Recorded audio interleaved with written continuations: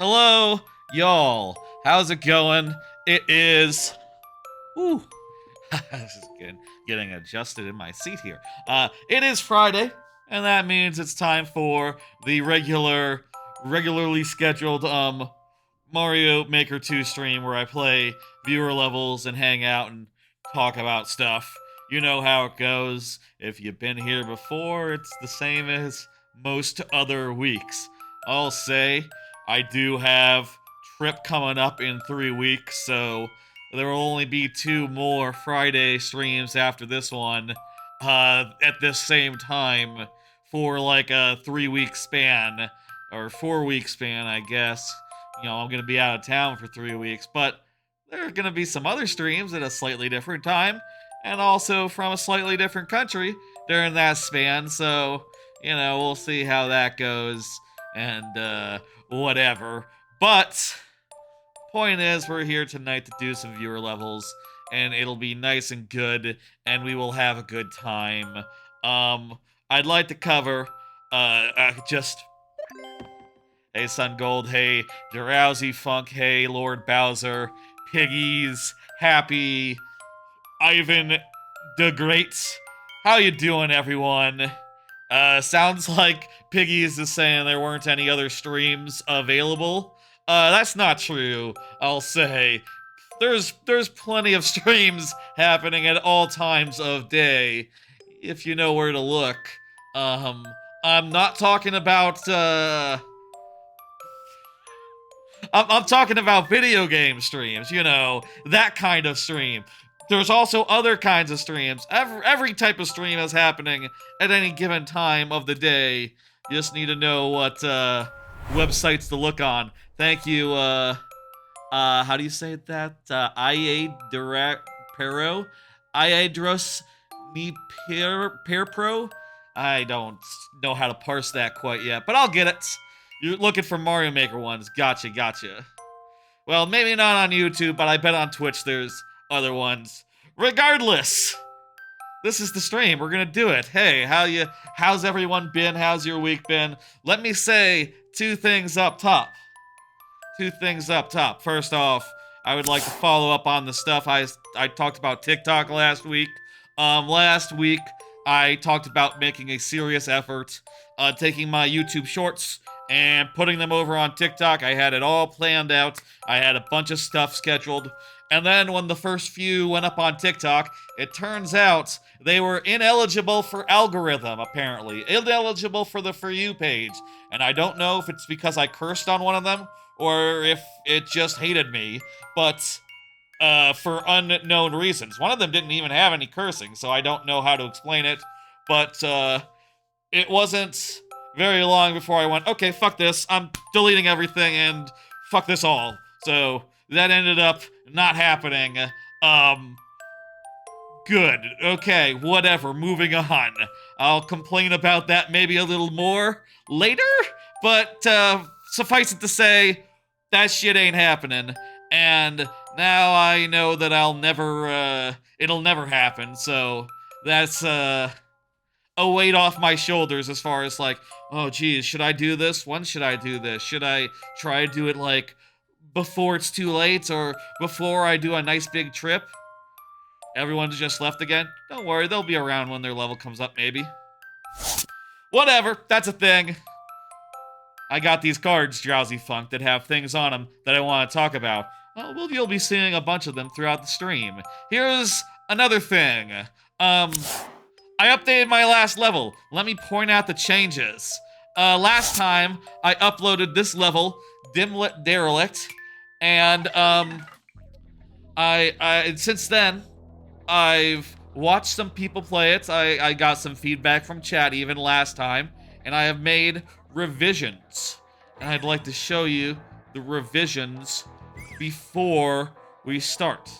I see no better way but to run through it myself. First off, instead of there being a pit to go under at first, instead you walk over here, and in going over here, the way to forward gets unlocked. Also, the coin arrow is just pointing directly left. It's a little bit bigger and hopefully harder to to miss. There's been some small adjustments in this area, not terribly important. But the platforms were moved around just a bit. This part is all basically the same. I removed some stuff down here so you couldn't, like, hope to recover. If you go down there, you're just dead. Oh no! Which I think will stop people from, like, jumping back and forth in a vain gesture to survive. Which I think is generally a bad thing when it should just let them die. Let them die if they fall down there. And the same thing here. I made it so that this kills them as well if they're down here, without anything to save them. Yep. I removed one of the pipes here, one of the spiny pipes, the one on the lowest level, to make that part a little easier, especially if you wait a bit. It won't have 3 spinies running at you at once, just like waves of 2. Made these coins a little more explicit. Made this a one-way thing so that once you're at the checkpoint, you can't go back. I added 10 coins to the pipes leading to the next area so that you can see them when you're fresh off the spawn. You'll see the 10 coin and know where to jump.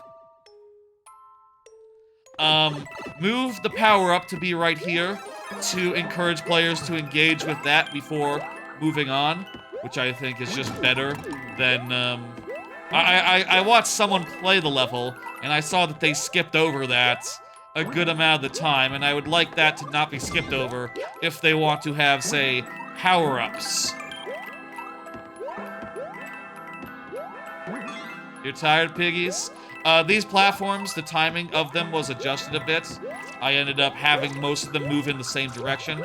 Added a bunch more coins to this invisible platform bit, wherein it should be easier to tell where the invisible blocks are, because they're kind of literally outlined by the coins, which I think is a nice touch, and makes it a lot more clear. I also removed a balloon that was over the invisible blocks, just because I felt like it was more of a liability than a good thing there. These platforms up here were adjusted just a bit to prevent them from being weird, and I removed a bloop, a tire. This was modified a bit to remove a pit to jump in. Now when you're over here, there's just a thing, and because you can light the stage back up, it's more obvious that the way opened over on the other side. And that about sums it up. Smart changes. I agree. I think so as well. Hello, Puck Face. Hello, to Tonetti, and thank you for the follow, both of you. I appreciate it. I was talking through my changes of this level. It could have been Fuckface. You're correct. It did occur to me that yeah. Since you laid your level harder, I made your level's entry harder. I don't think these are changes that should... I would say that these changes should make it easier, insofar as preventing things like making you do a blind jump over here, and also making some of the platform timing a little less awkward. I'll say the clear rate right now is not actually is not higher. It actually seems to have gone down a bit. The current clear rate is 1%, 2%. Well, seems like most people who so far have tried have not cleared it, so I bet it's more of a factor of people giving up than it is of, like, the difficulty of the level. But who can say whether they're giving up for the right reason? I don't know.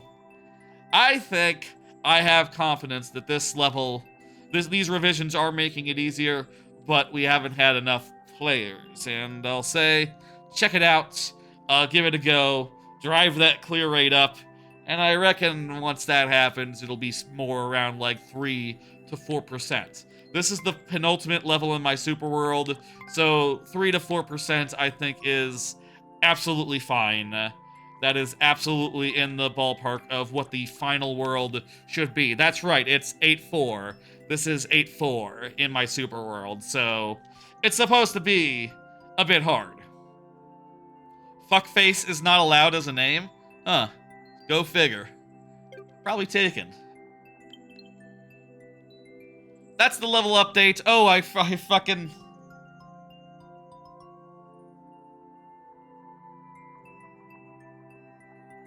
didn't make myself, small there. Whoops. My bad. Hopefully you could see the game well enough. To sum up real fast. Again.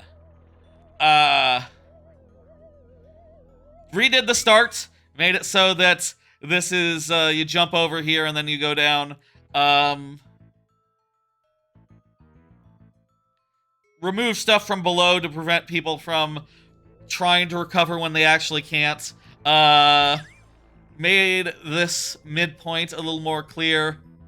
Made this ending a little more clear as well.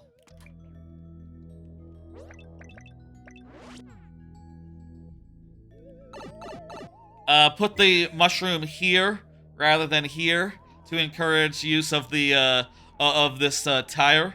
I call them in the level description fiery bloomps. So excuse me if I say bloomp without explaining what the fuck I'm talking about. Change the way that these move around. Changed these coins a bit. Made these invisible blocks a little more obvious. And changed up this platform just a bit, so that it didn't have these Goombas like falling sometimes if things ended up wrong. Also put 10s near the pipes that lead to the other the transition pipes. You know, is there a word for that? The pipes that take you to subworld, overworld, usable pipes. We don't have a name for like pipe for that kind of pipe, do we? A warp pipe? I guess the word is warp pipe. Hey, pitch shifter.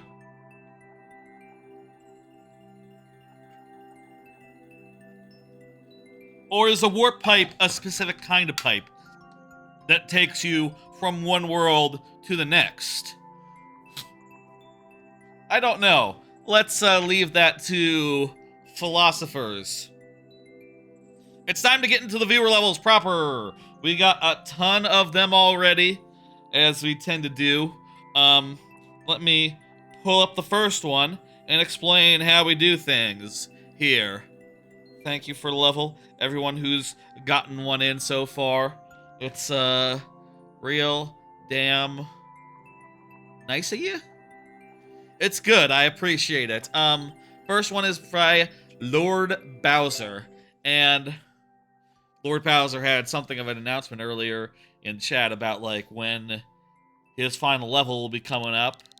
Or final levels, new world, I'm not sure the specifics, but I look forward to seeing that, as I always do. Look forward to see all y'all's, levels. You are not the submit piggies. I'll say, for those who don't know, there's a Twitch side and a YouTube side, so, you know, people are submitting on either side. And it's first come, first serve either way. You're, I think, second, piggies. You're right after Lord Bowser, who wants the world. You got it. Wants me to play the super world. I'm not saying Lord Bowser is like maniacal and wants the Earth. I'm just saying he wants me to play his super world. A fine distinction. Why the super world? Just one level of it, to be clear. I didn't explain how we do things. Let me explain how we do things here on the stream, here on the channel. If you're here when your level comes up, I give it the full time of day, which outside the lightning round means 12 minutes plus 5 last tries if that's not enough.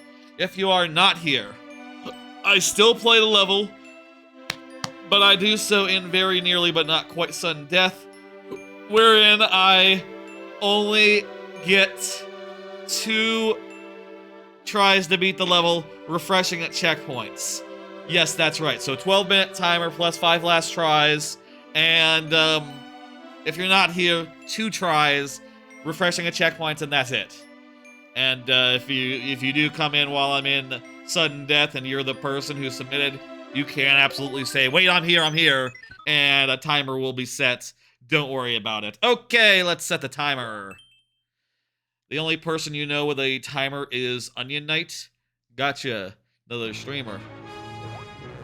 I don't know, like, what the scene is like as far as Mario Maker streamers on YouTube, like, who do the viewer levels like I do, but only on YouTube. I would assume that a lot of them are doing what I do and doing both, but it's a pretty tricky and specific thing to set up to do a combined queue, and I was only able to do it by finding a GitHub project and making like a half dozen bug fixes to that GitHub project to get the bot working. So not exactly a trivial thing, but like, you know, if there are such streamers, more power to them. Or there's definitely, I think, an audience? I don't know. People always like the viewer levels. This is a nice little level. A castle we're swimming. It's not very hard.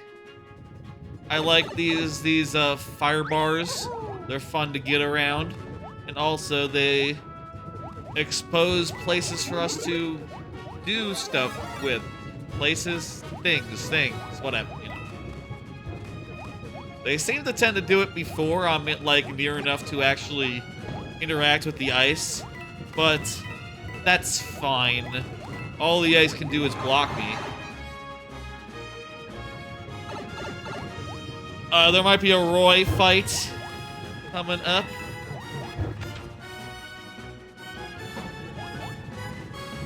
Is this a shortcut? Fun shortcut. That's a nice touch. Either way. Nice. Okay, let's do Roy. We're swimming. Okay, Roy. Come on, Roy! Okay, Roy. There you go, Roy.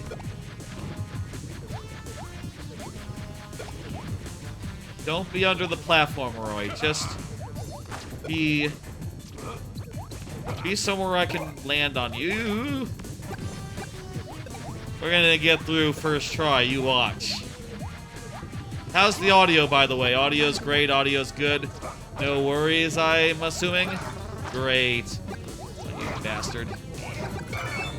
There we go. Audio should be the same as every week, so, you know, should be no different from any other stream where I'm at my couch. One shot the tough-ass boss. Tough, it's mid difficulty. I would say if you did like a star rating difficulty, I'd say like 3 stars. Middle of the road as far as difficulty goes. It wasn't that bad. Very traditional, very solid. Good work. Also, hey, that one's brand new to me. I didn't know you had like new stages here that I hadn't played before in your super world there. Maybe there'll be more if you continue to submit. Very good. Let me hit end timer, and I'll also hit complete. And we'll pull up the next one by Piggies. That's right, it's Piggies is up next. Piggies in the YouTube chat was just talking about the Onion Knight. A streamer by the name of Onion Knight in the YouTube chat. I think you're good. But you can also say something if you like. I'm gonna do a card. I like to do these cards between every level, more or less. Sometimes, if the mood strikes. Here's the first one. I have been playing the Ace Attorney trilogy, Phoenix Wright one, for the first time. Never played those games before. I finished the first game, the first Phoenix Wright, and I started the second. Let me get that card down. I thought it was great. I really enjoyed the writing, the story, the characters, the humor. All that stuff was top notch and really pushed me through all the way to the end of that first game. I will say I do think some of the cases go on for a little longer than I like in that first game, especially the last one, which might be as long as the rest of the game because apparently it was added as DLC, or not as DLC, as like additional content for the DS version because there was a GBA version with the first 3 cases in Japan, and when they did DS, they added a whole new case that is huge and massive, which was good, but also, man, I really wanted to do that in one sesh, so I played like probably 8 hours of it on last Sunday, and started up the second game earlier this week. Haven't had a chance to go to the second case. I'm sure it'll be good as well. I don't know what the general trend in quality in that series is, but Piggies is here, by the way. I would say, let's do this. I would say that I would rate that game a 4 out of 5, maybe? It's so close to a 5 out of 5, but the investigation stuff is really clunky. I mean, you just have to, at some points, just like run between several different rooms on the map and to get like a predetermined cutscene. And it's not really clear where you should go or if there's more clues you can find at one location. And I just felt like all those parts were frustrating and just low-key a waste. Ah, fuck. Low-key a waste of time. I feel like Danganronpa, a much later game, sort of nails the a later game with a similar thing, you know, like murder, short investigation, long climactic trial. Sort of nails it a bit better as far as like, yeah, keep me in the trial as long as you can, and just have the investigation be right up front, pretty much. That's a better way to do, I think. But again, really enjoyed the writing, really enjoyed the characters. There's oh, there we go. Nice, nice. There's some really good shit in there. There was the whole, you know, almost Christmas means it wasn't Christmas. I really enjoyed to see that line. And there was also, oh, I'm just realizing I didn't adjust the images. Let's see if this is the right size. No. I forgot to adjust the images that I use. Can I do that real fast? Let me go to the computer and try to fix that real fast. Give me a second. Let me throw to a break.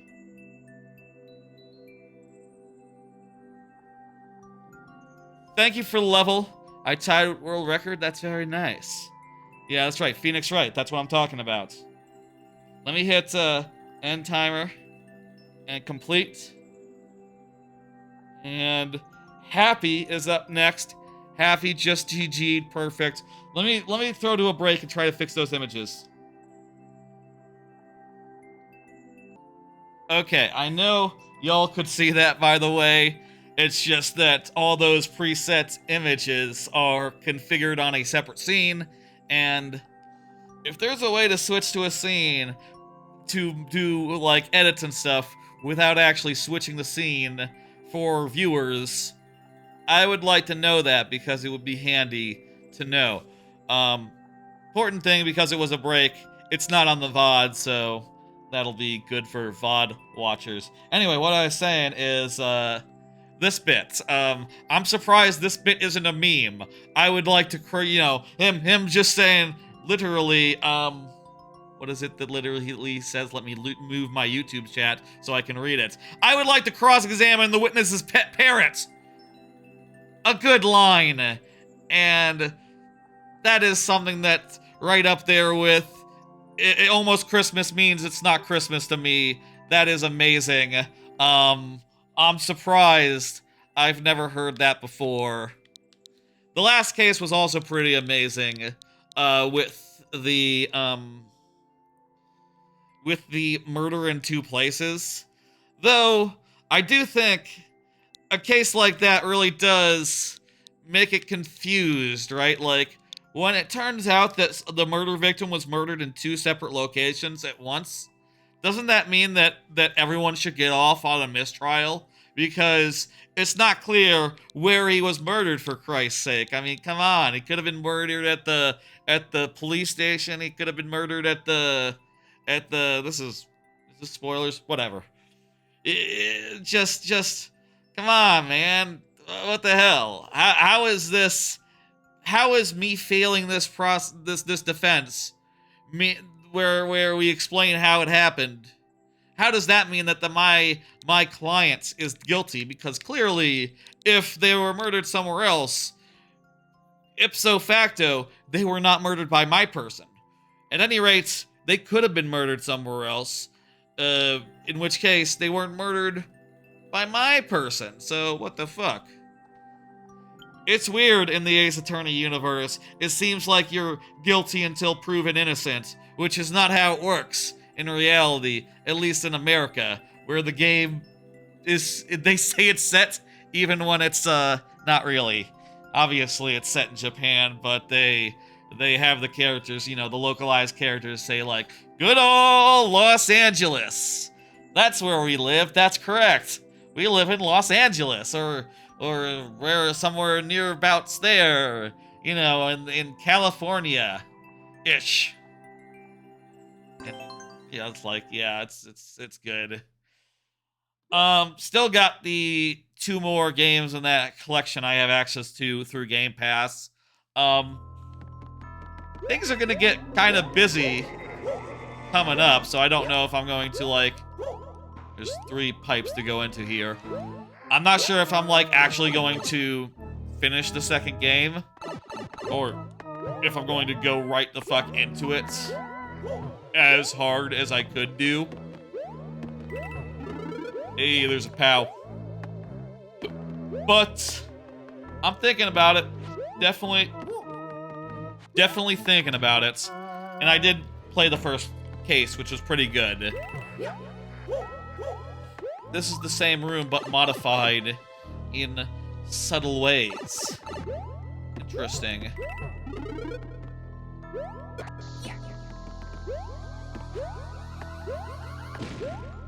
I don't have a key, though, for this one.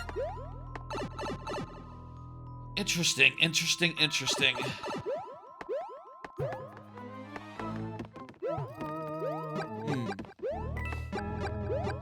But with this, I can get a key. Nice. Yeah, you're coming up, Ivan. And also good, it just opens the way.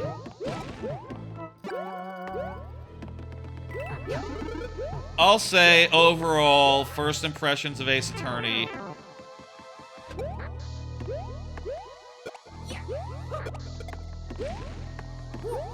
I'm having a great time. I do think some of the, investigation stuff... I will say again, the investigation stuff is a bit clunky for my taste. But it's good. And I really like to see all the story and stuff unfold over the course of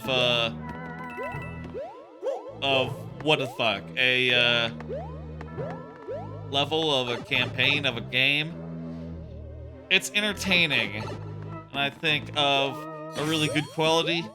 I think that first game kind of falls at a 4 out of 5 just because of gameplay type stuff, but with potential to grow in later entries, so long as it does what people have told me that it does, get better about backtracking and things like that.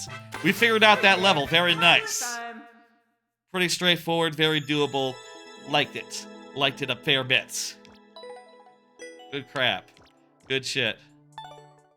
I don't think there was any cheese there. I think we pretty much went by the number for every single room. If we did cheese there, let me know, Happy. I don't think we did. Hey, he's a killer. Hey, Smizo. Hello, everyone. Lots of folks here tonight. The queue is very, is full up. I say full up in the sense that there's a lot of levels. Of course, everyone can continue submitting as many as you like. What kind of levels do you like? Traditional is my favorite, but I'll play anything. You got like a light Kaizo, I'll play that and enjoy it. People will submit all sorts of levels. You don't have to be concerned. I will say I might struggle with the Kaizo, like a really hard Kaizo with advanced techniques, or difficult shell jumps, things of that nature. But I'll try anything, for what it is worth. You recommend it dual pink donut, but everyone is good? How do you mean? The level? Oh, the level. Let me just confirm I picked the right one out, because I think Drowsy Funk is next, but let me just... Yeah, Drowsy Funk is ahead of, Ivan, but you're the next after this. The 2 indicates that you are second after the next level, so there you go. It doesn't count the one being played, you see. Drowsy Funk, go ahead and confirm. Let me put a message in chat so that Drowsy Funk can see and can confirm accordingly. Very nice. I'll say, tangential to Ace Attorney, I decided, there you go, Drowsy Funk, good to see you, good to see you there. I decided after playing through Ace Attorney that I'm kind of in a Danganronpa mood, so I went ahead and bought the Switch version of Danganronpa, so I best play it at some point. Because I paid like 15 bucks or whatever to get a new version of it that isn't on the Vita. So that's gonna be fun at one of these days, going back to that, playing through that. I can't remember like how fast it is to go through, but if it's like a couple hours per like chapter, that would hit the spot, I think. And I would gladly go through all 3 games, gladly do it on my Switch to boot. I think that would be really lovely. If you don't know Danganronpa, I didn't explain what Ace Attorney is, but most people know what that is. It's a game where you play as a detective, as a defense attorney, not a detective, geez. As a defense attorney who is, does the detective work and then has to defend a client in court. Danganronpa is about a weird Saw type situation where a bunch of high school kids who are like the best of the best in various categories, they're locked into a psychotic high school where they're told, like, okay, if you want to get out, you have to murder someone and get away with it. And so basically there's a bunch of murders, and then you have to investigate, and then there's a big trial where it sort of cinematically has all the characters like working out, like, okay, well, it has to be this person because this evidence. And then you go, no, that's wrong. No, that's wrong. I got evidence that contradicts that. No, it's just supposed to look like it's that person. Also, the part of it is that if you convict the wrong person, the guy who got away with it gets released and everyone else gets killed. So your life is on the line there. You gotta find who done it. And it's a very fun game. Kind of low-key similar to Ace Attorney, but maybe a little more streamlined, I guess. I feel like it's weird saying that about a game that I would not describe as streamlined otherwise, but At the very least, there's not 2 investigation segments per murder. There's only the one, I'm pretty sure, in most cases. If there's exception to that, I've forgotten them. Let's go. Let's put the timer on.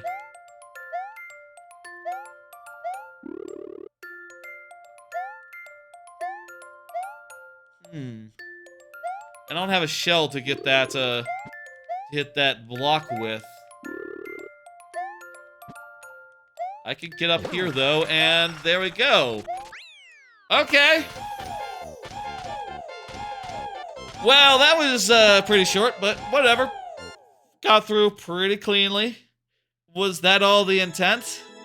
Maybe you were supposed to, like, find a shell and use it to hit that thing and make a vine come out, but with like, good jumping, you don't need to do that. Okay. I'll take it. Hopefully you enjoyed Drowsy Funk. Thank you for the level. I'm gonna go ahead and end that there timer and hit complete. And get the next one up. No? Oh, geez. Did I do wrong? Ivan says, it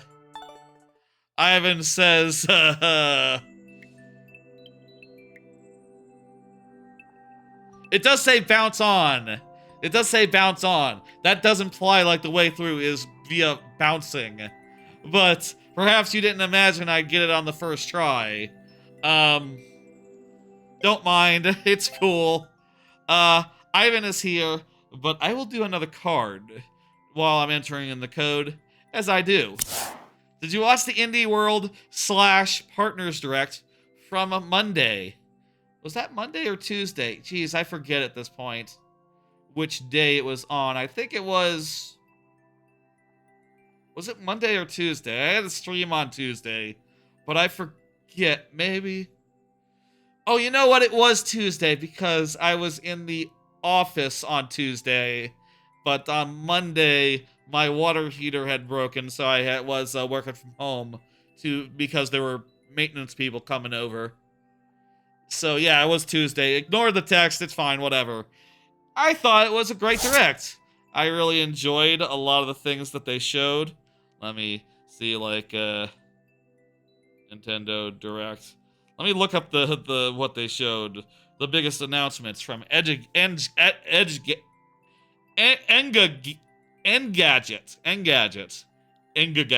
No, that's not it.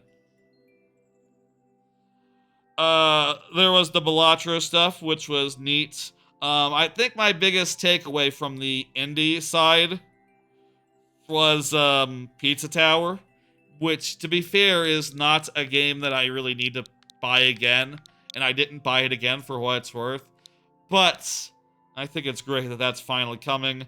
I also did like to see Balatro stuff and some other minor games. What the fuck is with this article? It only has 2 things listed, basically. Let me try The Verge. That'll give me a more complete list, maybe. Let's see. What else was in the indie game part? Oh, Sea of Stars. The Sea of Stars DLC. I loved Sea of Stars, so seeing some DLC for that is fantastic. I can't wait to play that next year, apparently. Kiryu is coming to... This was part of the direct part of it. Jeez.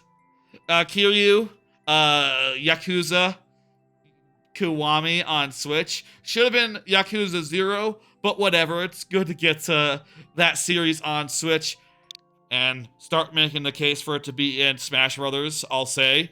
Castlevania, the DS trilogy, Dominus. I got that. Having a great time with it so far. Loving to have the chance to play those games again. And there's a bunch of other stuff as well. Nothing that, like, super stands out in my memory. Ooh, that Tetris collection, where it's, like, dozens of odd, obscure Tetris games. That sounds cool. I think that one will be good.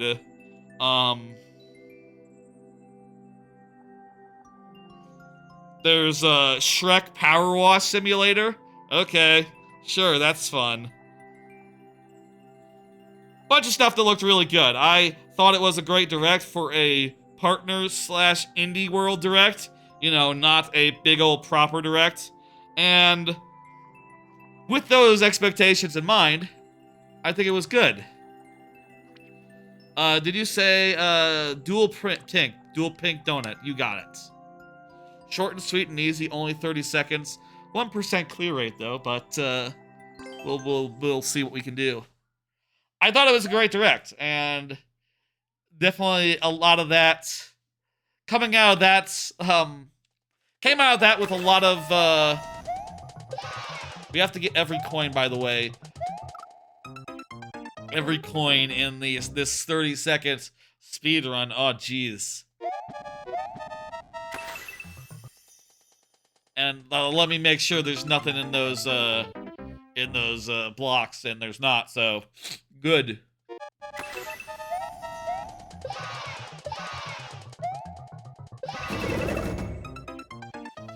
Timing of that is really weird, huh? But I think I got the idea of what I'm supposed to do here. Fuck. I mean, I guess I could jump from below, maybe, just as easily. Or wait until... I feel like if I'm saying wait at any point, that's an error. I need to jam. I also need that other Koopa to be in the right position. In the wrong position, I die.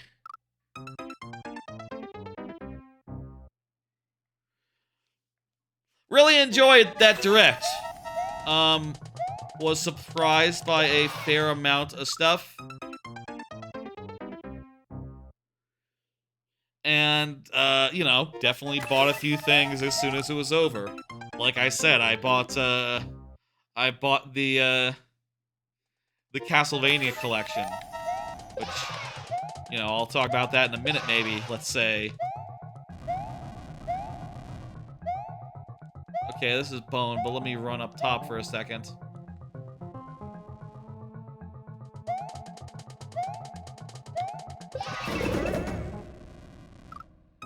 Timing of here is just so screwy. I guess you have to be at a run or something. With the time being as... Maybe you have to be on top. Maybe you have to go up around the top route rather than jumping from below.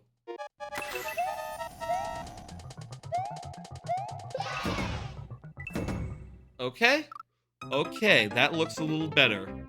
Looks a little bit better. Hello, Lori Lehiro de Fao. Fao?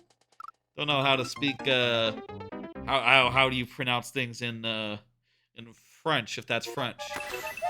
Not a language I know. Oh, hey, you can just jump. And the timing is roughly automatic.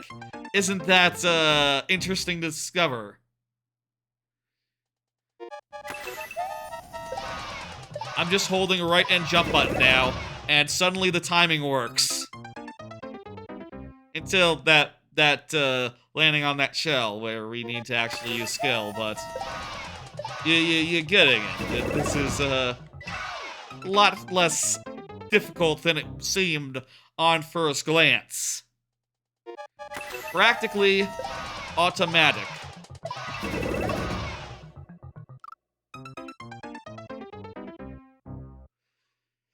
I assume there's gotta be like a 50 coin, like, right at the end or something, right?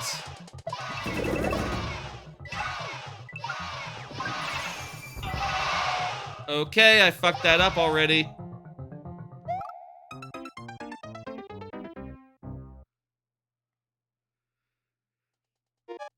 Making legitimate, honest progress here. But how about another card while we're just playing the level? Here is another card. Bought and started Castlevania Dominus collection, all 3 games. That's right. I after the stream on Tuesday, I decided to go ahead and start the Dominus collection. That is to say, all 3 of the DS games.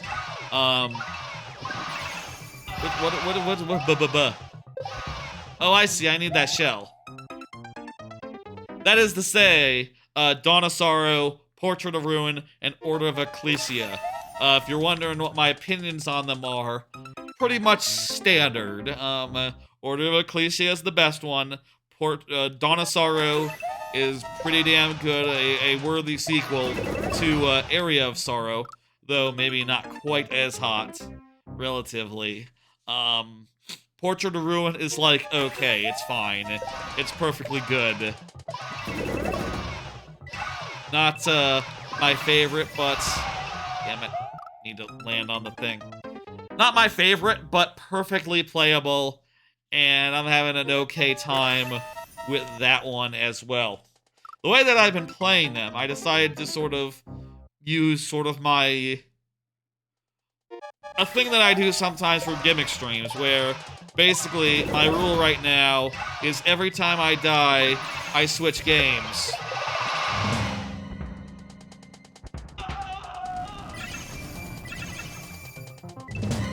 Oh, this is fucked. Your favorite car is a Chevrolet Tahoe? Don't have a favorite car myself, no. Every time I die, I switch games, and it's been fun going between them honestly, pretty frequently. It turns out a lot of the bosses in those games are tough and take, like, a try or two, which means that oftentimes I'm just loading up, going into the boss room, dying, and going like, okay, that's enough Portrait of Ruin. Time for Order of Ecclesia now. Which is nice. The thing that's great about Order of Ecclesia, by the way, if you're curious, and you don't know Order of Ecclesia, the thing that's nice about Order of Ecclesia is that it breaks the traditional relationship between, like, spells and weapons, right? Like, traditionally, you have your spells that you activate by holding up and hitting the X button, right? Hitting the attack button. I suppose it's the Y button on a Switch. And on a DS, you know, all the platforms that these games have been available on until just now, when the collection came out on Xbox as well.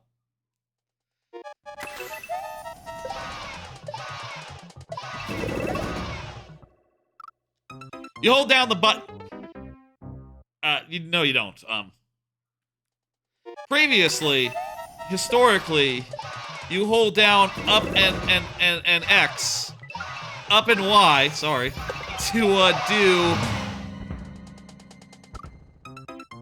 You use up and Y to do a special attack, and Y to do a regular attack, but they mix it up for Order of Ecclesia and make it so that you have two weapon buttons. And not only that, your regular items can be equipped. Your spells can be equipped to the same buttons and used basically for free. Shanoa, Showa, whatever whatever her name is. She has the ability to have, like, infinite magic. It recharges, like, extremely quickly. So you can just spam your spells, and they're on the same button as regular attacks, and pretty much, treated as equals. Which is real. Goddamn. Oh my god! How are you supposed to deal with that fucking sun? I ask you, what the hell? It's real neat and allows you to say, like, just equip two axes, you know, the throwing axes that are in every Castlevania game. There were times where I'm just running around, god damn it. I'm just running around with two axes in either hand, just like axe, just throwing 100 axes repeatedly, and it's so fun. Or you could have just like two swords, and you're just like, sword. You get a really good, like, 1-2, alternating between those buttons to put out more damage. It feels really good, and like no other game other than, Order of Ecclesia does it that way. That I know of.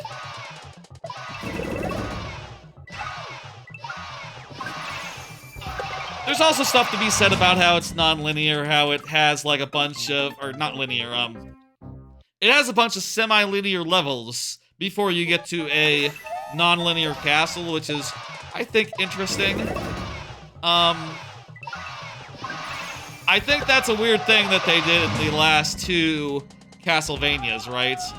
The last two real ones, the last ones that were on DS, is they sort of backed away from like, castles for a while. You know, basically, Area of Sorrow, Dawn of Sorrow, Symphony of the Night, those are the three good Castlevanias that use just a regular-ass castle. And then Portrait of Ruin has a bunch of portraits that have side dungeons in them. And Order of Ecclesia is all side dungeons until the late game. So similar idea, it's just that you don't have a regular castle until you get to basically the end of the line.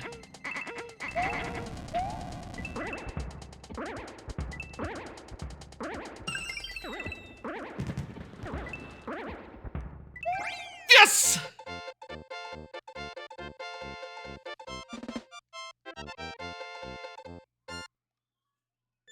Anyway, enjoying all those games. The co-op, the two-character aspect of Portrait of Ruin is still really weird, and I think ends up being a little bit bootsy, but it's alright, I don't know.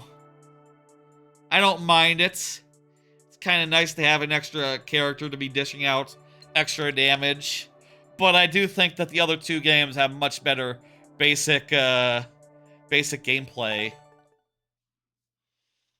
Basic systems and stuff. Didn't even have to concentrate hard. I tend not to do that, you're right. Hello,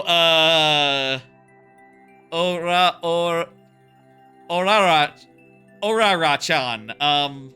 Use, exclamation point add, and then your code to enter the queue. Let me end timer and hit complete. Here. This is how you submit. You can also look at the, PID message. Sorry, it's not in your language, I understand. Could, be a language barrier there, but exclamation point add, and then your code. Exclamation, there. I spoke too soon, I don't know what that means, but, it probably means ego, I understand no, do not understand English. Ego wakarimasen, I'm thinking. That's what that is, right? It's been a while since I did any Duolingo, like months now, but I do remember that much. I understand.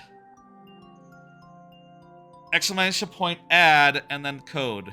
If someone can run that through Google Translate for the Orara-chan, I'd appreciate it. Anyway.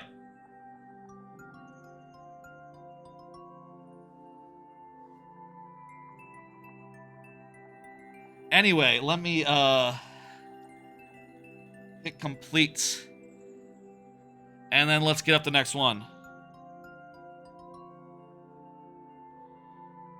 I should really have a Japanese version of that, exclamation. I mean, I'd say, like, well, shouldn't I have, like, a version of that for like, every language? But I do see a lot more Japanese viewers than any other sort of viewer, any other sort of foreign language viewer. And also, I'm going to be in Japan in 3 weeks now, so for those away from home streams where I'll be literally touring Japan, I should probably have some pre-programmed messages to explain how things work in case anyone from Japan is viewing and doesn't quite understand the mechanics of exclamation point add and then a code.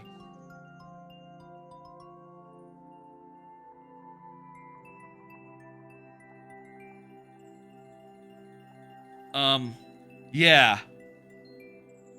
I'll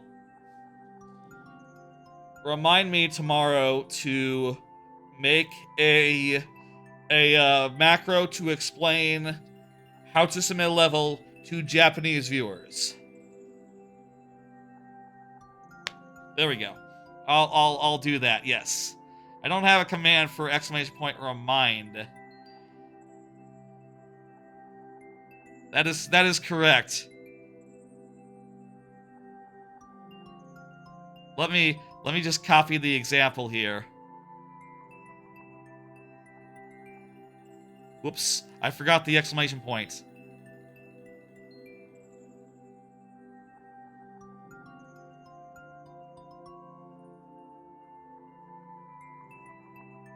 Look at chat there. Exclamation point add, and then the bot picks it up.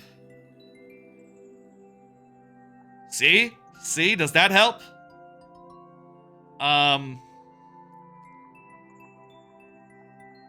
Look at message. Look at message. Okay, we'll see. Someone, if someone wants to just plop that into Google Translate and hope for the best, that would help. I think maybe, but I reckon maybe example will work out as well. Exclamation point add. Anyone can do it. So close, so close. You have to do the ADD. What's the word for exclamation point? You can see in chat, the exclamation point. Okay, Sun Gold is up next. Did Sun Gold confirm, by the way? I don't see Sun Gold, so... Here, let me... There you go. Ivan is trying to help. Good shit. Hello, Diego.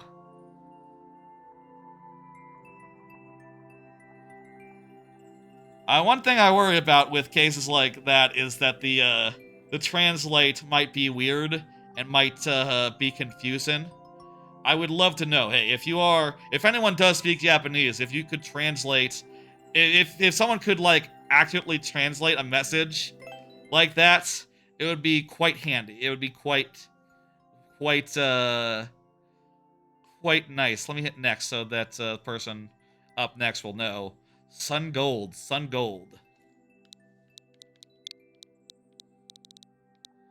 You're close to 1,000 likes on your maker count? Cool. That's real cool.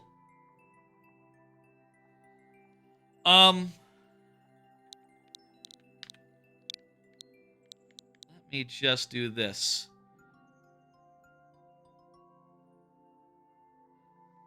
How do you explain...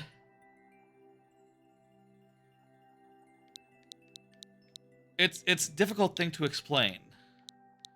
The specifics of adding a code. I can, you know what? I can add on here, let me get you Japanese viewers on. Okay, here's what you need to do. Let me show you. You take this code, you place it after an ad. Yeah, I understand that the viewer does not speak English. I don't speak Japanese, so, you know, that's a language barrier there. It's hard to fucking... Without a keyboard, it's hard to submit a level.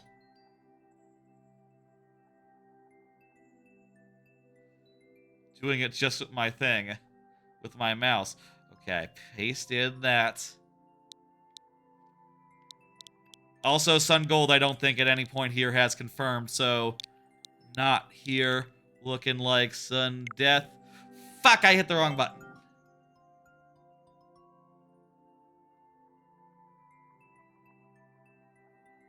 Look at what the other people are doing.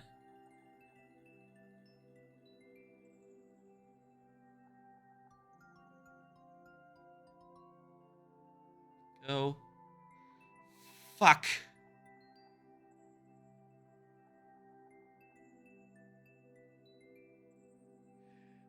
The weirdest game in the world is Roomba's Revenge? I don't know that game. Isn't that is that the thing in WarioWare? There you go, like this. Like this.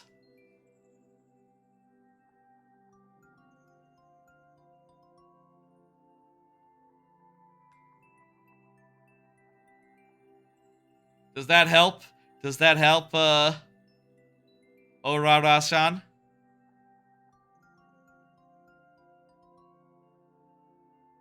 Like this. Gore. Okay. Let's do this. I have put myself in the queue with your level. You are pretty far down. There are 12 Juni ahead of you? How do you say ahead of you in Japanese? Okay, that's enough trying to cross language barriers. I need macros for this crap before I actually go to Japan.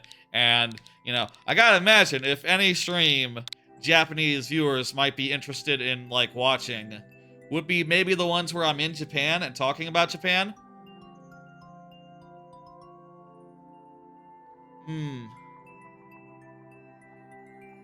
Might be difficult.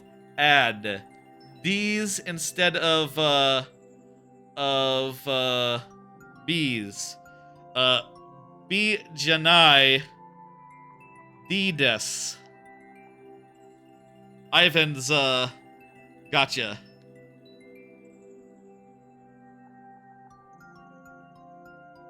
As well. Ivan, I'm already in there for them, so, you know, if Orara can figure it out, that'd be great, but otherwise,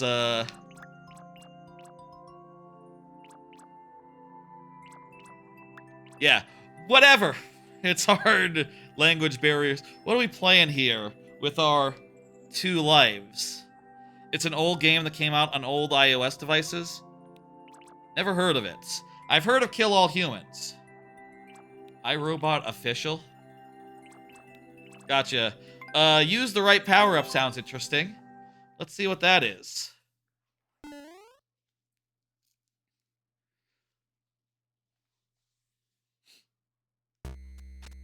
I will say, maybe I could do, like, do you think there's a way to do, like, a link to a bunch of messages and you can translate it into whatever language you like? This one is saying, like, which one would you need to go through, get through this wall, I guess.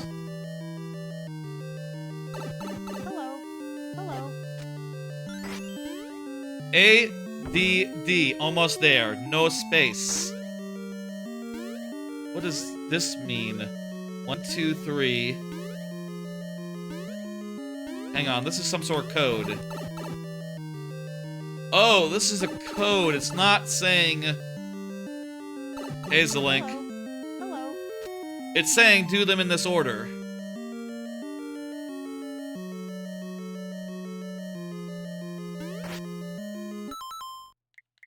Okay, that's gonna count. That's a death. That's a death right there.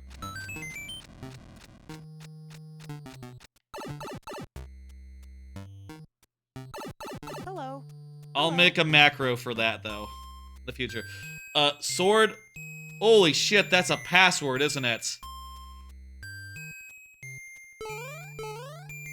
It was like sword, mushroom, sword... Sword, mushroom, sword,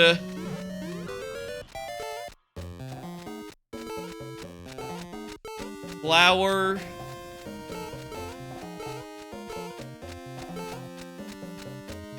those are going good. I haven't lost one yet, but I'll just go ahead and say this one's not looking great. For what it is worth. I think this one was mushroom. It was like... this one. I think I have misunderstood terribly. This is not... like a password. Instead, I'm supposed to use my items to do things like blow up that bomb, isn't it?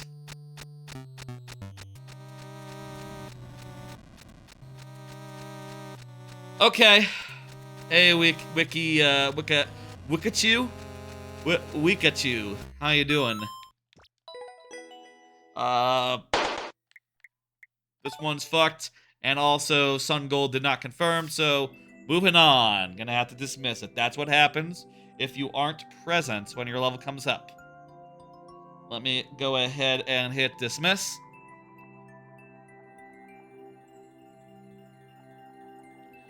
And hit, loss. Bring up the next one. Leandro Sniper Pro. Leandro Sniper Pro. Go ahead and confirm. You are up next. I'm putting a message in chat so Leah can see and respond as needed. So close. What's the word for so close in Japanese?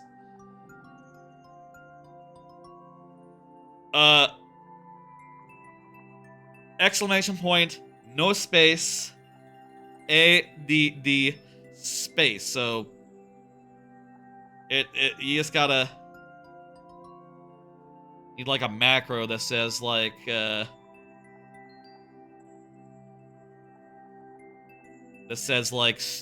exclamation point without a space. Really hard to select the space and delete it using just a mouse and keyboard, it turns out. It's fucking annoying. Oh, is this like... There's something weird about that exclamation point. I think it's like a Japanese character that's has a different Unicode than the American exclamation point. I don't know about this, I was about to say I couldn't select a space. That's not a space. That's just a really wide exclamation point. Weird.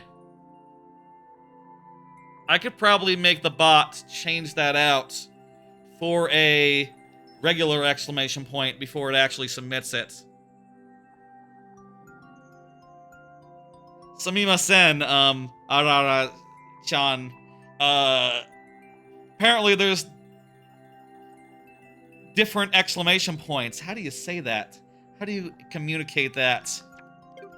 Someone who doesn't speak the language. Copy. To paste. What's copy and paste in Japanese? There must be... Try copy and pasting. Yes, I am Zilling Talaria. Yes, multiple platforms. YouTube as well. Try copying pasting someone else's one. That would work. Technology, huh? It's weird. Hoo boy. Hoo boy. I don't see Leo. I'm gonna do sudden death here, but also I'll do another card and say I bought and started the Jeff Minter story. Was sort of put into the mood by hearing that the Tetris collection thing coming out is made by the same people as the Jeff Minter story and the Making a Karateka. Basically, it's some sort of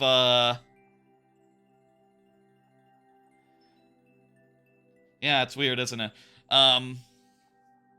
I didn't know that either, that the Japanese has different, I know Japanese has different punctuation characters, but I didn't know they had a version of exclamation point that's, you know, mono space or something, you know, mono size is like the width of a kanji, basically, I think, is the idea.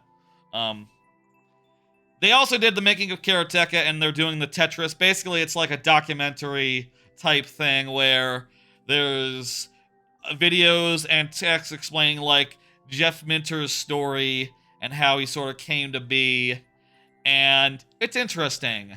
I'll say it's an interesting thing. It does make me think about stuff, right? Specifically, going through some of the earliest days of Jeff Minter, and indeed the guy who made Karateka as well, and later Prince of Persia. Karateka guy made Prince of Persia later on.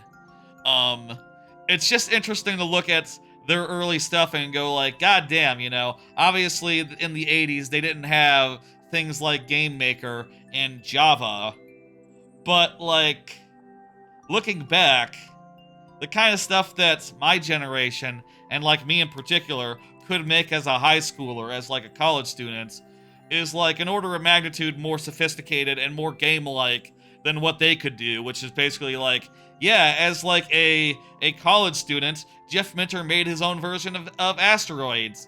And it's like, wow, that's impressive. But also, I made like I made like some top-down bullshit where I used like actual sprites and stuff in like colors, and you know, when I was in college I messed around with 3D models and had like a Unity thing I did as a college project, which was fun and interesting to do. And both of those things are a lot more sophisticated than what was really possible during the 80s and 90s, so it just makes you go like, God damn, you know. Here's my thoughts watching this documentary and thinking about it, right? Here's my thought about watching the Jeff Minter story, which is basically like, you know, I bet there's a lot of people who have basically the same story in the early days, right? You can make a documentary about, like, probably countless people and tell a story of, like, okay, they messed around with programming as a kid, you know, made little games on whatever the fuck platform they had access to, you know. For Jeff Minter, it's like, oh, this obscure little European computer. For me, it'd be like, oh yeah, in middle school, I messed around with the TI-83, a TI-83 calculator. In high school, I messed around with Game Maker and Java, and then a little bit with Unity in college. The difference is, though, you know, most people's stories don't end with indie success, right? Most people's stories end with, oh, and then they got a job at a big company and made a decent amount and did not pursue fame and glory. Whereas, like, you know, the guy who made Prince of Persia and the guy that made a bunch of weird indie games, they did do that, and they did get fame and glory of a relative sort. Whereas, like, most people who had the same start ended up just in a regular-ass job. 8 plus 7 is 15.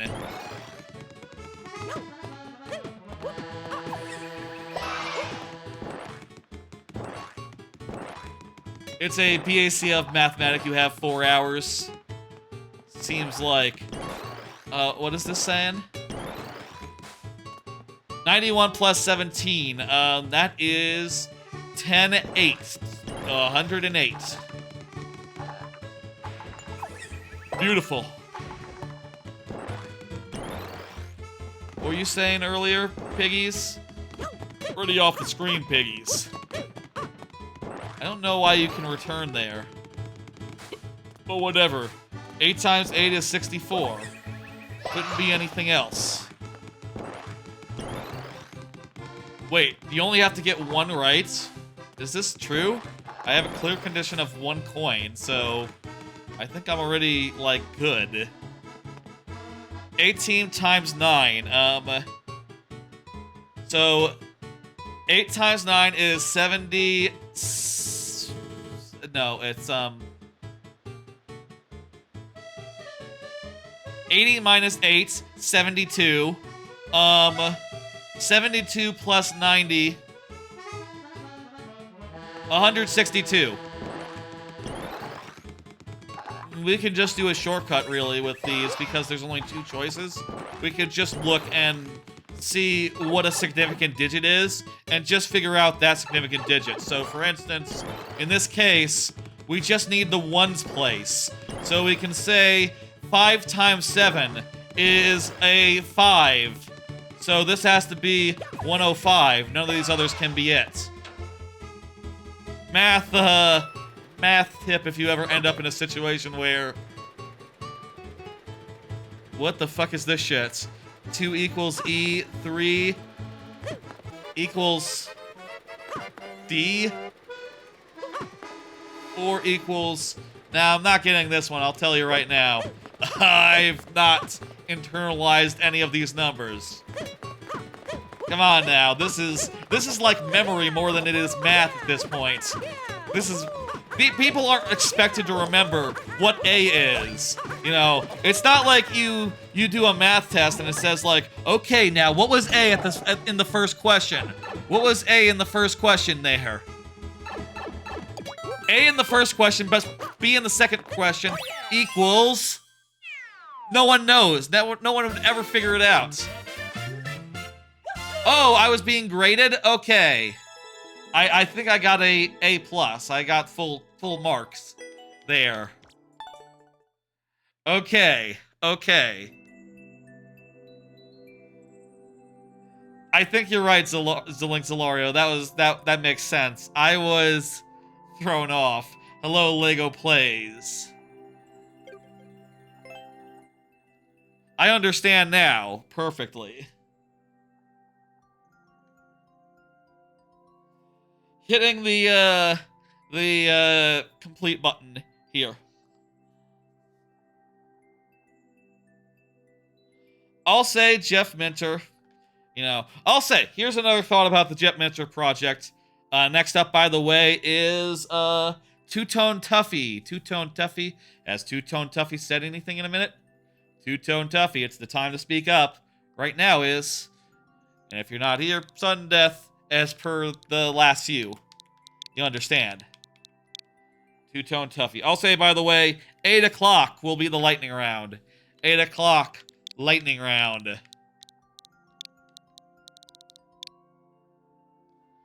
I do think the documentaries that the team behind making a Karateka do kind of run a little bit homogenous, right? Well, I'm watching this one, right? The one I just bought, the Jeff Minter project, which is about a guy who makes who made like games in the 80s and is basically considered making similar type games, old style arcadey games that have lol random type llamas, which, to be fair, he was doing before anyone else doing. He was sort of ahead of his time, doing like lol random humor in games, and also just filling them with like psychedelic amounts of weird stuff going on. But watching the documentary, it's just makes me think a lot of making of Karateka, especially because they got a lot of the same people to be on, like, oh, hey, there's Gary Whitta, who is now, you know, he was saying in making Karateka, like, no one had ever seen anything like Karateka at the time, and now he's in the Jeff Minter documentary going like, oh, no one had ever seen any game quite like the games that Jeff Minter made. He was ahead of his time. You know, it's all very, like, full of itself. It's all very fancy and highfalutin.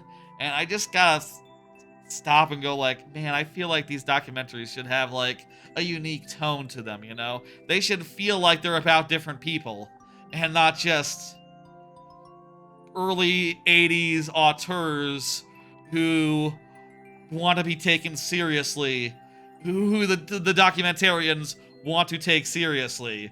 Right? Like, this is a guy who put, like, fucking llamas in every game he did as, like, a calling card because he thought it was funny. Like, surely you could make it, the coverage of his evolution fun and feel a little bit frivolous. But that's not really their mission statement, I guess. Whatever. I'll go through the rest of that, and hopefully their Tetris one has, like, a slightly different tone. How is this the same? Hang on. Two-Tone Tuffy. You're submitting the same level as the previous as a previous entry here. That's odd. Same level as one of the previous submitters.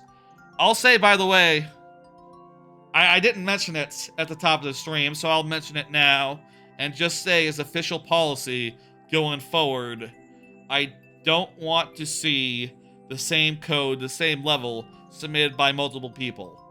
In you know, not to say that you can't be friends and can't submit each other's levels, like that does happen, but I do think it's borders on unfair for the rest of everyone who, you know, are waiting patiently for their turns to come up.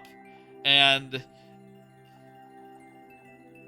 I'll say from here on out, after this level, we're going to have any such suspicious cases, just pop them to the back of the queue. And I'll say that everyone's code should be unique. But I didn't say that before now, so I guess I'll honor it and do 2 tries of one of these levels.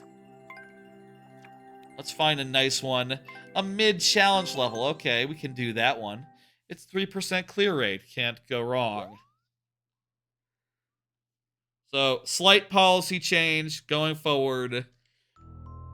I think this will be more fair for everyone. And, you know, I'll say...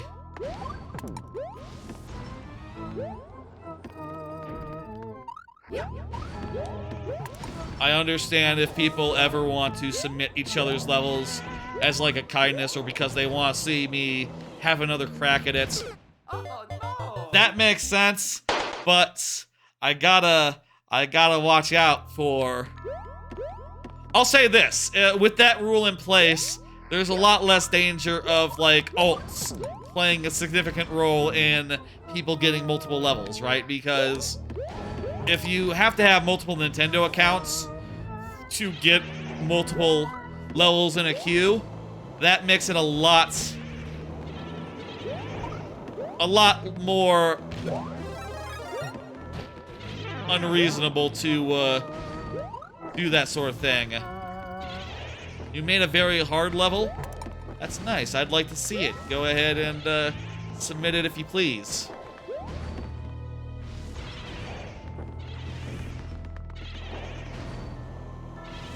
Apparently it despawned there.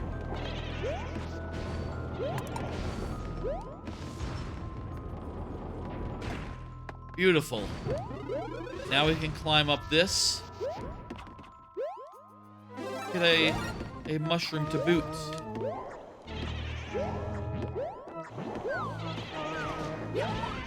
Oh crap, I should have used a spin jump there. Oh no! Okay, you can't go up there. Those fires are just always on, practically. Those are 2 tries, 2-tone toughney I don't see ya, so we're just gonna move on. Especially since this level, this code was, we did get burned there, that's correct. This mayor code seems to have been submitted by multiple people, which is something I'm gonna crack down on in the future, let me say. New rule, new rule. Okay. Also, by the way, speaking of rules, last week, Sapphire Aqua added a lot of people in the Discord, just did a bunch of at everyone's to be annoying. So, for what it's worth, if Sapphire Aqua comes by tonight, Sapphire Aqua is not allowed to get a level in. No Sapphire Aqua levels tonight. That is punishment for being disruptive, and I think that is quite fair. Quite fair. Next time she'll be fine, but I don't know, he, she, I don't know pronoun. I've seen Sapphires that use she, so I don't know if that's presumptuous, but somehow I've talked around this. Thank you for the Twitch follow. Wikachu. Point is, punishment has been laid down. You see her, and let me know, y'all agree. That's fair, right? I think that's fair. And I also think that being timed out for a week in an inactive relatively slow Discord. That's not a big deal. Should be something just a little bit more consequential. You don't know how to post a level to the course world? You gotta clear check it, 1, and you have to have Nintendo Online 2, and then it's pretty straightforward. You just do it in the course bot. Or there's buttons in the next to the save button for upload. Pretty straightforward.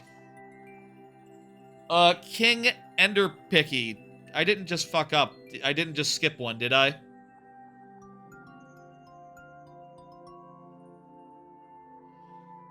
I think I just dismissed Two-Tone Toughies and pulled up the next one, which seems to be by King Enderpicky. Go ahead and confirm King Enderpicky.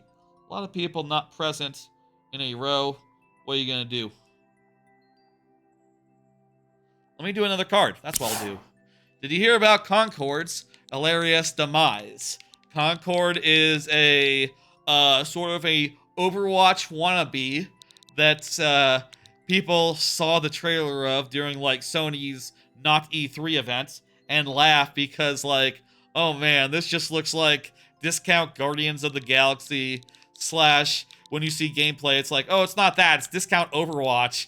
And like, yeah, no, that's it turns out when you have a game that looks entirely unoriginal, entirely unimpressive, and you release it for $40 on a limited amount of platforms, you get under 600 active users at a time, you know, like, not that many on Steam, to the point of being comical. They spent millions and millions and millions of dollars. There are statements out there where, like, the people in charge of Sony basically said, like, the people in charge at Sony basically said, like, oh man, Concord could be the most important franchise that we have, replacing Horizon, which, honestly, when I hear that, I think, oh, that's kind of sad, isn't it? Not the fact that they thought Concord could be the one. The fact that the one it would be replacing is Horizon. A series that started, like, what? 5 years ago? With a game that got its lunch eaten by, like, the best Zelda game that had ever been out at the time. You know, actually, Majora's Mask is fantastic. You know what I mean? One of the most highly rated games of all time. And the second one came out in the shadow of Elden Ring. What the fuck, Elden Tree? That's just sad, man. That's just sad to say. Like, what the fuck? It's not like God of War? Shouldn't it be God of War? What about all the other franchises you've like made up over the last 20 years, like Uncharted and Last of Us and the older ones even, like Twisted Metal and all that shit. Yeah, you have to beat it, McFat-Nuggets. If you can't beat it, you can't upload it.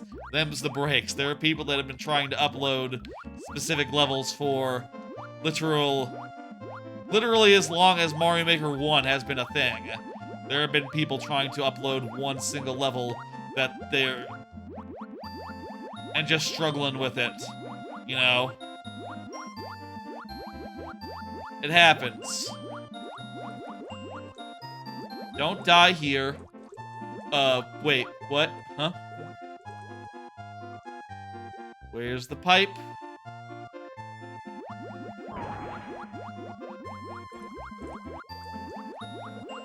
Here's the pipe.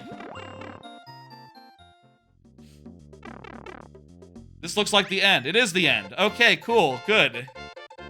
Whatever, that's fine. Nice little level, Enderpicky. Quite reasonable even to do in 2 tries. Yes. Yes. Whew. Hey, Ranseldelic. There we go. Anyway, I think that's all very funny. And, you know, I think there is a market for Overwatch style games, but probably like Marvel Rivals is the one that's gonna take off, and not the one that's $40 and everyone laughed at when it first showed up at a press conference, right? Like you have to know as soon as everyone's laughing at it that it's fucked, that you're fucked, that your game is dead on arrival. You have to know. And indeed, it was dead on arrival. I'll also say, as far as games coming out goes, Pitch Shifter is here, by the way. So let's get those heads down. We'll do the timer. Speaking of games that are coming out, apparently that Star Wars Outlaws, apparently it's pretty mid. A lot of reviews around the 7 out of 10 level, 4 out of 5 level, and on a 5-point scale, I suppose. Between a 3 and a 4, technically, somewhere around there.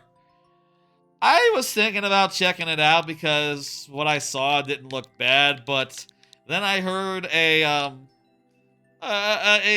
gaming journalist type fella, Jeff Grubb, known for many leaks and stuff of that nature, game news. He basically described the game as like, oh, it's a stealth game where you sneak up behind people and bonk them on the head, and that's all it is, essentially. It's pretty boilerplate, and that makes me go like, oh, I don't want that. That sounds really boring. That sounds like the kind of game where they're outmoded. They're too plain. It's like a bagel without any butter, without any jelly. It's like fine, I guess, if you like bagels, but put some butter and jelly on that thing, man. Come on. You gotta have like an original twist and some oomph, something to bite into. Something to give it a little bit of zest, whatever the fuck. The Tranquil Earth, let's go. Let me set the timer and let's go.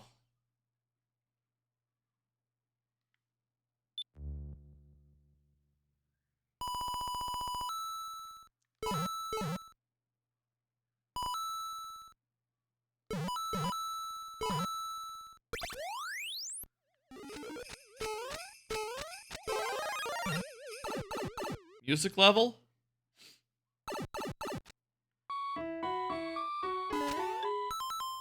Tranquil Earth. I don't know this song.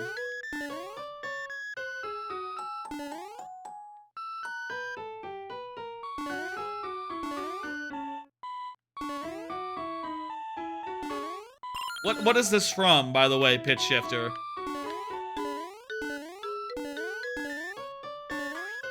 Kinda has like a Chrono Trigger type vibe to me. But I don't think it's Chrono Trigger. I think it's probably like another JRPG, if I had to guess. Maybe these drawings are a clue. That looks like a snake.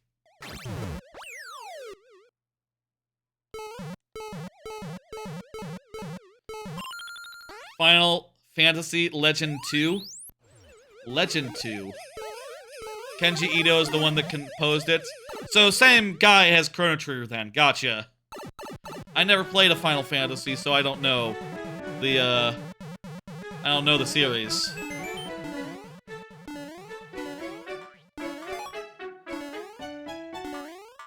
Put a Final Fantasy on like Game Pass and I might try it out, I guess. I don't know. At this point it'd be weird to buy one sight unseen. They just haven't really spoken to me. You know. I'm willing to try franchises I've never played if I'm looking at one and I think it just looks really cool and really up my alley, but I've just never felt that way about a Final Fantasy product. If I was like asking them for anyone Final Fantasy to pull, like for such purposes, I think it'd be really cool to see, I think it'd be really cool to play, Tactics. That's the one people talk about as being, like, really interesting gameplay-wise, right? Or, Do you think Tactics holds up in today's day and age? Or is it just like, you know, it was exciting at the time because there wasn't that much in the space, you know? There wasn't like a million very similar games. Hopefully this cloud doesn't run out. Final Fantasy Legend series is actually not Final Fantasy? Wait, what? It's not? They're part of the Saga series. What? I didn't know that. Oh yeah, thank you for the reminder, Sunflora Azumarill. I will remind me when the level comes up again because my memory is crap, but I do remember saying that you'd get extra heads.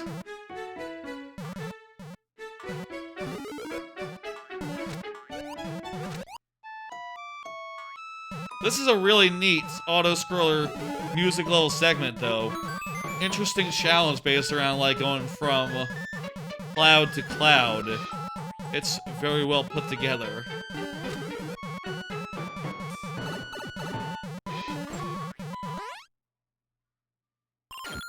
Their names were changed to cater to Western gamers.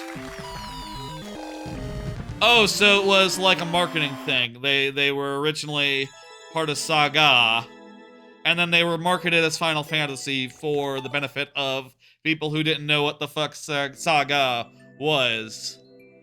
I don't know if I know what Saga is. What is it short for, Saga?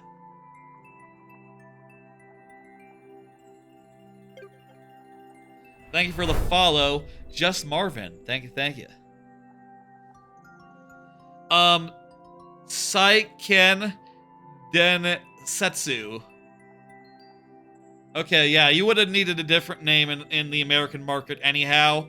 At which point, well, I guess they went with Saga, which has more of a ring to it, I guess, as like a contraction of the Japanese name into something that sounds interesting. Hello, client of gaming.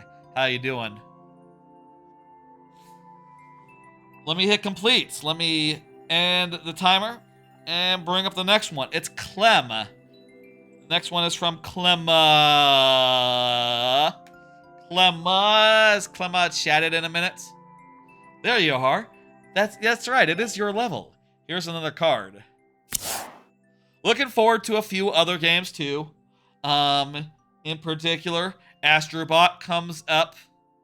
Saga means human nature in Japanese. Gotcha, okay. There's a meaning to it. Like how mother is based on the English word for mother. And has a, like, Mother Earth type meaning. Gotcha. I see. Astrobot comes out next week. That's gonna be pretty fucking good. Plucky Squire. I've been hearing great things about that. That's coming up right before my trip to Japan. So I'm pretty excited about that, and I really hope it's good enough to support, like, for me to play across a 13-hour flight when I'm not napping or sleeping or whatever, or trying to sleep or nap or whatever. And also, Zelda Echoes Wisdom will be coming up mid-trip for me, but I look forward to playing that a lot on buses and trains and stuff whilst traveling around Japan and doing touristy stuff. Those all are pretty exciting, and I think that the next month is going to be pretty damn good for games, even if Star Wars Outlaws turns out to be kind of a very average, run-of-the-mill boilerplate game that's, yeah, I don't see checking out. Thank you for level Just Marvin. See you later, Zunkus Thanks for dropping by and hanging out. Understand you gotta get going. I'll say you can always leave your level and I will play it when it comes out, but it would be in sudden death, which means a lot fewer tries, as you maybe have been able to see. Exciting things in the next couple weeks. I feel like those 3 games, and just those 3 games, are the ones I'm probably going to get. But there is also stuff like the Persona 3 DLC and a couple other things that could be good. I'm just personally betting on the things that A, are on the Switch and I can bring with me on a plane, and B, are good enough that I have to prioritize them. Like Astrobot, absolutely I will prioritize that. I will have it beaten by the time I'm leaving for my vacation. I will have that all finished up, probably 100% it even. And that'll probably be like the main game I play in my free time over the next 2 weeks. And also if like again, if Plucky Squire isn't great and it ends up not really entertaining me that whole flight, I do have 3 DS Castlevanias, which I'm really enjoying going through again. It's kind of weird if you think about it, that those 3 DS Castlevanias have never been ported before, never been available on a console before. Like, goddamn, anyone who didn't have a Nintendo DS or a 3DS just missed out on them for, God, so long. So long there. This is some sort of, ghost house level. Let's do it.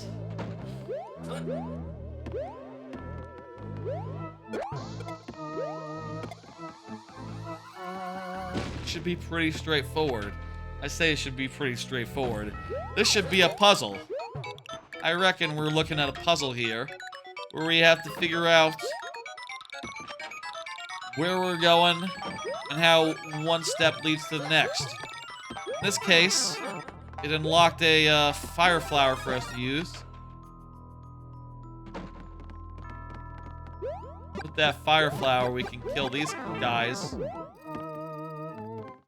But that's not it.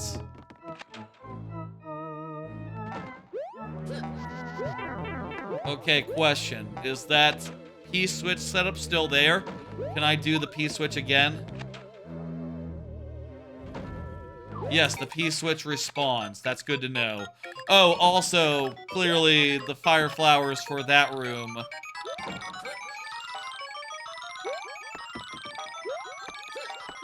is for that room where there's a bunch of ice blocks for us to get to. Okay. I just have to remember things. I'll say it is just very nearly 8 o'clock, so after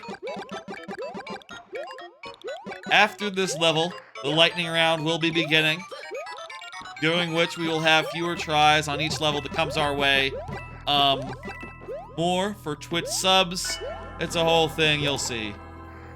And the existing rules about, like, if you're here or not, getting less or more lives, that all still super duper applies. Wow, how do we deal with that fucker?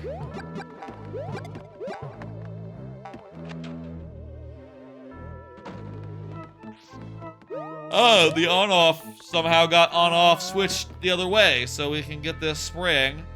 And with this spring, we can get that POW. And with that POW, we can kill the muncher.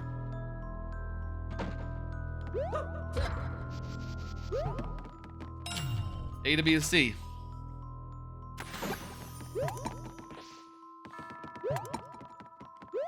Let's do this optional bonus.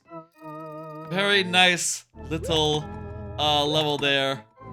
Clem. Wait, how to... Maybe it needs to go up or something.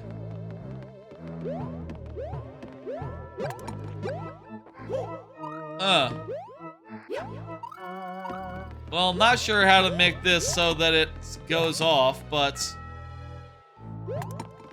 we don't need to do that. We can just end the level. There we go. Oh yeah, Mario time. That's something's weird with that last thing, but other than that, it was nice little nice straightforward little ghost house level in that classic style. You missed that? Gotcha. A little bit of a screw up there. You'll get it on subsequent revisions, I reckon. let me end the timer and hit complete.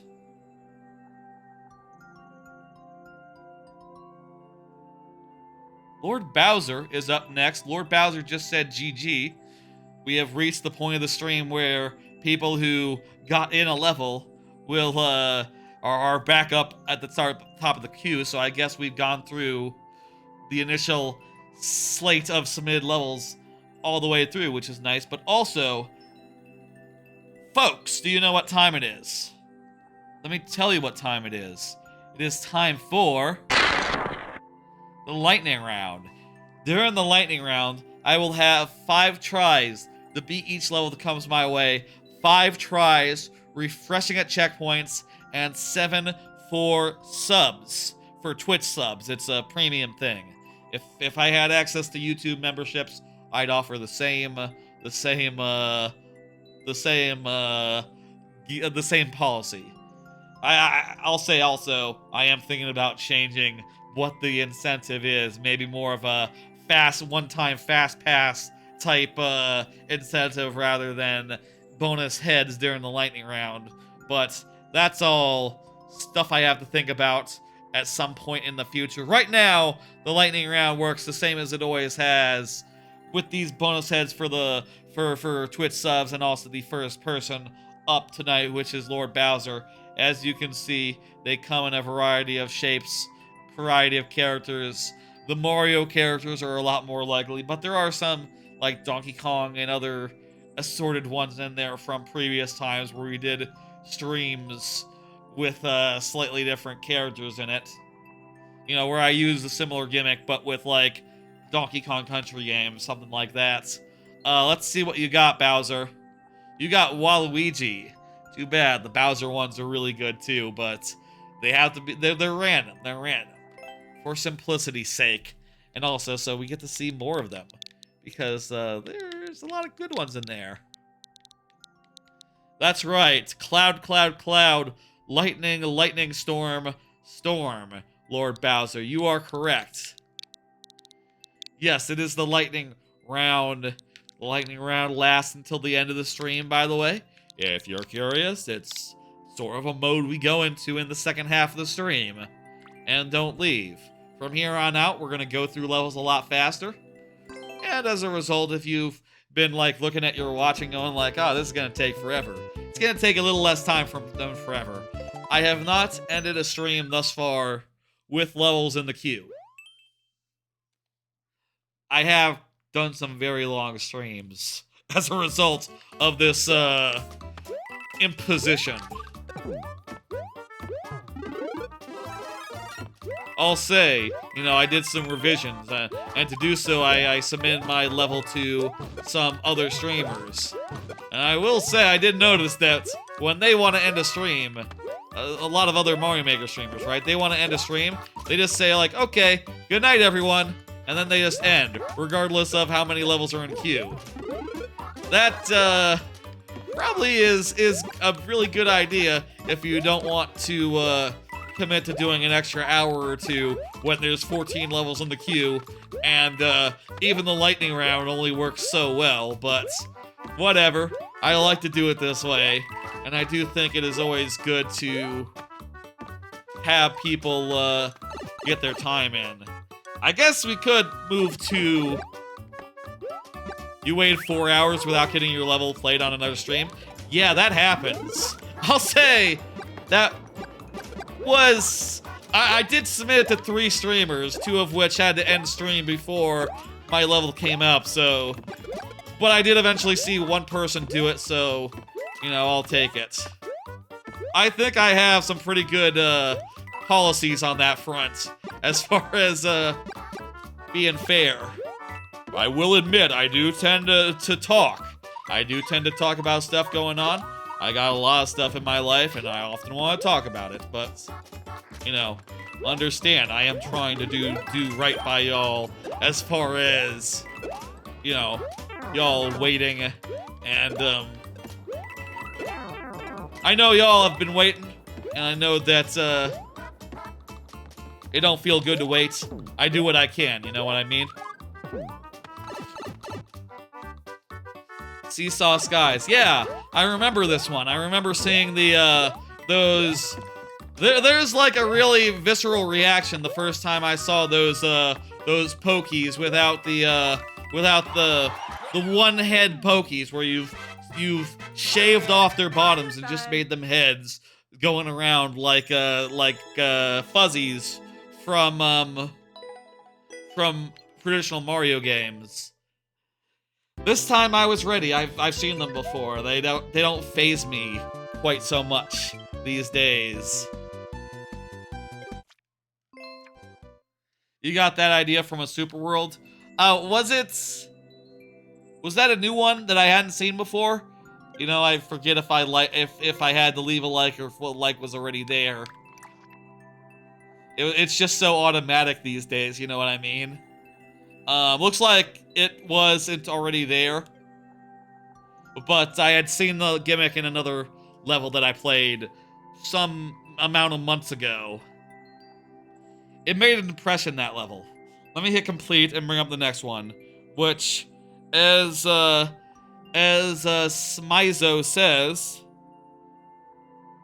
Smizo? S-M-I-Z-O, maybe? As Smizo says, is their level. A remake of one from, ages back. Cool. Let me enter it in. Also, I'm gonna pull another card and say, hey, this is the time where I vent a little bit about TikTok and that whole process of trying to put my YouTube shorts that I already have ready and rating onto TikTok and realizing like, oh shit, this is fucked. This is not gonna work. Basically, like I said up top, I had planned last week to schedule everything out and get all those YouTube shorts onto TikTok, right? And then shit went wrong. I was looking at that the first day, the Saturday, and I was just looking at the like the plays, right? And it was just sitting at 0. And I was going like, okay, I've heard that TikTok like bigs you up a little bit. It like inflates you. It like gives you some traffic so that you feel big, which is sort of how YouTube Shorts do as well. You know, it sort of encourages you so that you get addicted and that sort of shit to uploads, to traffic, to that crap. And it wasn't happening. And it wasn't until like the third one went up. I scheduled 4 to go up on the first day. That is a good question, Smizo. Do you think shorts are better? I do. I think they are better. That's my impression with TikTok. Is like, okay, let me finish the story. It wasn't after the third one went up that I actually looked at the algorithm, and like the not the algorithm, the analytics page, and it said on each of them, this TikTok is not eligible for the For You page. And I was just like, what? Why? What? And that was true of all 3 of them. All the 3 of the ones that went up. Good ones, mind you. Ones that, you know, one of them had like 80 likes on as a YouTube short, which is way above average, by the way. The average is like 10, maybe. A good solid one can get about 10, and sometimes they do gangbusters and do more than that, which feels really good. And I picked a really good one for the first one. And the second one as well. But you know, I'll say the first one did have some cursing. So I was like, okay, it's probably because I said shit. It's probably because I said shit. A lot of my content is based around dying in a funny way and then saying fuck. So, you know, I can understand that TikTok doesn't like dying and it also doesn't like fuck. So, you know, maybe it's seen that. But then I checked the second one and it didn't have any curses in it whatsoever. It was the one where I was testing out one of my levels and I said, I don't have experimental evidence that Bowser can get through this wall. And then I hit play and Bowser got through the wall in 2 seconds. And I went, okay, yeah, there we go. That was a good bit. And indeed, it got 80 likes on YouTube Shorts, and apparently it wasn't good enough. And the third one, it turns out through a glitch of the thing I used to rip it from YouTube, I used a site that was like, okay, we can rip your shorts in 1080p, but it turns out there was multiple options there. One was like 360p, 320p plus audio, and then there was 1080p, and it turns out the 1080p didn't have audio, so it literally shadow banned audio-less TikTok, which, like, okay, is it because it doesn't have audio? Because it doesn't have curses in it, I know that. I don't know. It all seemed really shit. You don't like TikTok, but you like YouTube Short, you don't know why? Gotcha. Yeah, that's sort of my impression. The upload process is really clunky as well. There's not really, like, tags separate from the title, and there's not really a description separate from the title. You have to upload it all at once, and you can't, like, edit it once it's up, which seems really weird if you're trying to be like a YouTube-type competitor. Like, you have to get everything right the first time. You can't just prepare things and be like, okay, I got these 20 shorts ready to go, and they all have the correct metadata and the right tags and the right game tagged, right? You can't just do that on TikTok. You have to just put it in and schedule it all in advance. And if you schedule it for a specific date, you can't reschedule it. You can't say like, no, instead of Thursday, go up on Friday. You have to delete and re-upload it. And from what I heard, the algorithm can see that and go like, this is bullshit. You're cheating. And deprioritize you for that, which might have been part of why it gave me that shit. Gave me that issue. I'll say I'm not sure about that. I did Google, and it seems like this is just the not allowed on the For You page is just something that happens sometimes when TikTok decides it hates you. So, whatever. My impression. I've always wondered, right? Like, why so many social media platforms try to turn themselves into TikTok, right? This level's called Run Fast. Let's run fast and see what happens. I've always wondered why so many media platforms try to turn themselves into TikTok. But having looked at TikTok and tried to upload to TikTok unsuccessfully due to bullshit, I think I know the reason. The reason is TikTok just seems so eminently beatable. Like, Jesus Christ, you can't even edit a video after it goes up. Like, that's such a soft target. If we just replicate the parts of it that are good, we will absolutely eat their lunch, which so far has not exactly worked out, but, you know, having now seen a little bit of what it looks like from the upload side of TikTok and given up on that, I can see why they would think that. It's probably better if you're, like, watching it, maybe. I don't know. I didn't try that part, and I have no interest in, ever breaching that Rubicon, you know? I'm happy just being on YouTube and such. I'm unhappy being on Twitter, honestly, and I'm sort of like, what's the word? Angry at myself for doing that when I don't know what else to do with my free time.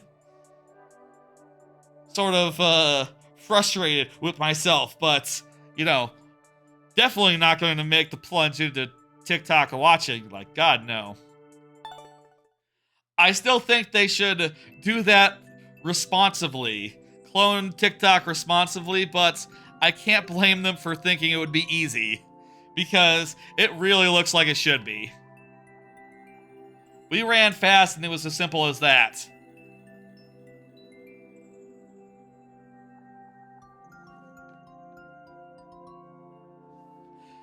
Okay, whoo!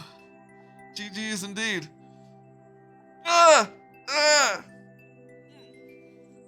Oh, he's a killer. You were up next.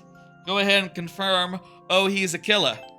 Let me put a message in chat so that, oh, he's a killer, can see. There you are. Perfect. You confirmed. Speaking of shorts and stuff, I'll ask the question, how important do you think names are on YouTube Shorts? Now, this is the sort of thing where I've for the last couple, like, half year or so, I've been putting up a short a day and, you know, sort of keeping tabs on how it's doing throughout the day.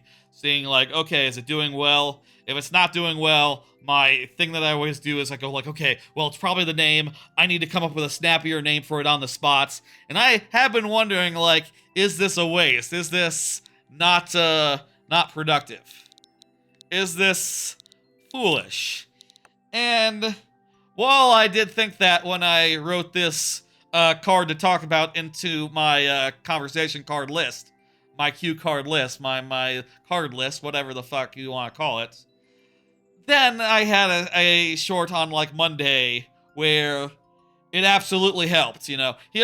I did a short on Monday that was like, look where I am, Bagsy, where it was a clip where I got to the end of a level right as the creator of the level in chat was saying, like, oh, there's no way you're gonna finish it. And I said, look where I am, Bagsy, I'm at the flagpole.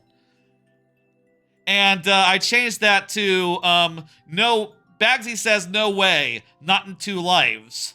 And, you know, part of me did wonder, like, okay, well, does that make a difference? And the answer is, here's like the what's the word? The stats, the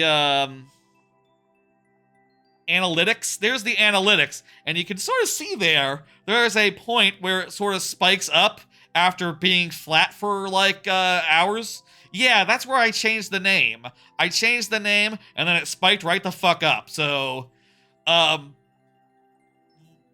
clearly, yes, short names do matter. And as do, like, the category they're in. Like, you know, I will say I put up...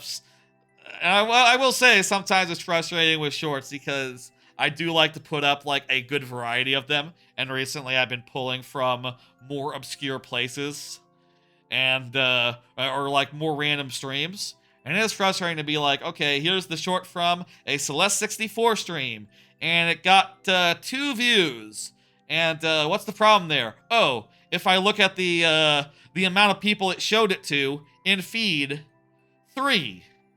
It showed it to 3 people, and it got 2 views. Okay, that makes sense. That's actually...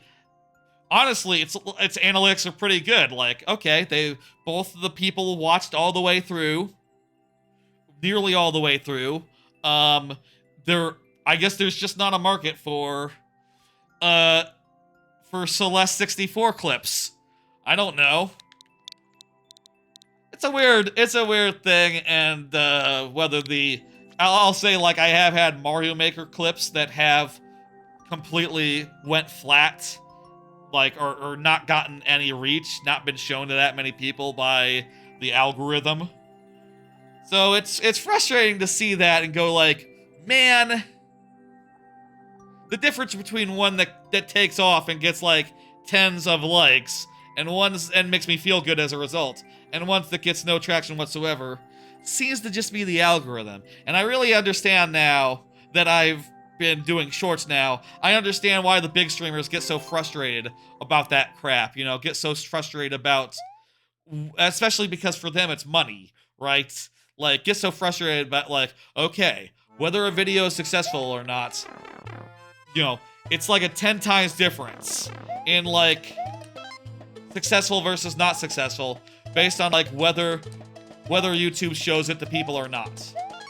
And I'll say, I honestly would have liked to have TikTok as a alternative place where I could see, like, okay, this one that didn't do very well on YouTube did the numbers on TikTok, let's say.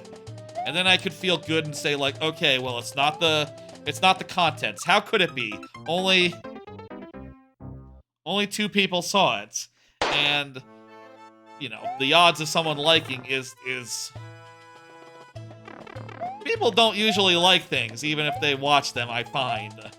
And hell, I'm guilty of that as anyone. I don't like most of the videos I watch, even if I like them. In practice, I don't have that habit. I don't have that muscle memory built up. I think I need to go up there and then jump across. This seems hard, though. Jesus.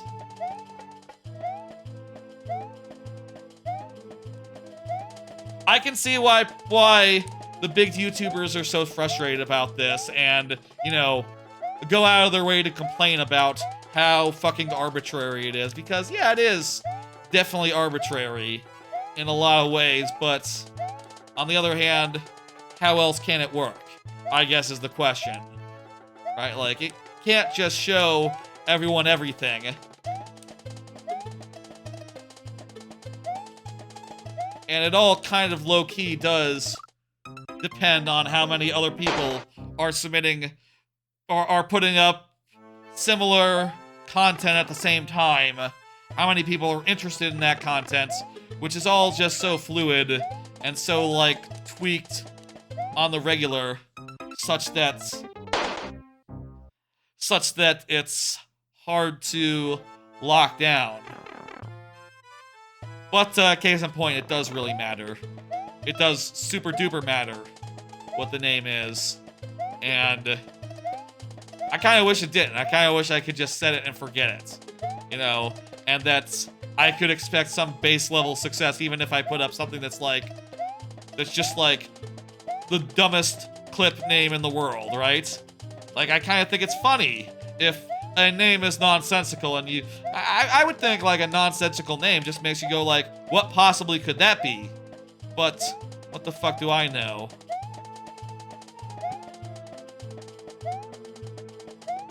It is also true that sometimes my clips, my shorts, are really dependent on getting to the payoff at the end of the thing, you know? And, probably might be hard to reach. What's your favorite thing in the world? Is it cheating if I just say myself? I do really like myself. I think I'm quite, you know. Japan is not a bad answer. I do really like Japan, and I really enjoyed that last trip a couple years ago. Universal Studios Florida is a pretty good answer as well. Produced by a company. Well, okay, Japan is out.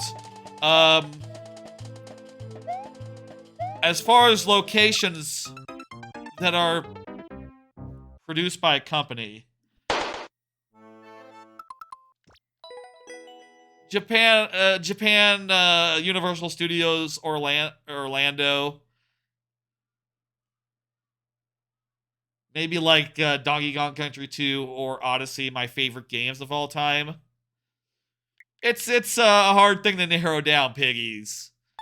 We lost all our lives. Thank you for submitting. I'll say, by the way, for the record, for what it's worth, you can always resubmit after a level is, we fail at a level during the lightning round. That's how it works. Let me hit dismiss and go to the next one. Just because we fail at a level doesn't mean that it can never come back. This stream, another stream, whatever you please. It's just a way to keep things moving. Mine is your tablets? Interesting. I don't think I love any single piece of technology enough to say it's my favorite thing ever. If it would, it'd be like the phone, but even the phone, you know, I have issues with it. So it'd be hard for me to say it's number one. Even among, like, tech items, I guess, maybe. Is there any stream equipment that's, like, number one? My webcam is pretty good. My webcam that can track me and stuff using, like, a little gimbal. That's pretty cool and fun. It can be a little finicky at times. My Stream Deck is pretty good. I like having hotkeys on a button. This microphone's okay. My watch is alright. I don't know. It's a hard thing to narrow down in X seconds. Lore le hero de Frau. De Fu. You were up. Don't know how you say that. Excuse me. You are here. Perfect. Let's pop over to the next one. I will say, by the way, I've been clipping up old streams and making a huge backlog of shorts in so doing.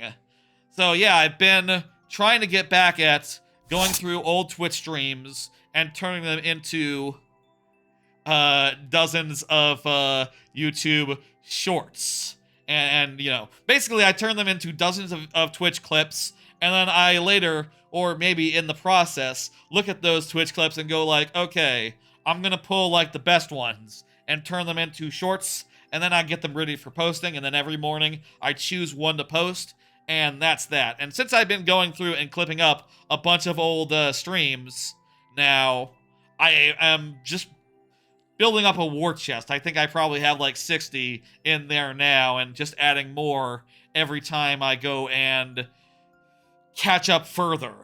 And I've been going now, since I've been like more, trying to have a more open eye towards it and be more accepting, be more open-minded, and be more like, okay, it doesn't matter if it's like one of the best clips of this game ever, so long as it's like really good and it could be something I might want to post.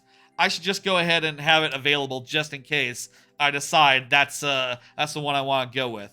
To that end, I think I'm going to increase the amount of YouTube shorts from 1 a day to 2 a day. Working out the details now as far as like whether that'll be like on a schedule automatically, so I don't have to actively be awake on a Sunday in the morning to post it.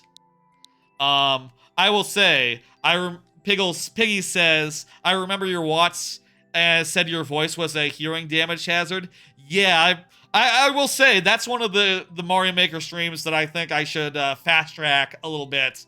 I've been sort of jumping around recently, doing just whatever stream I fancy, rather than just like strictly the oldest. And I think that's going to help to build up a war chest of like different clips from different games that I can mix and match accordingly, because I would like those shorts to reflect the various different things that I've been doing, right? Various different games I played, etc. That is definitely one I have on my short list of streams I want to clip up. That's going to be a very funny clip, I think. The one where I'm talking and my phone my watch goes, noise alert, noise alert. And it's like, I'm just fucking talking. That's me. That's me, watch. What do you want? That'll be a good one.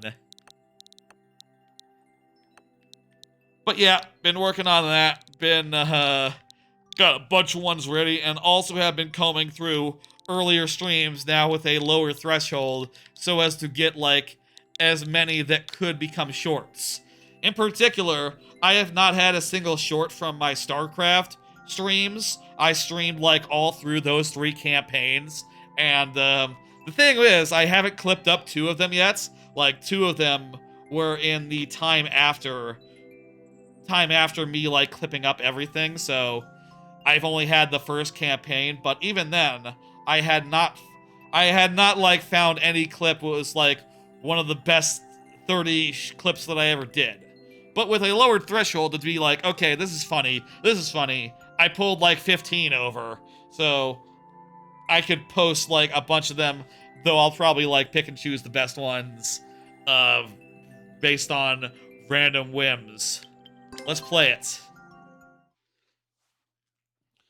Okay.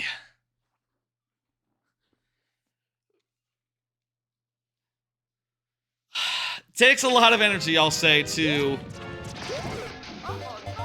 It takes a weird amount of time and energy to comb through old streams and clip out anything remotely worth, God damn it. Died the same way twice. To clip out anything remotely worth clipping, right? Fuck! For like a 5-hour stream, it can be like 6 hours work sometimes, unfortunately, which is a bit...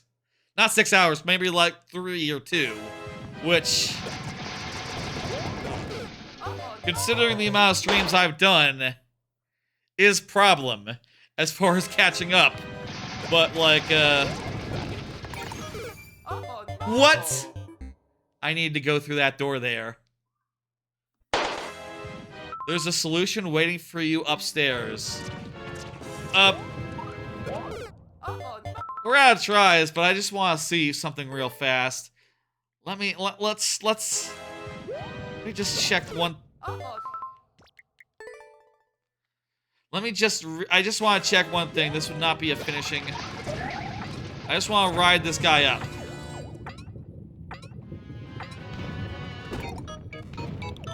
Oh, that's how you do it. Okay, so you have the, you don't run under them. You go over them and you use their own properties to activate the P rather than doing it yourself. Okay. That's how you do it. We weren't able to, though, in the time that we had. The best I could do is work out the first hurdle. Work it out, not clear it. Alright, next level. Let's go. Piggies. Piggies is up. Piggies is here. Piggies was just talking about my, some clippable moments from a stream way back. Yes, that is absolutely a moment I plan on isolating and making into a short one of these days. There is a factor of, like, topicalness, right? Like, I just clipped up a bunch of clips related to Stormgate, because all those, that Stormgate stream, that's gonna age like milk, right? Like, it really has, to a certain degree, because it's been, like, 2 weeks since it came out, but, like, I would like to have my clips where I poop on it and, you know, observe how bad it is, how middle of the road it is in a funny fashion, to go up, like, sooner rather than later before everyone forgets Stormgate was a thing that was broadly disappointing, right? Should we do this one or another one by you, Piggies? Up to you. I'll look through your levels and see what else we can do here, because we have cleared and liked it. 2-2? How about 2-2? Or 2-1? Hell, we could do... Have we done anything from the Superworld here? No, nothing from the Superworld. In the Superworld itself, at least. Piggies, what say you?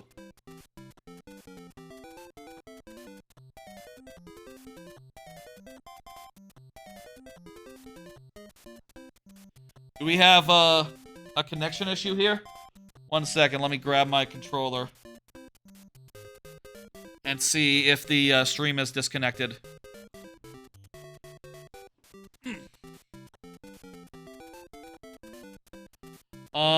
I'm seeing no drop frames. Looks like we're live to me based on OBS, but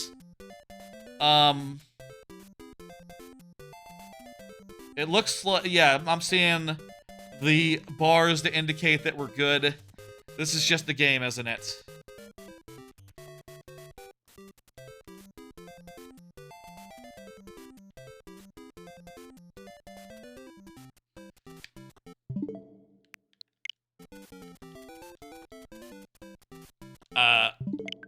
I'm gonna restart the game.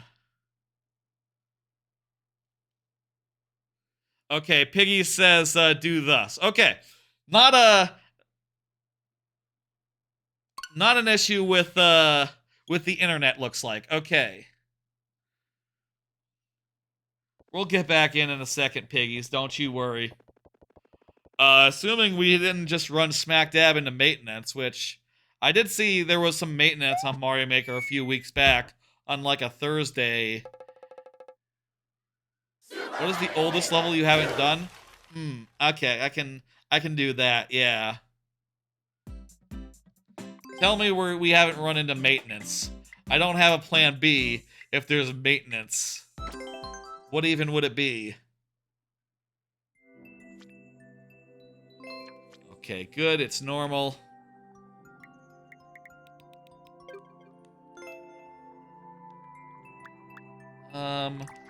We'll go to light courses here, and we'll find your level. Which, your original level. You did, this one, yeah. This one. And here we can find the oldest one that we haven't done yet.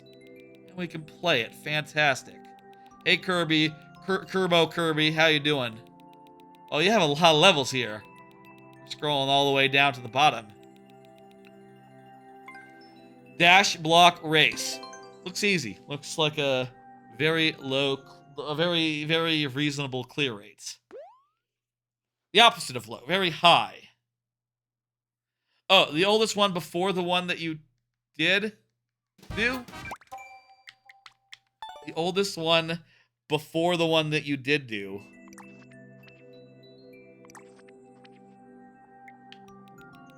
That doesn't quite track. You mean do you mean the newest?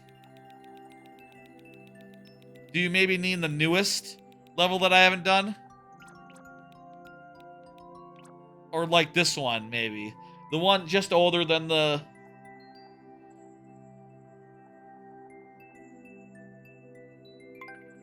I would call this a new one, but okay. I think this is maybe what you're getting at. Let me drink a little bit more water. How do I say this? Name a level.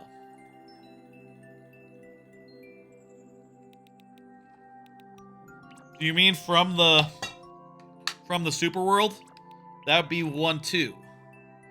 The oldest level that you didn't knew after the one that you did do. Okay. So, the one that was submitted was stage controllable mushroom. So you want retro hard? Or do you want stage 4?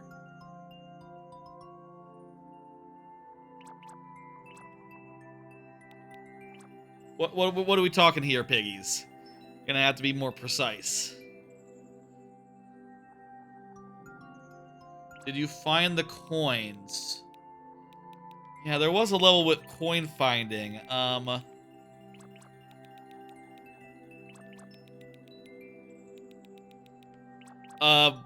the coins too? So, Red Koopa Skies or Olympic Series. We've done Find the Coins too. We've done that one before, piggies. So we want to do like one newer, or what's the deal? Maybe the not so early prototype, the one that's the final. Go a bit after? Okay. How about the most standard level? We can't scroll forever. We can't scroll forever here. I'll say. We have to pick one. It's easy to scroll forever on a lot of streaming services, things of that nature. Netflix, Max, etc. Amazon. Super Mario Maker 2's most puzzling level. You got it. But we have to make a decision. We have to play a game. I'll say, as far as the short stuff goes, I too prefer long-form content, generally, and do feel some amount of superiority upon, you know, dismissing TikTok and realizing, like, oh, the long-form sites do most things generally better, even as far as the short-form content goes. You know, good old long-form content. I love it. That said, I also do think that YouTube does short-form content better than TikTok, so it's not just about the content. It's not just about the culture of that content. It's more just, to me, it's also just a big part about the platform and the fact that it's all weird and janky and, you know, kind of reminds me more of like a Twitter than it does of like a massive video giant in the way that YouTube is, right? Like, it kind of makes sense in Twitter where there are 140 character messages that you just poop out to have it so that there's no edit button and you can't really do a draft. Or actually, no, there are drafts in Twitter. Twitter is more fully featured than TikTok is because you can do a fucking draft. But it kind of makes more sense in the case of Twitter, even, because it's just a thing you shit out real quick and it doesn't matter when it goes up, whereas like TikToks are like videos that you might put work into and you might even produce, and yet there's no way to edit them or way to to schedule them in a manner that is like to draft them in a effective manner. It's all weird and shitty, and also it's fucked me over. But it really didn't have to. I saw some people saying like, "Oh, that not qualified for the For You page is what happens if it thinks you're doing like repetitive content or like copying other people's stuff or doing like something that's unoriginal." Which one of those clips was me playing my own level of my own creation that no one making that level. So yeah, no one else has content of making that particular level, so what the fuck? It's all screwy. Thank you for the little piggies. Let me hit complete and go up to the next one.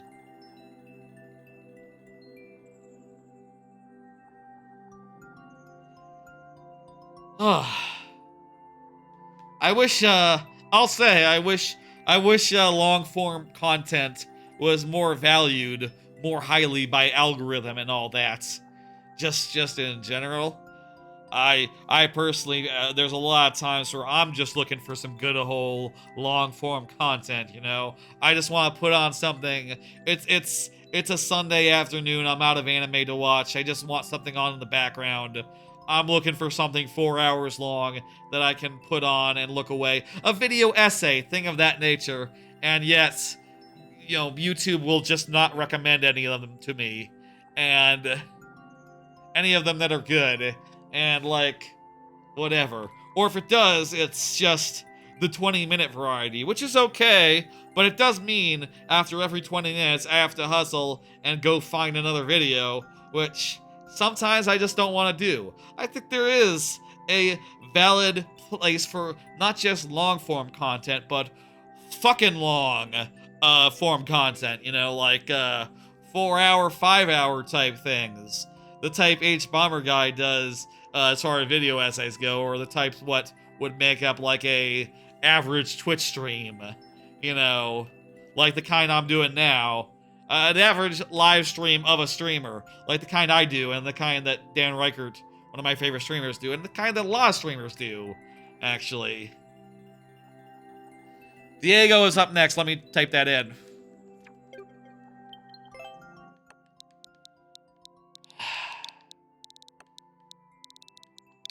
Whatever. What can you do? On some level, I'll just do what you know, when it comes down to it, right? I'm just gonna do what I want to do, and hopefully people will come by and have a good time and enjoy them, and the VODs will be up for all time in posterity, and maybe people will enjoy watching them at some point, you know, depending on how novel the stream is and how, you know, evergreen the content is. I'll admit, you know, these viewer level streams can be a little topical, talking about things that exist in the present. You know, will you want to hear about Castlevania Dominus in 6 months? Maybe a little less so than other things. But what are you gonna do? Streams consist of people talking about what's going on. Oftentimes, that's just how they are. You know, one of my favorite Let's Play series is, and most like influential to me, one of the first I ever watched, was the Giant Bomb in Endurance Run. Bonus level with bosses, there we go.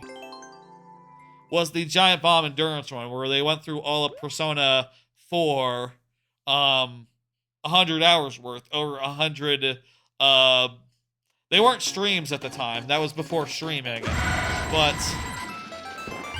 100 little videos of like a short, honestly like a relatively short length.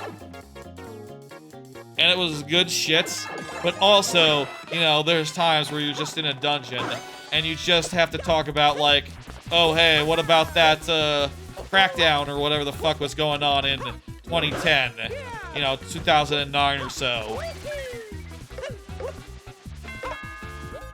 Like, I bet ever I go back to that, it's gonna be weird. What? That's what is called? Gotcha, yeah. I ever go back to that, it's gonna be weird. Oh, by the way, if you're wondering how these heads work with repeated checkpoints, every time we go through a repeated checkpoint with new progress, they refresh. So like every red coin, that would refresh our doodads. We have to make new progress though, so if we end up going back through a checkpoint like that without making progress, it wouldn't count, but it doesn't look like that's an option in this level for what it's worth.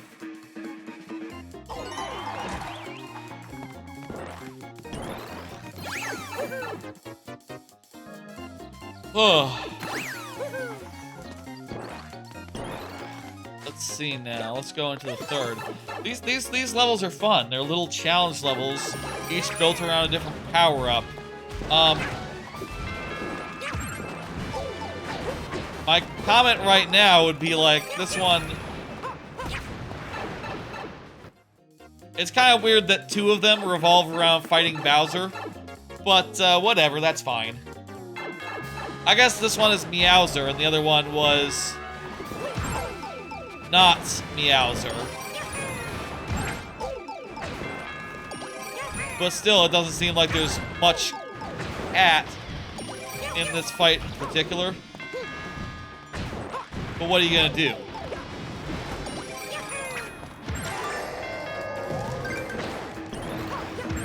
What are you gonna do? That's the fight that it is.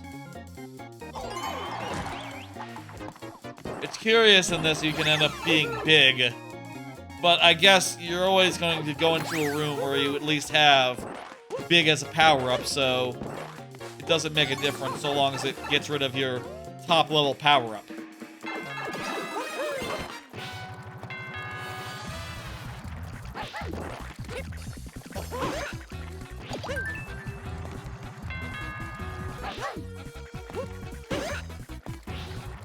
"3D World" doesn't have the Koopalings, does it? Does it not? I'm pretty sure it doesn't. Can't 100% remember, but I don't think it do. So I guess it makes sense that you have to reuse like a Bowser fight. Meowser and Bowser are technically different. That's fair. I'll say that. I'll give you that much. It's interesting that you're using the overworld and the subworld coins to make it so it's clear like which red coin you haven't gotten yet. But also, once you go through, you have to get one on the other end so that it doesn't like...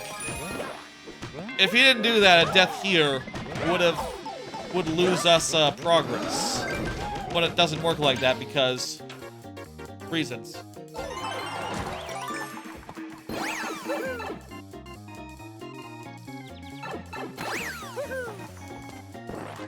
Hey, Bam Boy, how you doing? Yes, I can play your level. Check the pinned message there for how to submit it. The pinned message.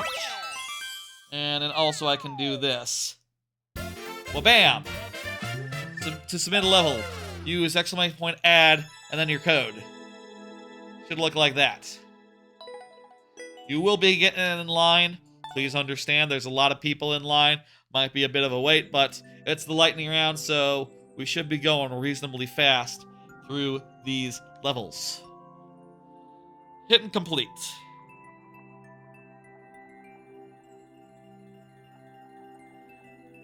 Speaking of needing help to get through the thing, next up is the level from the Japanese viewer.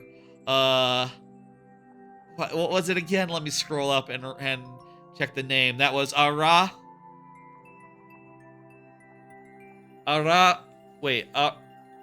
Arafu-chan? Wait, were there multiple Japanese users and it was just both of them started with Ara? Oh, hey. You know what? I'm just realizing there were two Japanese users. Maybe the same Japanese user, but the name changed at some point. You know what? That probably makes more sense there being two. The avatar is extremely similar as well. Were they different codes as well? Oh. Wow, I didn't notice that. Huh.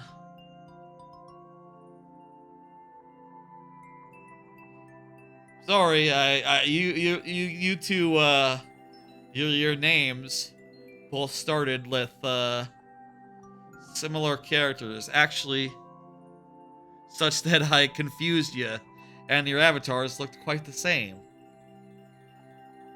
Well, you can confirm. I don't know quite if they understand the concept, so why don't we just give them the benefit of the doubt. I will make some macros to explain how this works in the future for Japanese viewers. You know, I have put it off thinking like, okay, well, do I make one for every language? But the reality is, I've gotten like probably dozens of Japanese viewers, and like maybe like one Korean viewer ever, maybe like one using like some sort of Cyrillic characters ever. So at this point, it makes sense to have Japanese answers ready in particular for reasons. There you go, rematch. Perfect. Also, I should do the other one because that is on me. I did not realize those names were different. You meant to put 2? Use replace if you want to change it, by the way. Hello, Sleepy Mario Maker 2. Let's do this. We have 5 lives. This looks pretty hard, so I'm not loving our chances here. Used to be, there were some glitches that prevented Japanese users from submitting at all. Right? Where... What are we looking at here? We're like, on the YouTube side, if the bot ran into Japanese characters, it just couldn't handle them. Fortunately, though, I fixed those problems a long time ago. Oh no! But...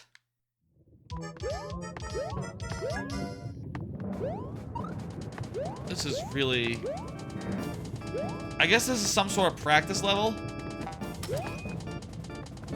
Really not sure what the deal is here, but these lives are going really fast. Let's try the 4th one. Oh no! Let's try the 3rd one. Oh no! Okay, maybe if I had... Let me see, if I had done nothing, would I have gotten to the wall? What happens if I do nothing here? Oh no! If I do nothing, I die. Okay. What happens if I do nothing in the 2nd one? Let's just see. Let's just... out of curiosity. Another case where if you do nothing, you die. This one really struggles when done lightning round style, I'll say. Thank you for it. We didn't complete it. Let me get the other one by the completely different user.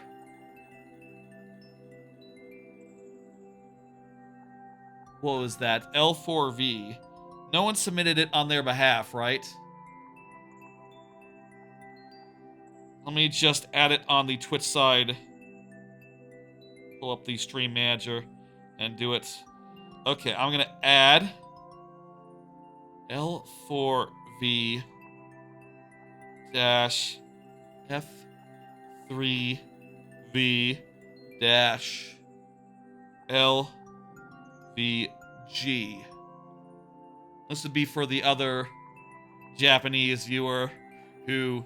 Sorry, you guys had such similar avatars and, you know, I don't read Japanese that well. I thought it was the same name. My bad. And I'll just fast track that one since it was around the same time that user was also trying to get one in. So I'll just pull that to the top and we'll do that one at the same time here. I will make some macros so as to explain the rules to Japanese people who cannot, you know, language barrier and all. If anyone can speak Japanese and knows enough Japanese to translate for me into a manner where it would make sense, that'd be handy. I'm a little wary of machine translation. I know it can get it wrong, it can be clunky, etc. Yeah, this looks like those two were friends or something, you know, working from the same Oh no! This looks like the thing that the last one was trying to train us how to do. Okay. I'm confused why two separate accounts. Maybe there's a reason for that if you can read the characters. I'll say this looks similar, but also, you know what, now that I'm dying, Oh no! it's going by fast. Heathcliff or Garfield? Definitely Garfield. Oh no! Yeah, this is a nightmare. Haha. Thank you for submitting, for trying to submit. Sorry that it didn't quite work, but hopefully next time I'll have enough so I can explain how to do it, and also I'll try to make it a thing where I can make some code on my bot's end that searches for that Japanese exclamation point and replaces it with a American exclamation point before submitting it to the other end. And that would be nice. At least it should check the first character. It doesn't have to check any other characters though. Other characters other than that are correct even if they are the other kind. I can do that. That's not so hard. Thank you anyway. It's all good. Wikachu is up. Wikachu is here. Perfect. Let's do it. I had some Garfield books as a kid. Never had any Heathcliff books as a kid. That's it's a funny thing to think back on. Back on the days where people would buy collections of comics, you know? I had all the Calvin and Hobbes collections. I had as many of them as I could get my hands on. I'll say, like, part of me always feared, like, oh man, what if there's... Part of me always looked through, like, the glossary. Toad, okay, you got it. Part of me always looked through, like, the glossary of the different Calvin and Hobbes collections and went like, okay, I have this one, I have that one, I have this one.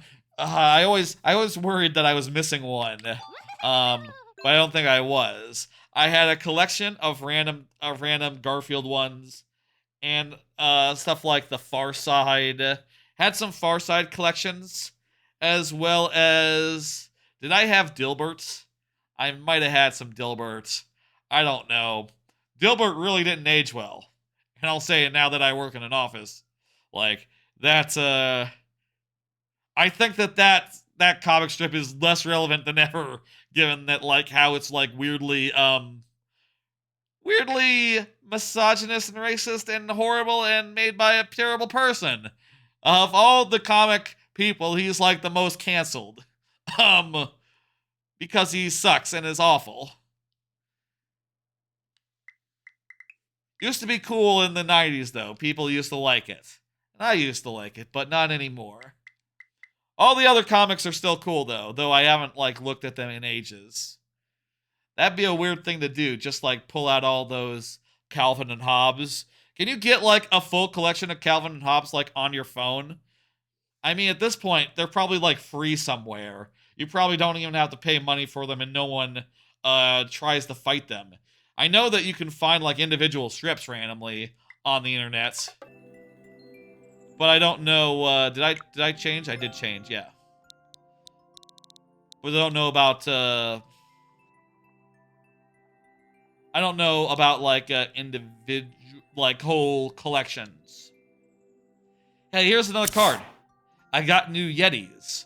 The ones from SGDQ. Yes, you might have been able to see that I'm wearing one right now. This is the Celeste 3D shirt that they sold at SGDQ. Like I said, I did a bunch of clipping this week, coincidentally, of that Celeste 64 stream. And I think there should be a market for people, for clips, shorts of Celeste 64, if there's a market for shirts of them. And It's one of the things that they hang their head out for, like, Yeti shirts for the charity marathon that's twice a year. You know, there's several GDQ events throughout a year, but only one SGDQ, I suppose. I also got this one. Whoa, the chroma key there. Really don't like that one. Let me put it all below the thing. There we go. It's fruit. It's all the fruit from Yoshi's Story. Isn't that nice? The fruit from Yoshi's Story. And I also got this one, which should be fine chroma key wise. It is Midna. It's a Midna wolf shirt. Ain't that something? Been a while since I got new shirts. I'll say I haven't been keeping a track of the Yeti recently. Used to be I would watch the Yeti, you know, and pay attention to what its daily shirts were, and if something was really good, I would pick it up. But I haven't in a while. Part of that is because I have a million shirts, and I really have no shortage of them.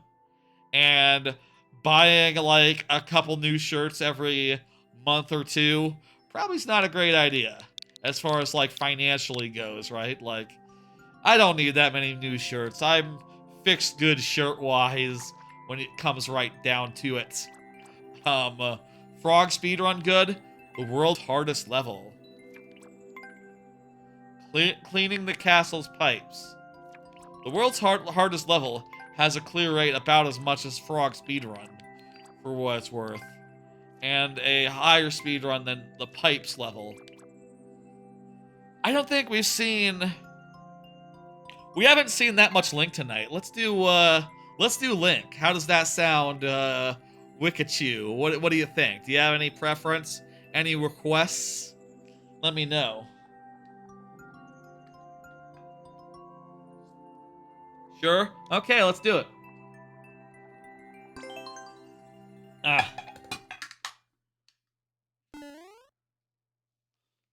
I'll say, having now purchased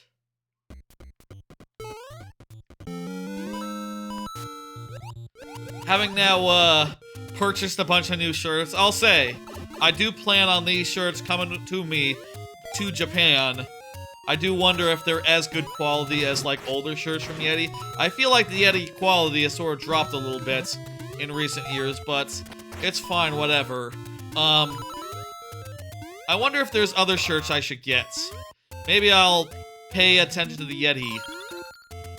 No, actually, there's 3 weeks until my trip. I probably can't count on a shirt arriving in time for the trip now. It's probably too late to get new t-shirts. From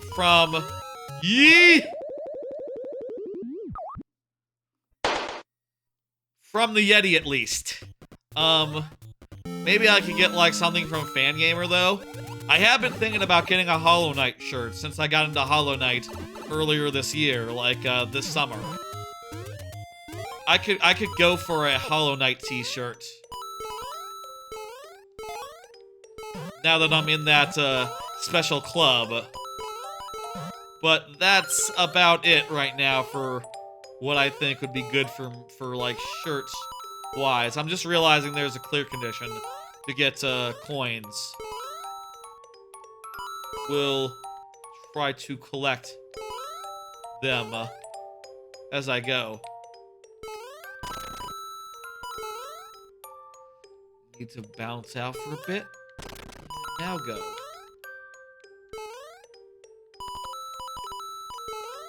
It's nice these pipes give me a way to get a bunch of coins really fast. Really, you could have leaned more into the coin spawning pipes and had a whole bunch of them and had the coin goal be really high and necessitate like getting under like multiple of them for long enough periods of time to do a thing. Maybe I still will need to do that. I don't know how tightly this is tuned. But... oh, jeez. This is water. This is water. Oh, hey, also, this is gonna give me everything I need. I just need to wait patiently. Oh, it's very nice of you. I should remind me tomorrow to shop for shirts. Make sure shipping is fast enough to reach me. Oh, this runs out of coins? I didn't know this runs out of coins. They can only give 30 coins? I didn't know that. Really? Even outside of clear condition levels? That's news to me.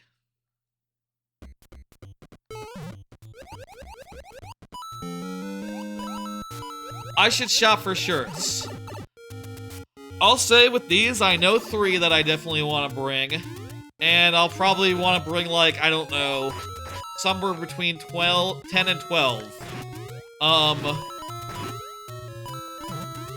You know, that's going to include the shirt on my back.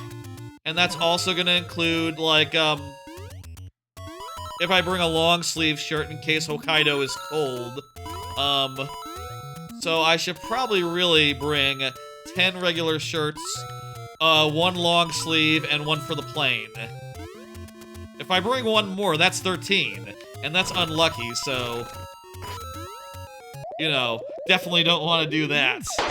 Definitely don't want to do that.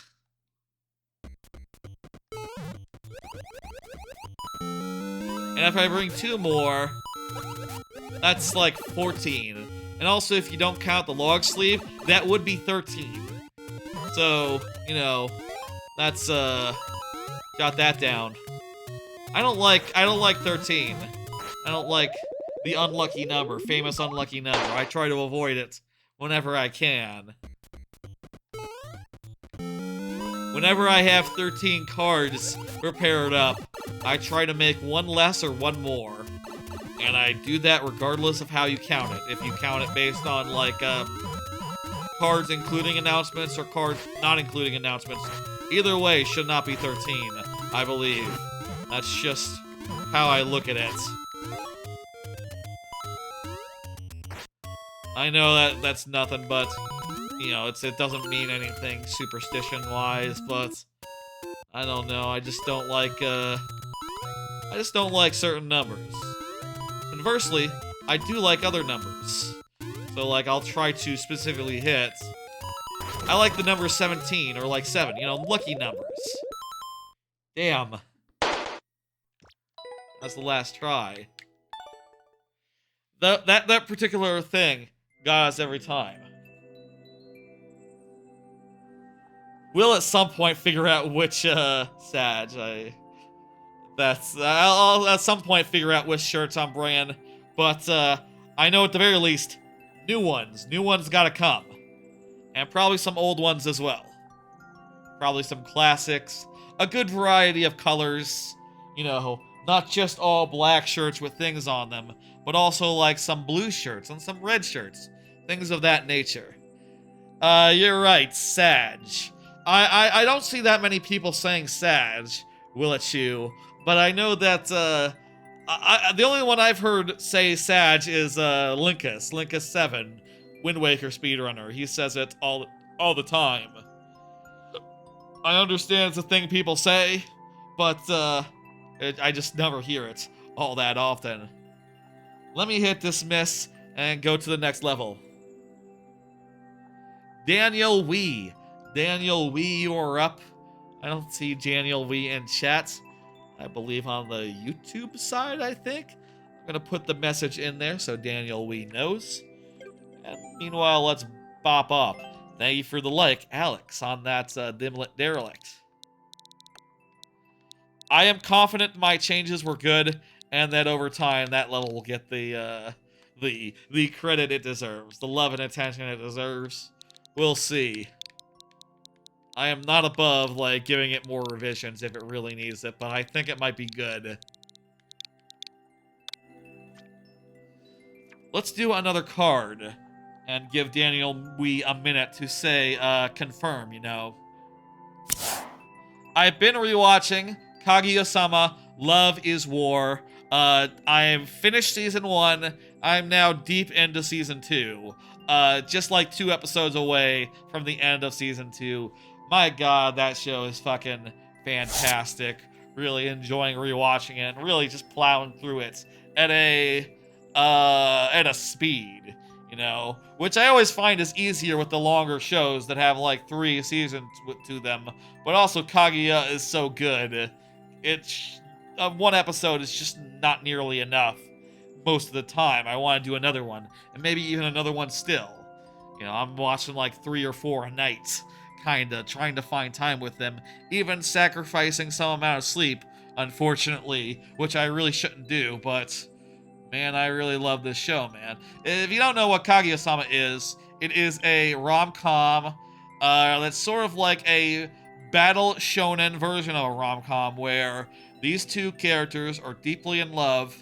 The main characters, they're deeply in love, but they're too proud to admit it, so they try to make each other admit, to confess their love so that they can date, through like elaborate battles of will.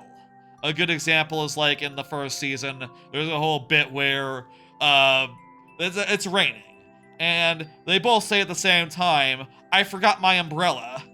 And over the course of the scene, it's very quickly obvious that like no, they both of them lied, but unfortunately both of them lied. So now they have to make it clear that the other one has no reason to forget an umbrella.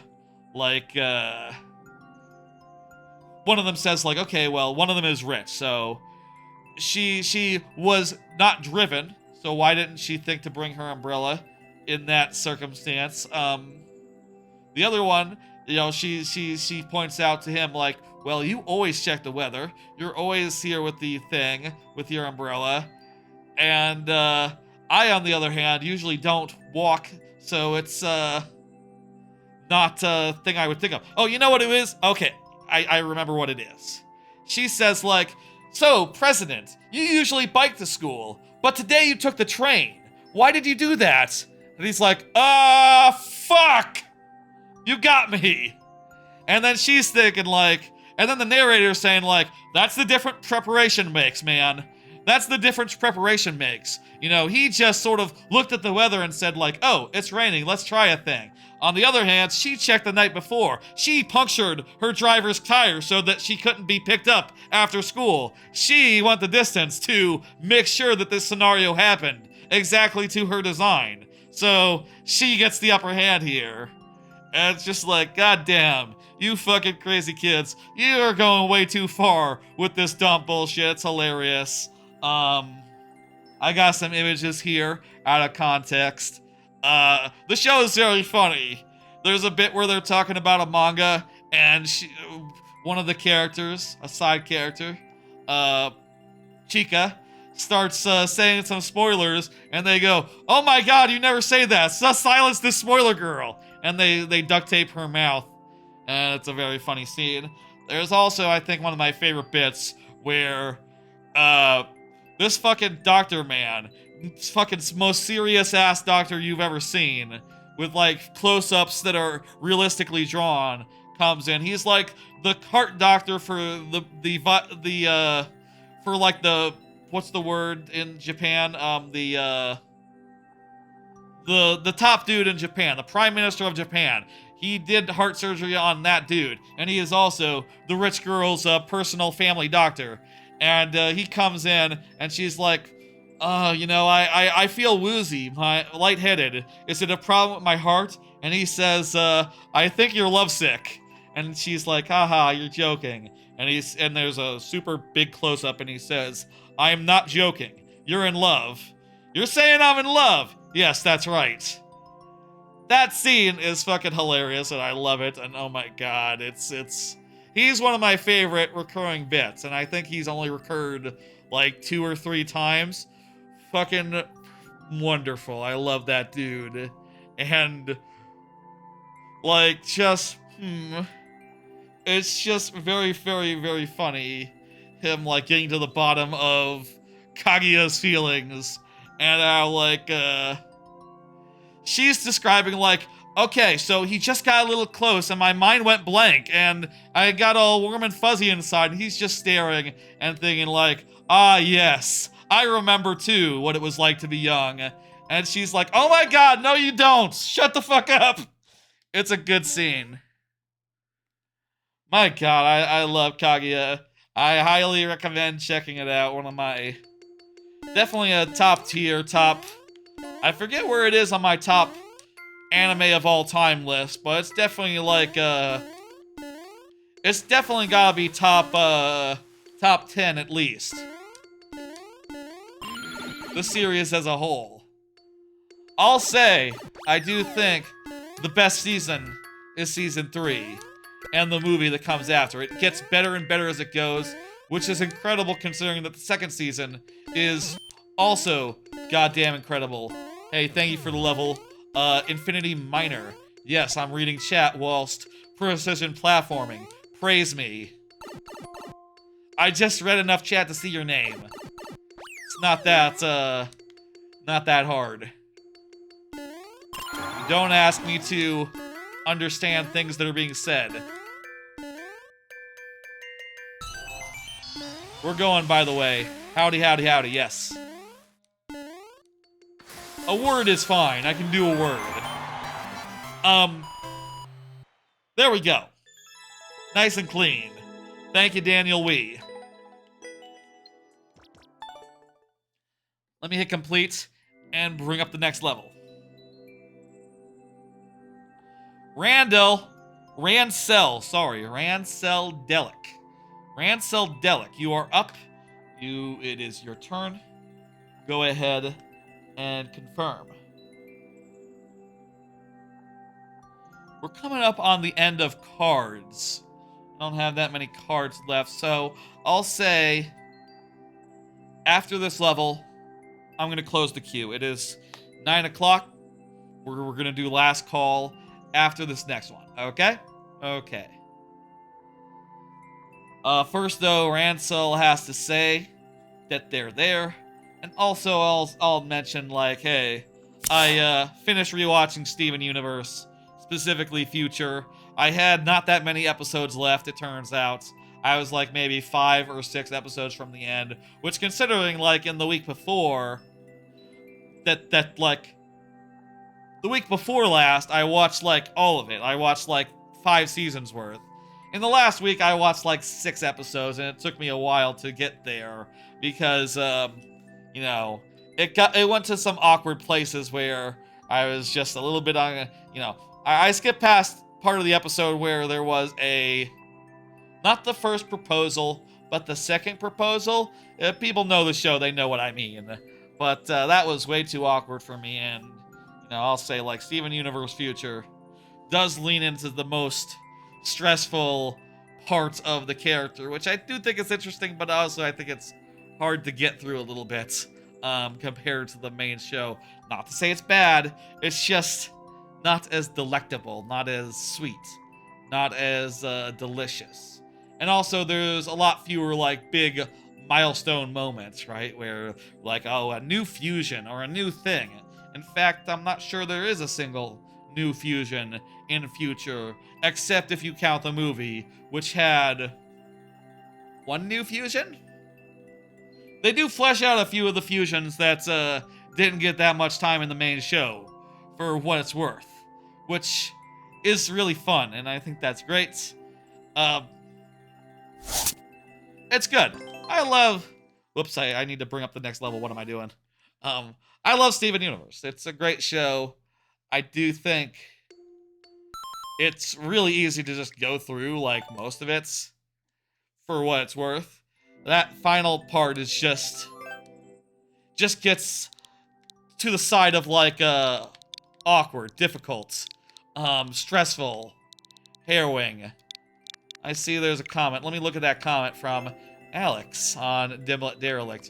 My understanding is that Alex did comment on the original version of it, saying that, liked it. Unable to request level. Nice level, though. Thank you, Alex. I appreciate it. One day you can get an account. And I'll say, you know, I am streaming on both YouTube and Twitch. I don't know the policies on either place. But, whatever you like. I'll also say, wherever you watch, parental guidance is recommended. Though, if it's cool, it's cool. I'm not gonna... You know, what the fuck? What can I do? I can't control who watches my material. I can't control who watches these streams. And I do think that over a certain age, people are fine with whatever, you know?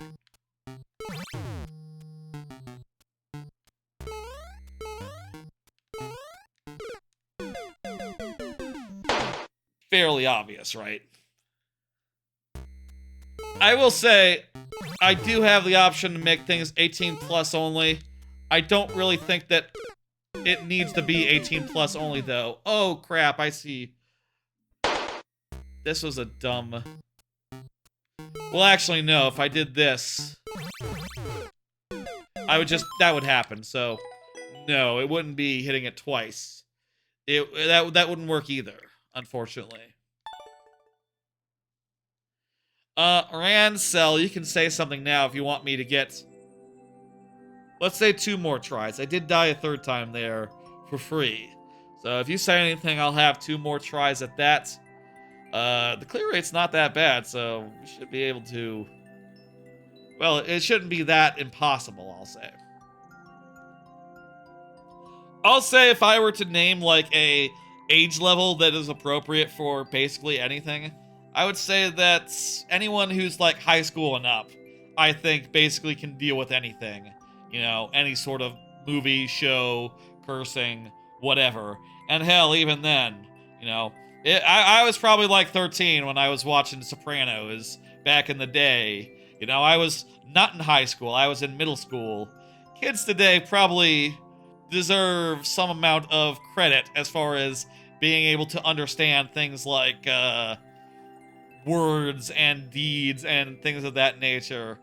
And I've hopefully picked up enough about, like, what is good to say as far as, like, slurs versus profanity versus, what's the word for, like, really bawdy stuff? Really, like, sexual stuff. Versus, like, obscenities. There we go. That's the word.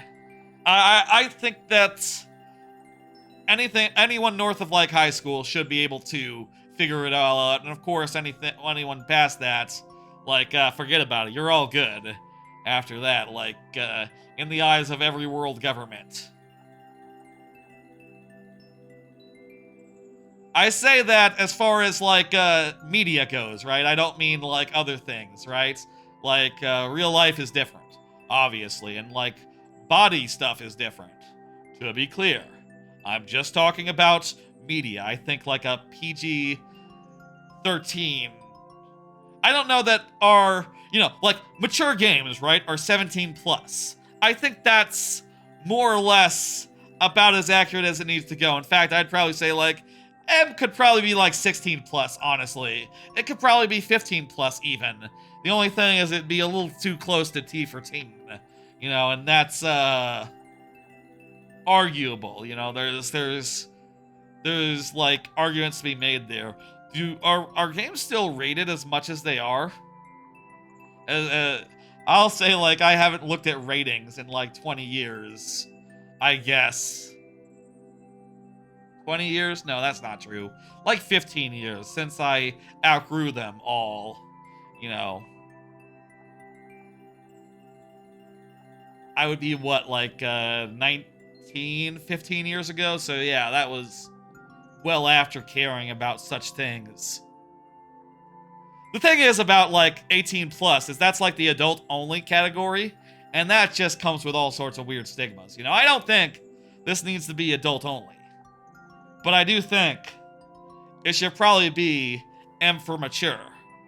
There we go. That's probably the distinction we're looking for, right? That's a good way to put it. Here in extra heads is the one. Right, yes. You got it. Let's do it. Sunflora is up next. Sunflora is here. And also, I accidentally didn't refresh some heads last time. So, we'll be giving some bonus heads for this level.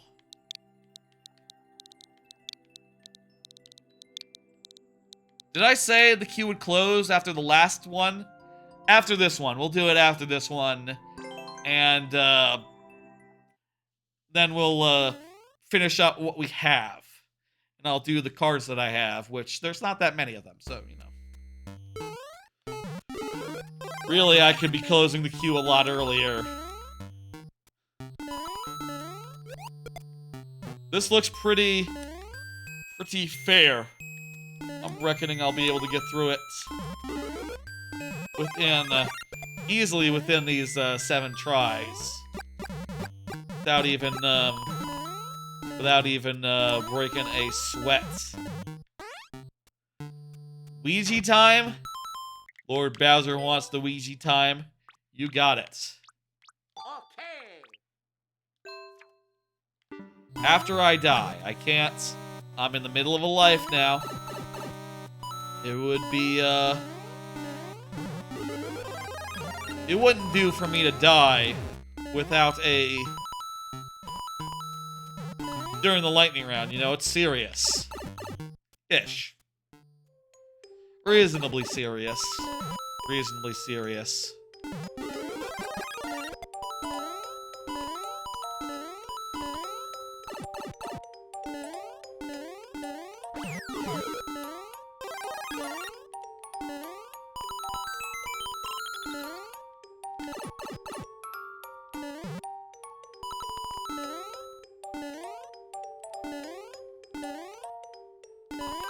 I do have on the Twitch stream, like, a mature content advisory warning.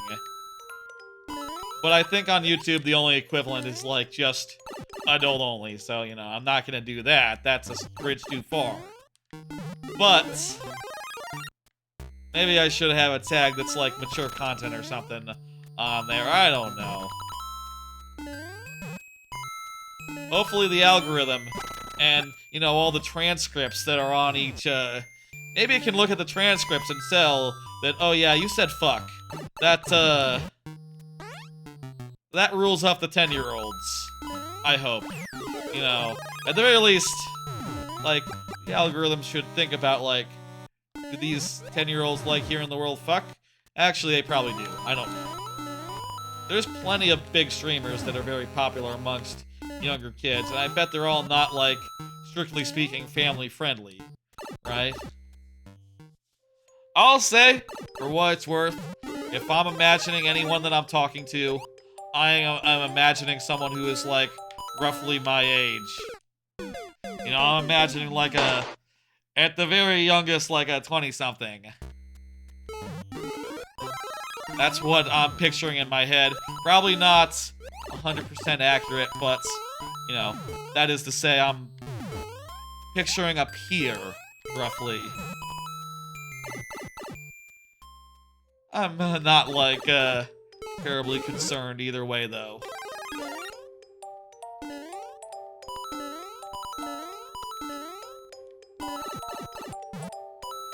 Oh, good. We didn't have to rush there. Didn't have to take those hits. We don't have to rush here either. Very good.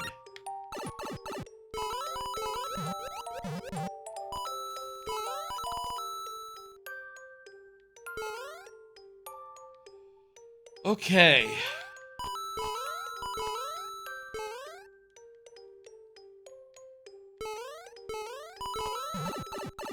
I think we might be done here. Yep. Good looking up, Sunflora, Azumarill. Great level. I'm gonna hit complete. And, we're gonna be looking to close the queue. GG's all around. I'll say, right now, right here, Client of Gaming, you are here. Perfect. You will get these heads. But before we do that, we have to do what is called, folks, it is time for last call for levels. Last call for levels. During last call for levels, I will take any last levels that you have and show off some levels of mine in the meantime. Why don't I show again the revised version of Derelict? I'll just play through it real fast right here. And what should be the other gimmick? What should be the other thing that Levels where bombs break walls. Levels where bombs break open walls. Specifically bombs. Nothing else.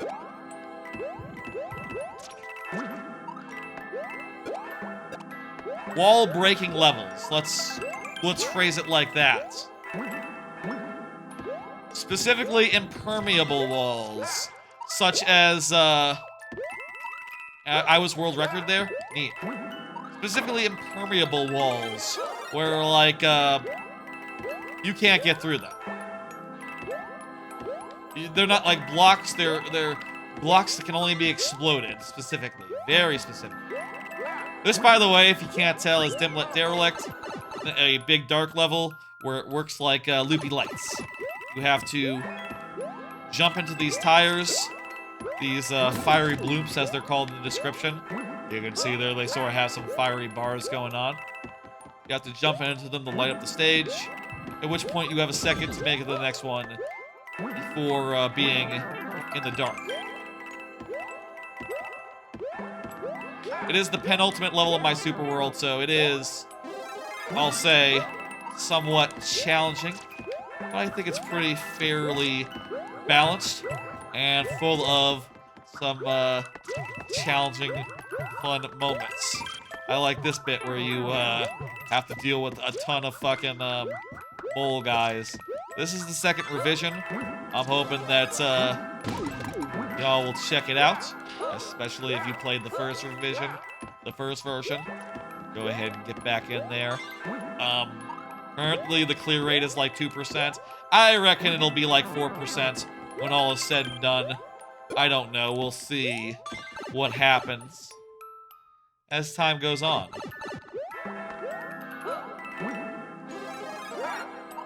This last bit is inspired by the part of Misty Mine. A lot of this level is inspired by Misty Mine, as well as Blueby Lights and a little bit of Toxic Tower, kinda, little bits. A lot of the final levels and a lot of the best DKCs, you know. And I think it turned out pretty well. Check it out, give it your love. What other levels have breaking through walls? Let me just scroll all the way down to the bottom, and I'm just going to scroll up and say, nope, nope, nope, nope, nope, nope, nope. And, yeah, you can see, by the way, I have a lot of levels. Chat sometimes observes that they are very highly rated. It's true. I do pretty well. I do pretty well for myself. We'll just do any wall breaking level. Any level where walls are broken. Including this sort of wall. Because this is very much a wall breaking level. Like, pretty explicitly, one of the main gimmicks here.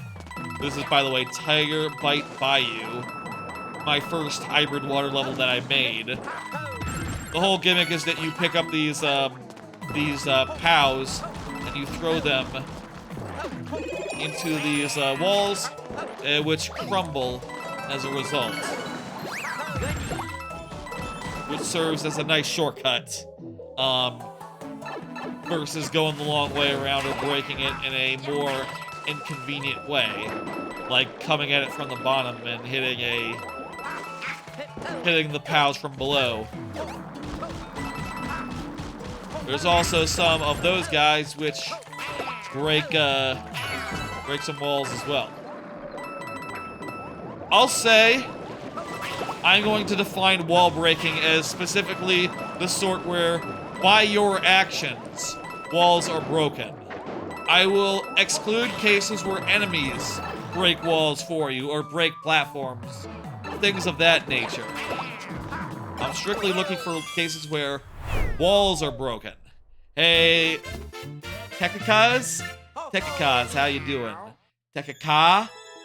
Thank you. You come at the right time. We're in last calls. You have some recommendations for how I might update my content? You have followed to stay updated. Wow, that's very generous. Tekcast, answer me this. What sort of content do I do? other than Mario Maker?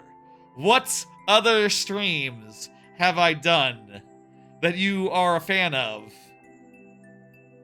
If you're looking to do like commission stuff, I don't do that. I make all my own shit.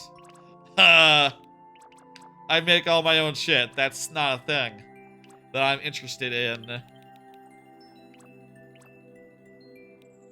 Let me scroll up more and find another level where I break through walls. There's a level where you can break through. I feel like, in this case, I'll say this, mandatory breaking through walls. If it's optional, I'm not going to do. Yes, I am doing the queue, but I'm doing last call to give people time to get in any last levels. Sunflora, anyone else who have gotten one in, feel free to get in any during this time.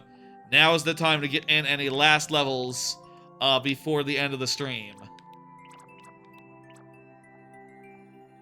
Active and mandatory. Those are the two things I'm going to say as far as what constitutes wall breaking.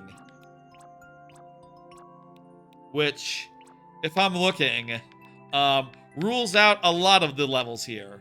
Which, hey, it's good. We'll be getting back to the thing pretty quickly. Wrecking Ball Hall is kind of an interesting one insofar as it's about spikes that break through walls and like platforms and stuff. But it's not you doing it, so it really doesn't count. This is not you doing it. This is enemies doing it. Thwomps. I guess I've just ruled out a lot of cases by making it so that it's like active or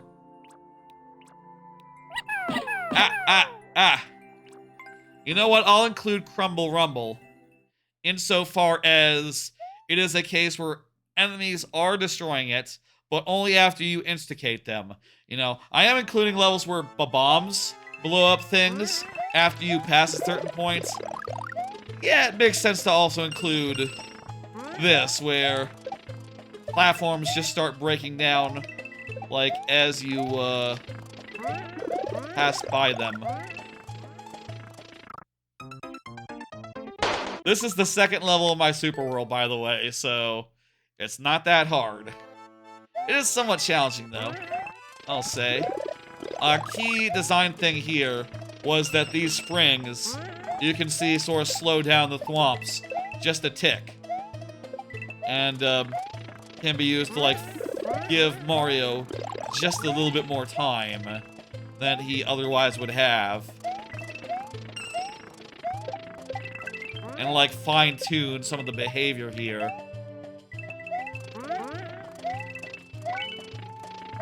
So cases where I want them to be fast, they can be fast. I want to slow them down a bit. They're slowing down a bit. And you can only bounce them, like, a couple times before they end up returning, for what it's worth, so...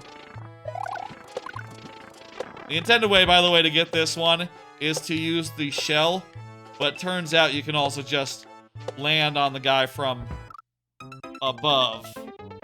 I hit a checkpoint, so that refreshed, but then I died, so that unrefreshed. You can also just spin jump on there, and that'll do.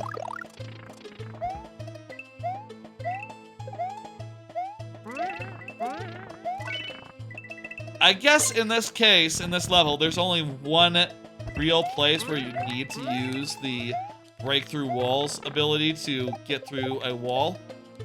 Oh my god, that was a save. I nearly fell right into the pit. Right here. You need to use this guy, follow him through to get over here. Pretty straightforward. You can, there's like a 50, by the way, in the air that you can get using by throwing a shell up into the air. Made sense to me, I don't know. Maybe a lot of people didn't know how to get that one. You kind of have to be carrying a shell with you as you go into that segment, basically.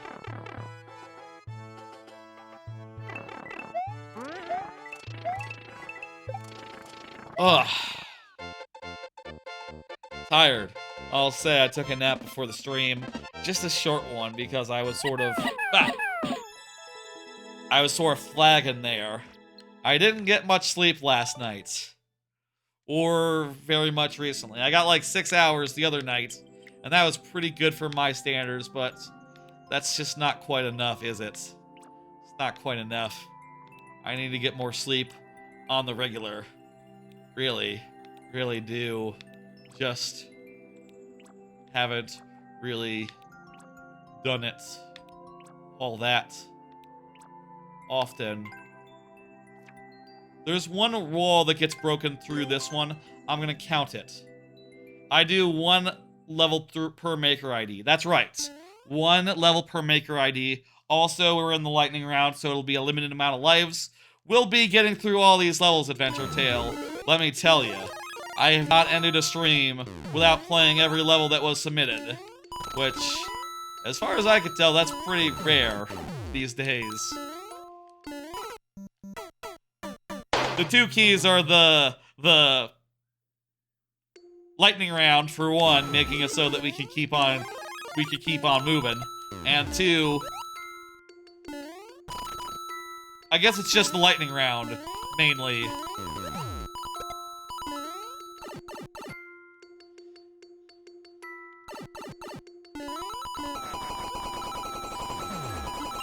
I'll say there's a lot of levels in queue, so expect a bit of a wait. Unavoidable, you know?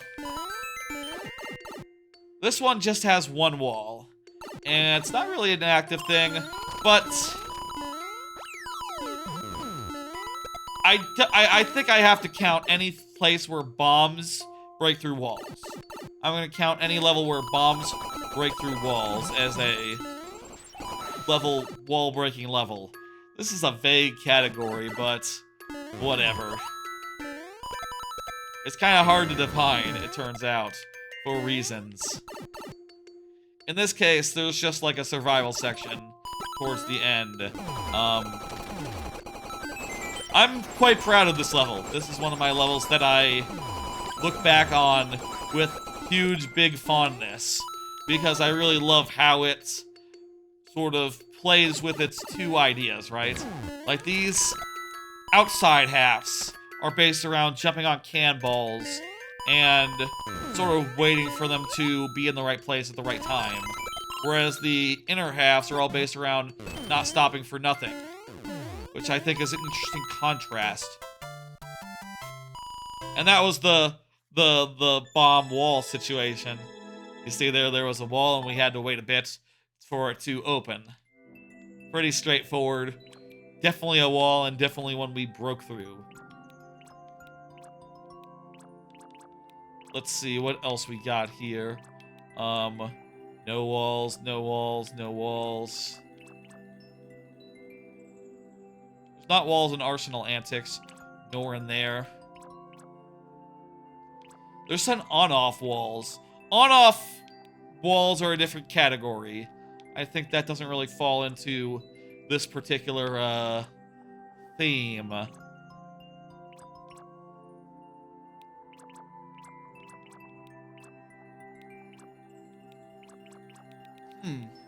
I feel like I must be forgetting some because... Okay, you know what? There is some amount of wall breaking in Bogus Boudoir, actually. And 1 wall that gets broken in Unmoored Mines 4, but it's just another automatic thing, and it's really just to hold back a scroll lock, which, to be fair, is exactly one of the reasons why walls get broken in it's exactly why walls get broken in my latest level, but I've shown off that one relatively recently. This is a puzzle level. This is a ghost house level where the idea is you're going through these rooms and bring around objects to solve puzzles in them. And they all exist on a sort of a loop. I'm gonna solve it correctly the first time, but basically the goal is to get up to that key. That's always the goal here. It was only in the second revision that I made it so that it was key-based. Here, by the way, the secret is take a spring. Originally, the keys were not in there, and They only became there in the second revision in order to make it more foolproof, and also to direct the player to be like, hey, here's the key, you know you have to get up here, and also probably get the item that's up there, actually do a thing.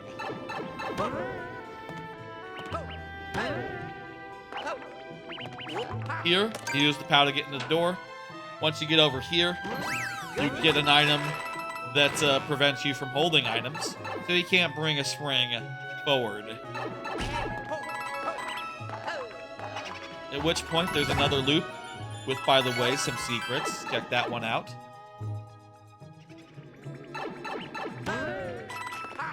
This loop has some walls and things of that nature that need to be broken, and for that we'll need specific items. You can see there, this is perhaps the most clear-cut case of breaking through a wall that we've had in this segment. Here, I jump on this bomb, and the wall gets broken. And as a result, a bullet bill spawns because it was just off screen, it turns out, and it breaks through the rest of the wall.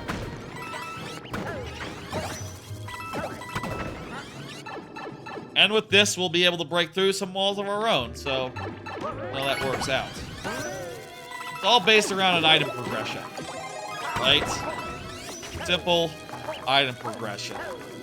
Go from one item to the next, and you keep going, doing the thing that you can do in its place in the cycle. Here, you can use it to get through here and break through not quite a wall, but a floor. And with that, you can go down, but not over here, over there. I like that little trick. Little trick to maybe make the player think that they have to go into that hole, but it's actually a completely different hole. With this, also it leads to another point in the lab, which I think is cool. Final segment. This is a reverse Squeals on Wheels, it turns out. One of those levels where you go up, through, back through the level once you're all done.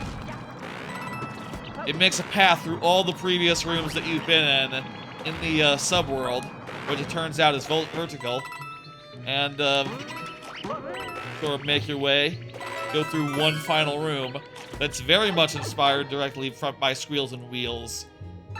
Like, you can actually do a comparison, like Squeals and Wheels has some pretty similar enemy placements. Then there's one more room and that's it. That is probably the most quintessential breaking through walls level that I got.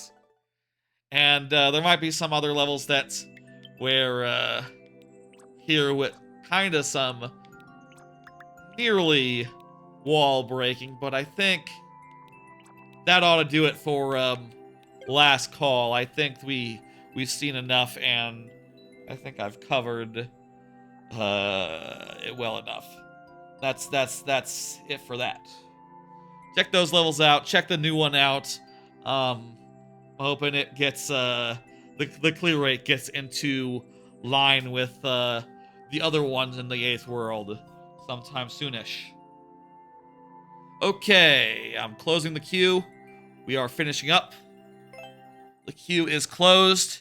We got 12 levels left. It is nearly 10 o'clock.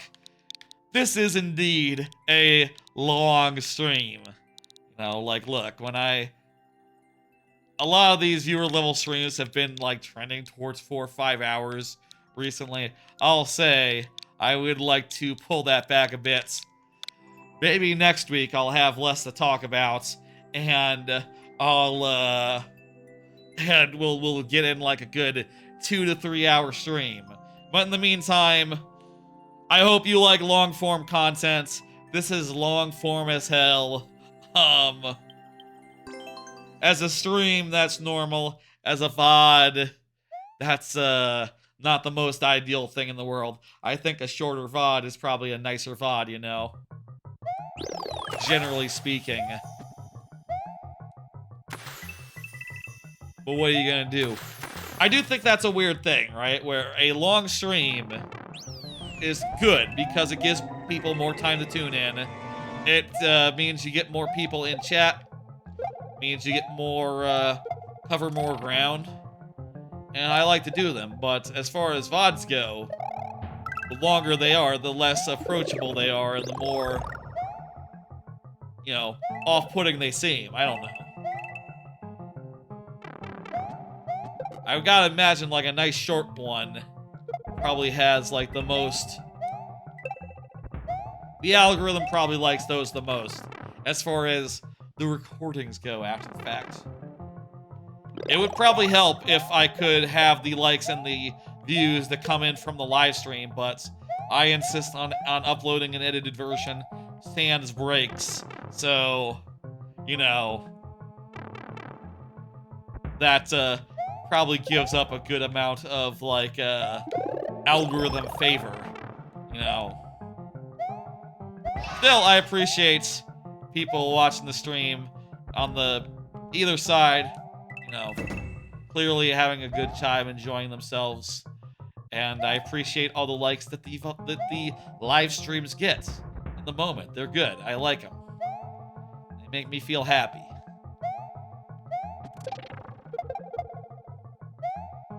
I feel disoriented right now, by the way. What are we doing? We going for, like, all the red coins, or... There's a repeating checkpoint, so that's... Okay, red coins. We'll see what we can do. I'll say... a checkpoint after progress refreshes our lives, as they always do. So if we want to refresh our lives, we will need to get a red coin and return and do a thing. I'll say such levels are kind of low-key favored by the lightning round and its rules, but I think that's fine. Such levels are basically... Oftentimes, such levels are basically levels that have 12 segments, and that's cool. You know, it occurs to me that such levels are probably more closer to, like, games like Celeste, where, you know, Celeste is a game where it's all about, like, a bunch of isolated rooms, right? Which you can do one at a time, rather than one big giant challenge. Thank you for the lurk, Adventure Tale. One big giant challenge. Thank you for the follow, client of gaming.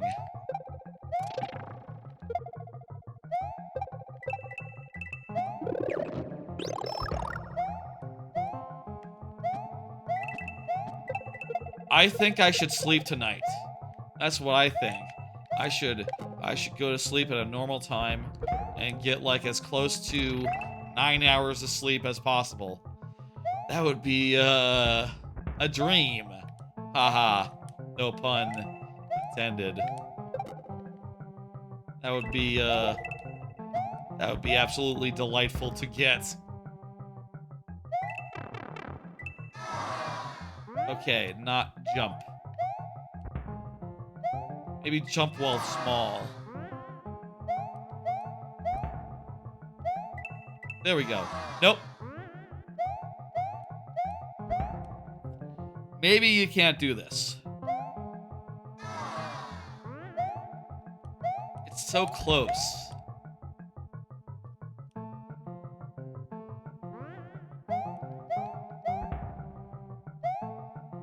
Those levels in particular, I'll say. This level is more of an exploration level, where you can save your progress after making it, which I think is really nice. That's a good design.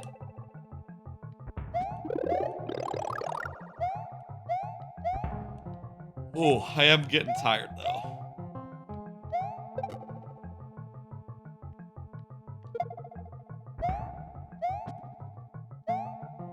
Don't mind me. I've been taking some melatonin and magnesium lately. I don't really know if it's helping. I mean, at a certain point, it's not really the supplements, right? But just willpower. You know, like, oh, I need to just go to bed earlier, right? I need to take those pills earlier. And that would help to getting a more full night of sleep. If I, say, had the things earlier than 3 a.m. in some cases. Ah, shit.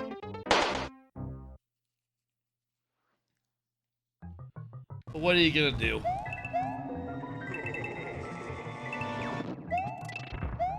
I'll say I've had like a weird... Fuck. I've had a weird like sleep schedule recently. Last few months. I say sleep schedule. I've been sleeping at more or less the right times. But feeling really exhausted in like the afternoon. You know, in like the evening. Like I hit peak tiredness sometimes around like 4 p.m. Which just means that like when I'm trying to do my productive free time things, you know, like streaming, like doing VOD stuff, or maybe even clipping up stuff, or hell, just watching anime, I'm kind of at my most tired. And my most like, I don't want to start something right now, feeling. And then, like, time passes, it becomes midnight, and I suddenly feel less tired, you know? I get a second wind, something or other, and I'm just up and at 'em. I manage during the workday well enough, too. I feel like the magnesium is most helping for that, like, by the time I'm getting up in the morning.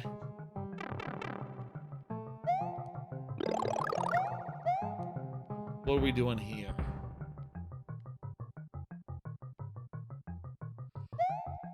Ah!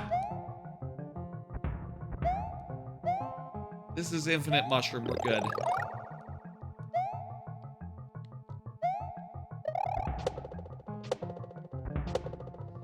Maybe we might need that POW, but let's just see.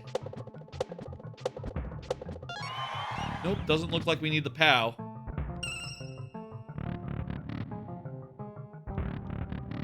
I'll get that checkpoint and refresh our doodads.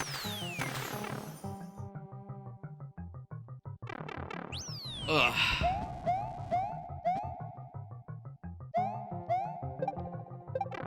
Fuck.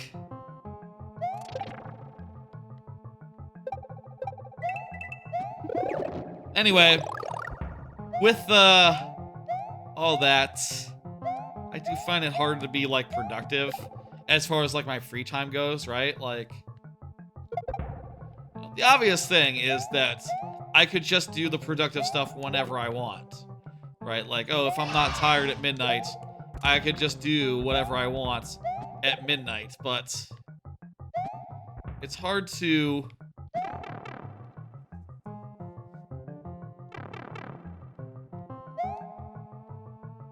I don't know about this. I think it's worth it to take this hit and bring the POW this way versus doing it another way.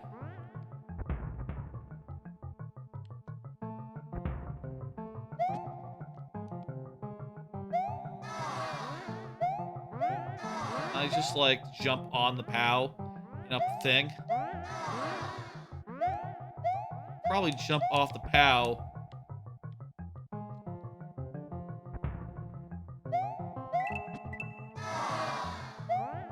Ceiling.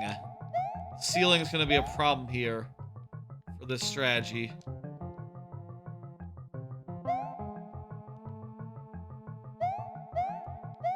Try one more time here. It's gotta be the ceiling. Gotta be a problem with the ceiling there. Did I duck and jump? I don't know.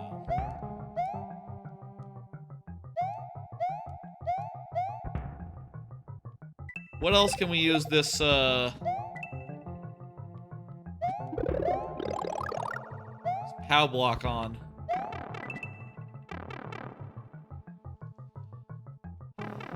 This is new.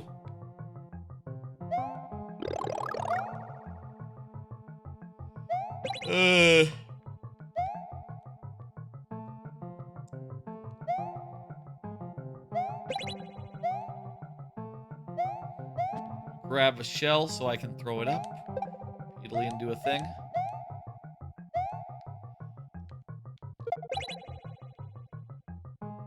There's some part of my brain that like says, oh, it's midnight, it's time for sleeping, and moreover, time to not start any new projects. Time to not start any new efforts. Damn it.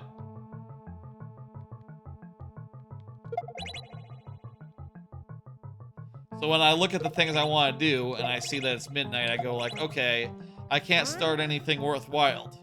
But I can watch some anime. I can also...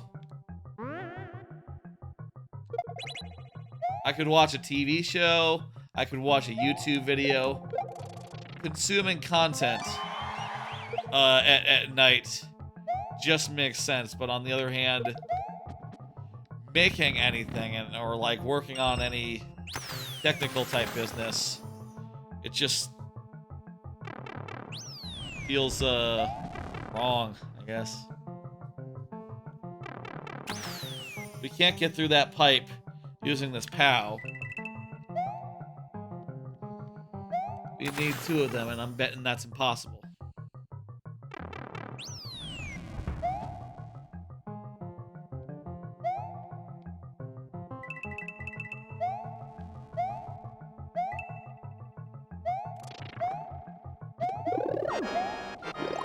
We already went this way, right?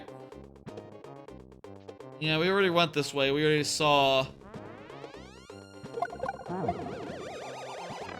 I dropped my POW. Now let's head up into this area. See what this deal is.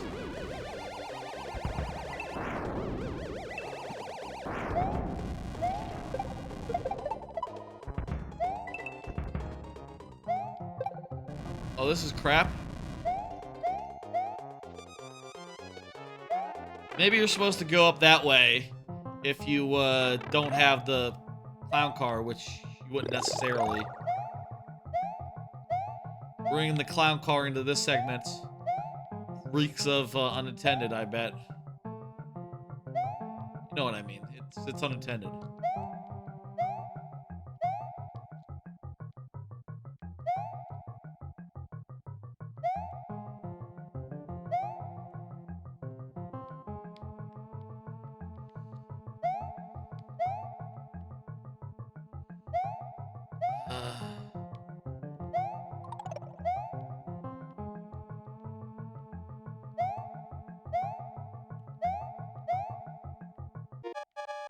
I'm probably supposed to guide that guy up. I just killed him, though. Shell jump? Could be a shell jump. Yeah, I could do a shell jump. I'm betting that the idea is just more to do this.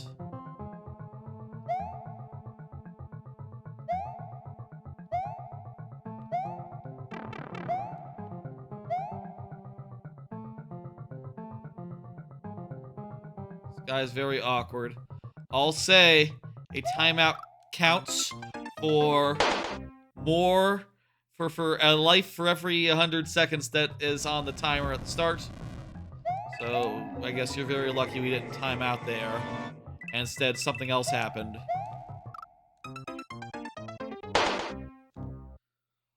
Oh. How about a card? I got more cards. Let's do another card. How much do y'all glean from watching me play? I'll say, like I mentioned up top and during last call, I just uploaded a new version of... God damn it. Just uploaded a new version of my level, my last level. And before I did so, I watched a streamer play, another streamer play it. And I'll say, whenever I do that, whenever I whenever I put my levels in front of people, I always feel like I see a half dozen different things. Things I didn't expect, things I might like to change, little rough edges here and there. And I always feel just like a little bit stressed out, a little bit, a little bit stressed over just like, oh shit, I'm seeing lots of stuff that is not ideal, is like, worth looking at, worth considering, worth thinking about. To the point where I tend to not, watch my own levels these days, played by other people, all that much, because every time I do, it's just like, it just makes me think. It just gives me ideas, and at a certain point, that's not productive. Do y'all feel the same way? When you see me go level, do you go like, oh, I didn't know that would be how you would perceive that. It didn't occur to me that, like, thank you, client, I'm gonna hit, dismiss. I appreciate it, client of gaming, can't wait to have another crack at it. Kerbo or Kirby, you're next.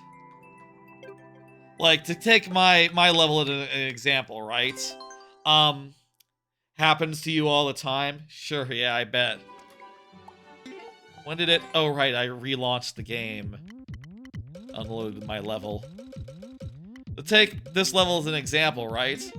I was watching another player do it, and it took them a while to figure out that you had to go down first.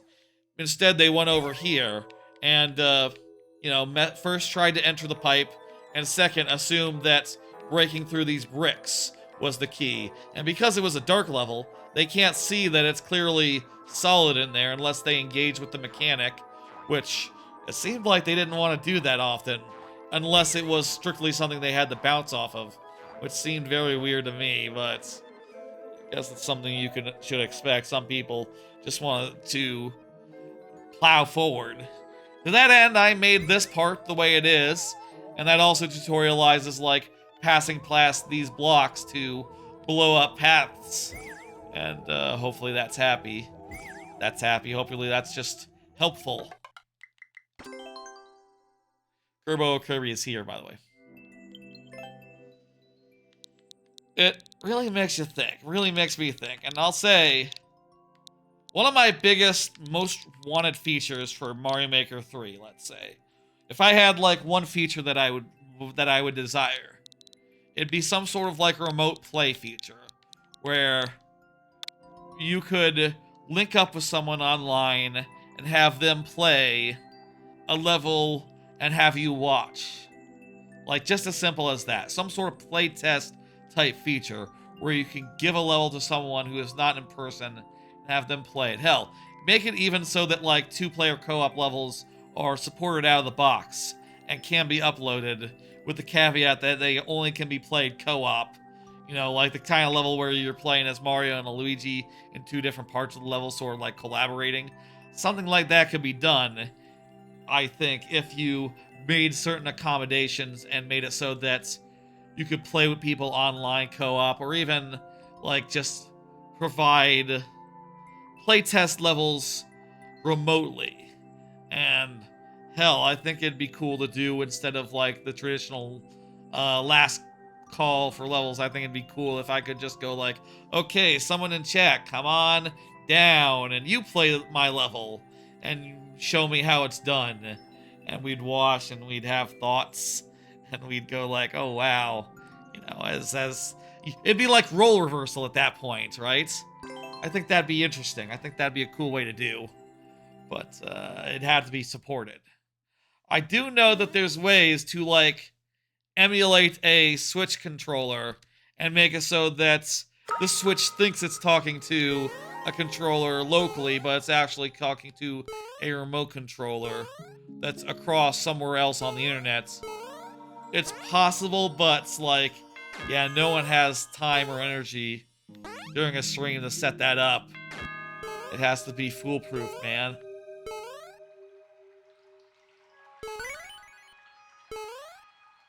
I don't know.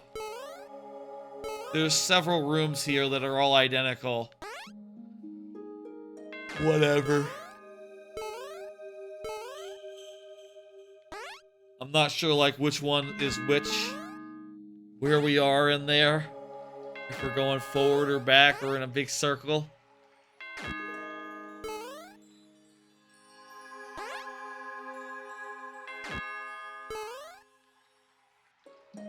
Through the opposite door.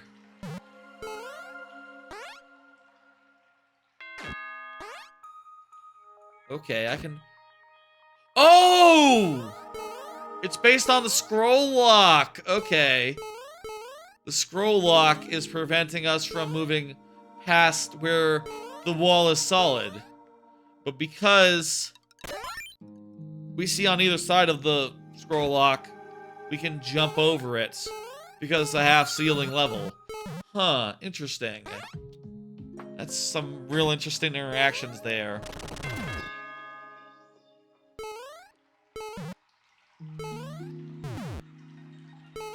The direction super matters. Okay. That just didn't compute in my head.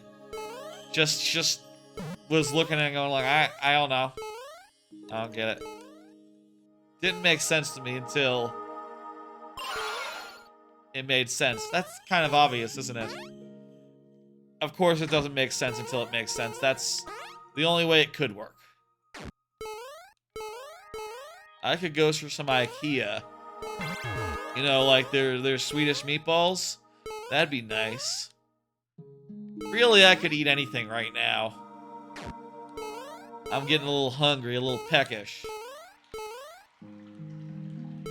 Didn't have like a big dinner right before starting, but I had a late enough lunch that I figured I'd be okay. But that was hours and hours and hours ago.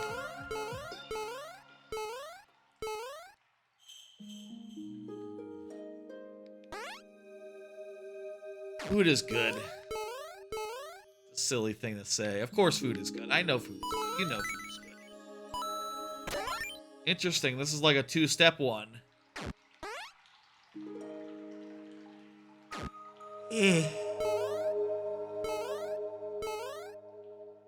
Get past this. Go through.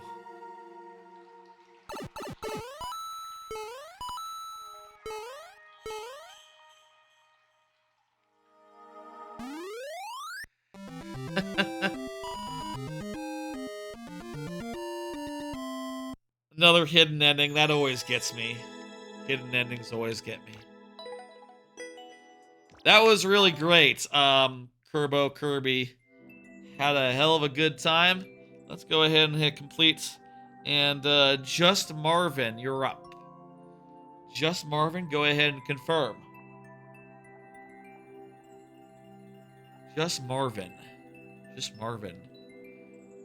Lord Bowser, when I was starting up doing like YouTube shorts, you were saying that you do them as well, yeah? How do those do for you? Do you find it's kind of random, kind of erratic? How does that feel? I always feel like it's kind of gives me a lot of stress. You know what I mean? Just a lot of stress to look at it throughout the day after posting and go like, how's it doing? I'm leaving the office now. How's it doing? It's going decent so far? That's cool. Happy for you. Happy for anyone who's out there making it work, you know? I'm, like I said earlier, gonna move up to 2 a day because I've been making enough, like, enough clips and enough shorts in, like, the thing. You decide to post once or twice a week now because of school. That'd be better for mental health as well, I bet.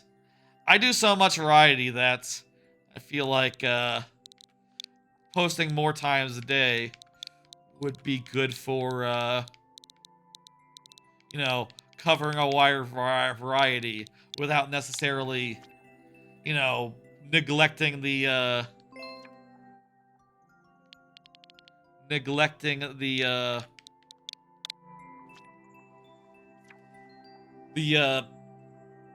Mario Maker clips, because those are the bread and butter ones, right? But also sometimes another one does really well, like there was one about opening a chest in Death's Door. a game I played once on a stream several years ago, that did pretty well. You know, there's I'm a big believer in that every stream has tons of clippable moments hidden within it. Not just clippable, but also really damn clippable, like extraordinarily good. There's has like a couple of clippable moments, and maybe even a couple of true fucking bangers as well. While doing the clipping, I'll say, I don't really...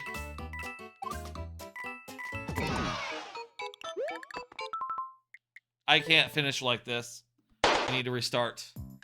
While like going through Twitch streams and clipping, I sort of... My goal is to just make a lot of clips, right? Clip anything that's remotely clippable, and then make the decision later about, like, okay, which ones become shorts.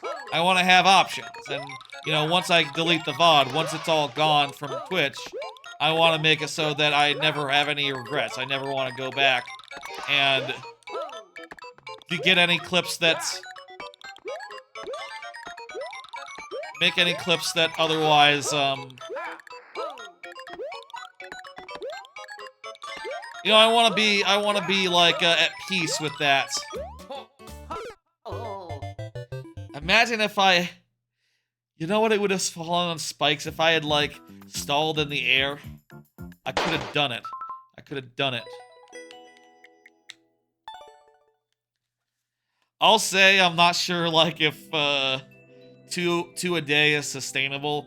Maybe I would run out, especially as Japan is coming up, and I don't know if probably won't be actively clipping while I'm in Japan, but so long as I had like a 40 clip surplus, I'll be perfectly happy to do that and continue that on. Hell, while I'm in Japan and not doing as many live streams, it'd be good to have more clips going up, make up the difference, you know, and be fun to see. Check out those clips, they're very good. Marvin, I don't see ya. And I ran out of the 2 lives that I can do without you confirming. So I'm going to take a little drink of my water and then move on to the next person.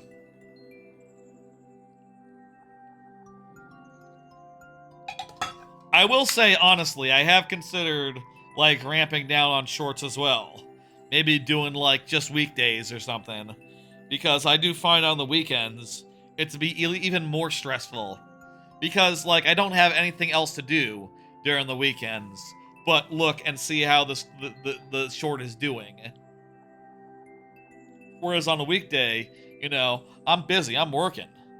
Lord Bowser is up, and Lord Bowser was just chatting. Perfect. On a weekend, on a weekday, I got work. I'm busy. I'm thinking about other things, not just how the short is doing. But on weekends, it's entirely different. I'm thinking about spacing up the 2 shorts by like a good number of hours, so it wouldn't be like on top of each other or nothing, but definitely would be more than before. Also, I would like to schedule them so they can just be at a regular time, but I would like them to also still be posted to the Discord when they go up, so I'm trying to see if I can schedule them somehow. I tried one thing, it didn't work very well. It didn't do the embed. I need the embed. I want the embed to be there. It's like part and parcel with the whole thing.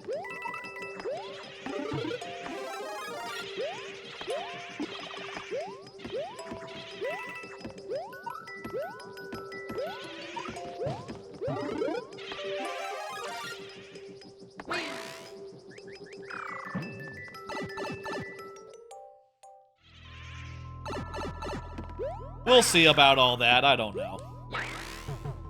All that stuff is a work in progress. I say a work in progress. All that stuff is stuff that I can think about and reassess and change things up as the case may be.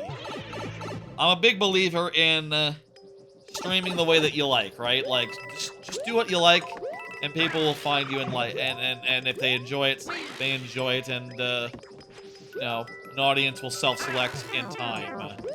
I suppose is the theory. I like playing a lot of games and doing fun, random stuff and talking about all the stuff that I've been up to. You made it. And I hope y'all enjoy it. That was a good level. God damn. Nice, flavorful ghost house level. The rooftop ghost house. Yeah, were there stuff on the roof there? Trying to picture it now. Was that outside? I remember going outside there. Let me see in the upload courses.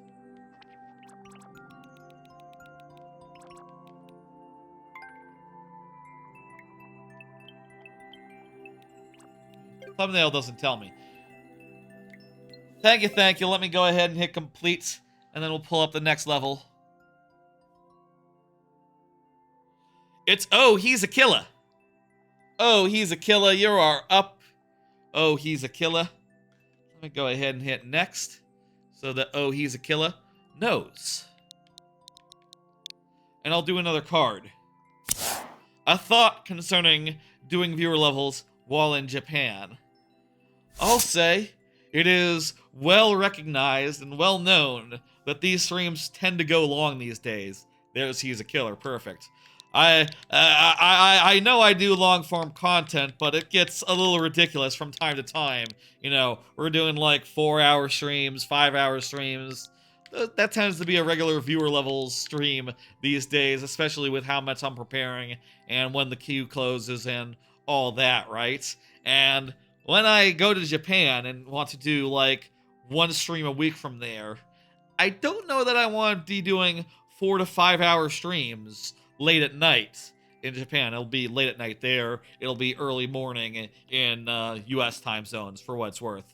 I don't know that I want to do like 4-hour streams, which worries me because we get a lot of levels. I don't know if I'm just going to have to be very good about closing the queue, etc., etc. One thing that occurred to me watching those other streamers was that, oh, you know, we could just compromise for once in our lives and just say like, okay, for once, there could be rollover levels. There could be levels that roll over to the next stream, and that's that. You know, like, look, it gets to 1 a.m., I got tourism to do in the morning. We gotta think this through and make the choice. That said, it will be probably lightning round for that through those Japan streams, and I will be closing the queue without any sort of last call process. Just when I think that we're good for it. This is going to be a little difficult. When I think we've gotten enough levels, that sort of thing. Tricky level. These tires are tricky in the best of times. That said, I think I'm onto something here. Not full bouncing on some of them. And just half bouncing. That seems to make it work. That said, I do have to bounce off some of them. So let me do that.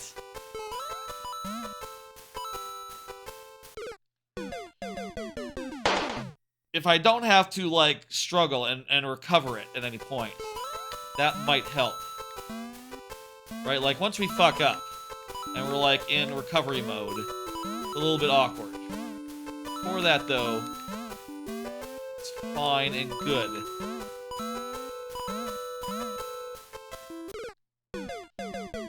One try left, let's go, let's do it. We're getting pretty far, I think.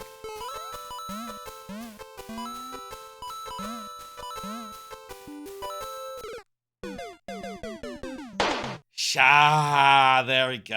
Oh, fuck. Thank you for the level, Ho. He's a killer. I appreciate it. Thank you, thank you. Let me hit dismiss and do the next one. Again, absolutely can submit that another time. That is, the lightning round is just something that keeps things moving and a fun challenge. It doesn't necessarily waste the level. I would love to give that another go, another week. Bam, boy! Bam, boys. Oops, I fat fingered it there. As I was putting down my phone. My palm did that. Bam, boy, you are up. Go ahead and confirm. So yeah, that's a thought I have. We could roll over some levels. Maybe that could even be a thing that I do, like, just more regularly when I'm tired and I just want a stream to end. Maybe we could have, like, special rules with rollover levels, like, oh, you know, rollover levels, you don't have to be there to get, like, full credit for that, because, like, yeah, no, if you submitted it on a previous night and I didn't do it in the night it was submitted, I think it'd be only fair if I gave you the full time of day, regardless if you were there. And of course, I would say at the end of any such stream where there were rollover levels, like, check the VODs later on. Your level might be in it. In fact, I'll say, your level will be in it. They will still be first come, first serve. Would they be lightning round or... I don't see Bamboy, by the way, so we're doing sudden death. Would they be lightning round or would they be the full 15-minute style? Oh, I don't know. I would have to think about that. Dang. I'll say there's a lot of little changes we can make as far as, like, how the stream works. You know, from things like, I've discussed having sort of like an express pass type situation with, like, the Twitch subs perhaps in the future, where I know the queue can get very long. Perhaps if a Twitch sub could get a 1 per week skip the line thing, that would be cool. A lot of streamers do this. A lot of Mario Maker streamers do exactly this. Maybe that would be nice, and a nice feature for those who are impatient, rather than Extra Lives where, you know, it's fun, but it doesn't really help that much.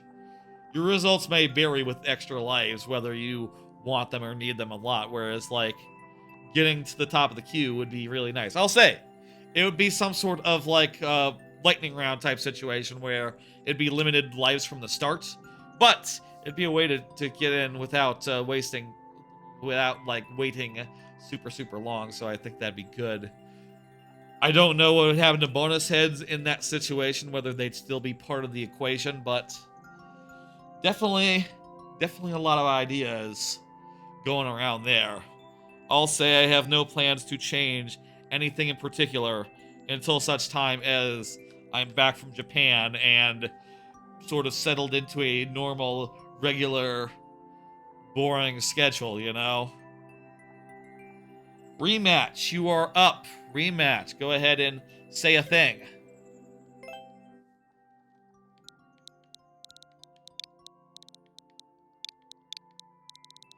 But long story short on that, I have a lot of ideas. I have a lot of ideas for, like, how to handle that. And a lot of concern about, like, it going long, but also I do want it to go long enough such that I can cover all my, everything I saw and everything I want to relay. The highlights of Japan trip week by week. So I do want enough levels to manage that, but, you know, it's a balancing act, right?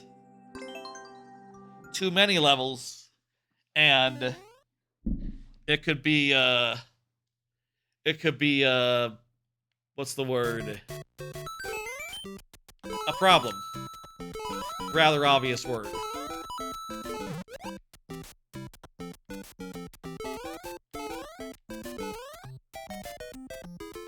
Rematch, I'll say again. You can say something. I know I'm not waiting as long right now between, level coming up and level playing, but it's probably good. People probably like that. I'll say I probably do spend too much time, going through my prepared topics that I want to talk about early on in a stream. You know, before starting a given level. But, you know, I gotta... Ooh, fuck. Maybe don't climb there is the key. But, like... I don't know. There's no right or wrong way to do a stream. Well, that's not true, but, you know, we can always change. I'm always thinking about, like, how best to approach these topics, how best to pace the stream, things like that, and it's a struggle, and I hope you understand. I'm gonna hit dismiss. We'll go to the next one.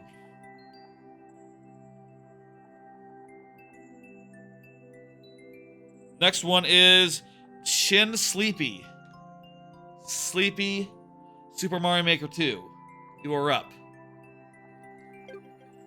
Oh, let's do another card. I'll do another card here. I'll find out if I can get tickets to the Nintendo Museum over this weekend. That's right, over the weekend. Like Saturday night or maybe Sunday morning. Probably Saturday night. Really, Saturday evening. Sunday in Japan, which probably means sooner than you'd think because of the time zone difference. I will find out if I won the ability to buy a ticket to the Nintendo Museum through lottery. Now, I imagine typically this would not be that difficult.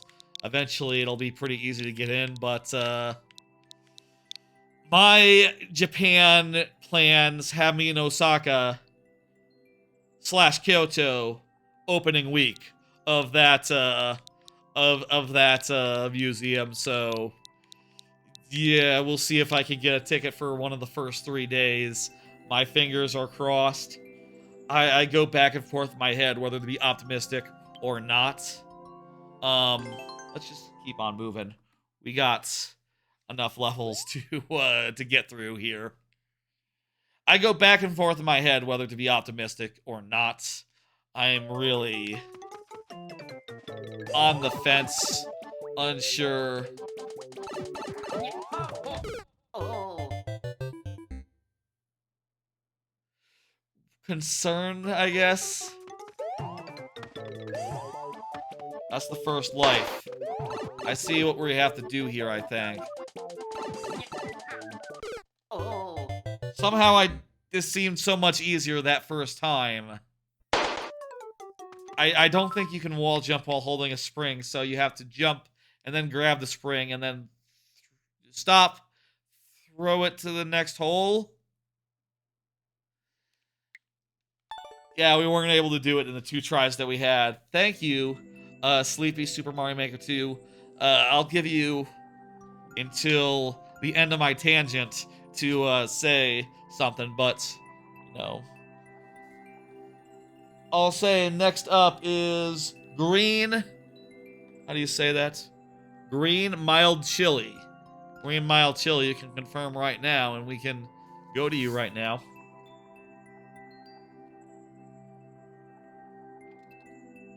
Up to you. Anyway, I would really love to see that museum and really love to be one of the first ones in there. One of my like they make you schedule vie for a time slot. I have vied for the first time slot on the first day, the second time slot on the second day, and then the second time slot on the third day. So, there's a chance I might get in the first day on the first wave of people getting in. Wouldn't that be interesting? First one into the Nintendo Museum, as far as the public goes, like me in the public. But regardless, if I could get in, I would be pretty pleased and pretty happy. But I don't know. I don't think it's gonna happen. I don't know. Maybe it will. You'll hear on the Tuesday stream how that went. Rematch, you were 3 minutes late. You were a rematch. Jeez. Hey, Dragon LX2. You are new. You want me to open up and let you in? Ask, and I'll do it. Let me know when you're ready. Let me know if you're ready for that. Say something to the effect of like, okay, go for it. Something like that, I don't know. You are a bit late. This is late into a stream. I'm getting tired. Up to you whether you want to get one in. I'm okay with new viewers getting one in. Let me say. let's go ahead and dismiss this one. Sleepy is not here. Go into the next one. Green, mild chili. There's 4 levels in the queue, including this one. Dragon. If you want, now's a great time. You ready? I'll let you get one in, okay? Let me know when you're ready.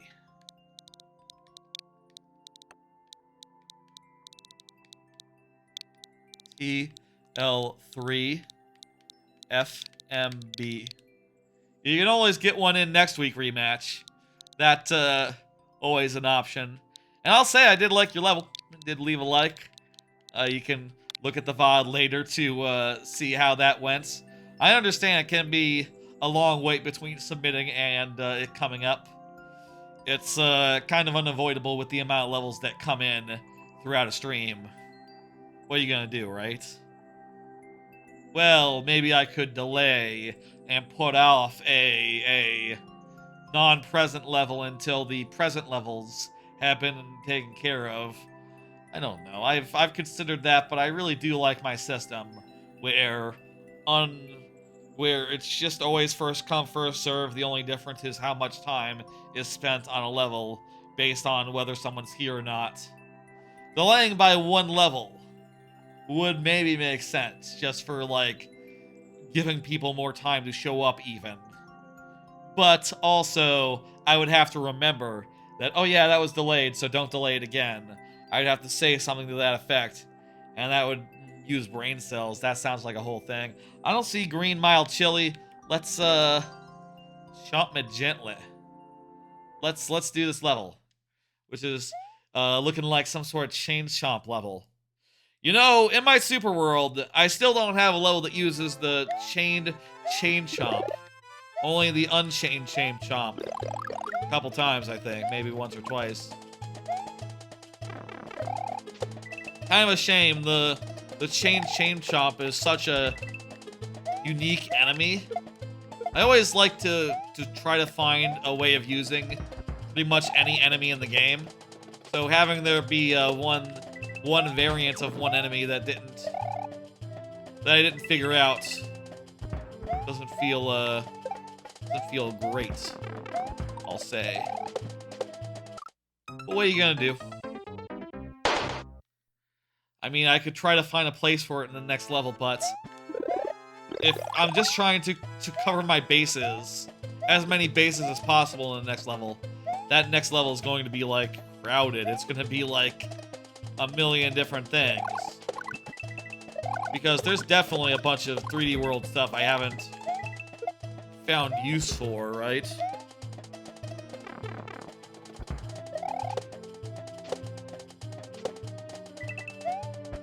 Kind of unavoidable because there's just so many 3D World items, you know?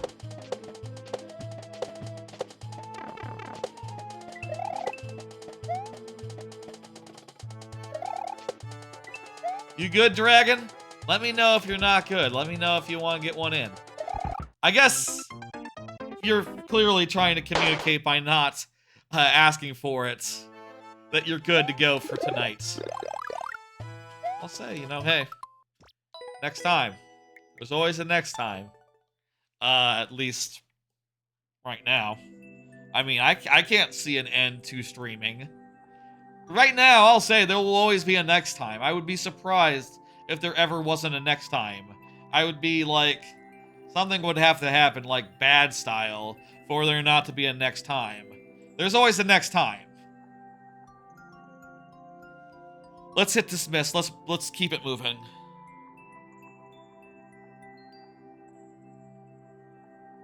Piggies.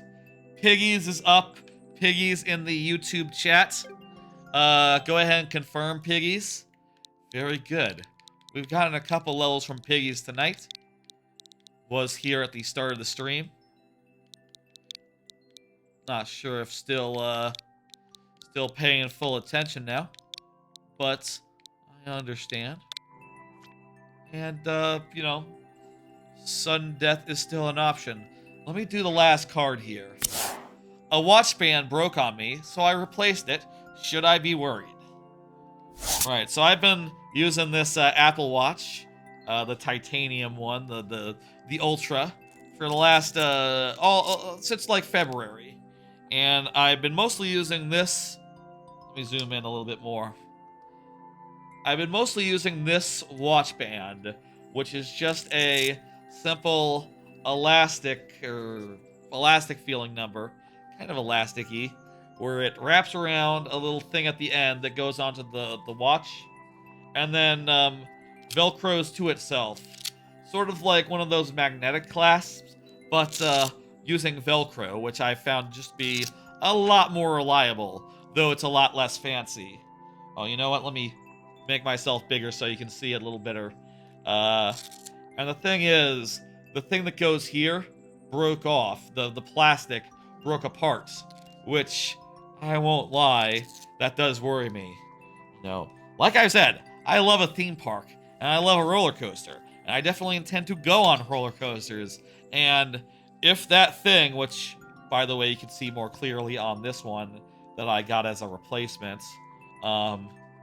you can see here that each end has one, and as you unband it, this one is sort of like in the middle, and you sort of hook it on, and then secure it by velcroing it down as such. I love roller coasters, and if this thing fucking broke on a roller coaster, and suddenly couldn't hold my my watch, it would just go flying, and I would lose that watch, and I would never see it again. And that stresses the fuck out of me. You know, admittedly, it was like 6 months old, and my current thought was like, okay, I'll order one just like it. You know, I'll order one that's the same color. I like that. And while I was looking at it, I said like, oh, you know what? There's like a pretty good like a 6-pack here of all the same ones, and I can get like a whole bunch in different colors, or like if ever I feel like different colors, and kind of like this one with the 2 colors on either side and the navy in the between. And I guess if I go to a theme park, maybe I could use a fresh one or one that's relatively unused, and hopefully that would be safe. But also, it does concern me. Was that a one-time thing where this plastic is less durable than it should be? Or is that just a thing of wear and tear where I need to replace this every 6 months or so? And so long as I do that, it's good. Will the forces on a roller coaster cause it to break faster than it would otherwise? I don't know. Like, it seems like it's pretty solid plastic just looking at it, right? Like, this doesn't look bad, but I don't know, man. It did snap open. It didn't really snap. It more just, like, sort of came apart kind of slowly. And I was like, wait, why is my watch loose? And then I looked, and it's like, oh, the end came off. Huh. So it wasn't like a sudden thing. It wasn't like I was at risk for losing it, but if it happens again, it could be really bad. Let's play this level I don't see piggies. We're all out of cards too, so that was the final card, the final thing to talk about that I had prepared. That is... I'll say that watch band situation does stress me out, considering I will be... Yeah, you just missed your level, Chin Sleepy. You just missed yours, like, just a couple minutes ago, sadly.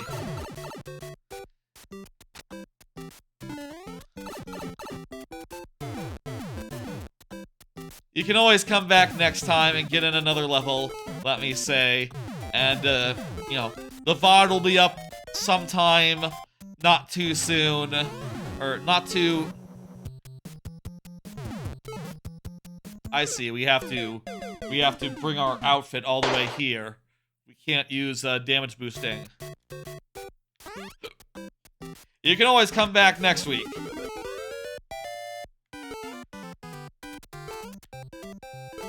and get in another level, that would be, I think, fun and good. I say you can always come back next week. I will say, oh, what the fuck? You can't stand on a Lakitu?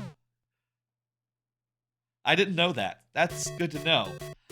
That, means that, we lost both lives. Rip. What can you do? Such is the lightning round. Thank you, piggies, for the level. Let's dismiss and go to the next one. What the fuck was I saying? I say that you can always come back next week. I will say, special schedule coming up soon. Infinity Miner is here, perfect. Special schedules coming up soon. Starting September 20th, I will be in Japan for 3 weeks. That week will not have a viewer level stream. The next 3 weeks will. But they will be from Japan, so they'll be shorter than usual. And also, ideally, I hope to not go as long as we're going tonight on those streams. They'll be shorter than usual, and also at a different time. But, you know, there will be streams, for what it's worth, those weeks. Just fewer of them. Only Mario Maker, and also expect to hear a lot about Japan. Expect to hear a lot about my vacation while I'm there. I feel like I've probably been talking about too much in the last 3 months leading up to it, but man, that's like the main exciting thing in my life right now. Sadly. Is that a sad thing to say?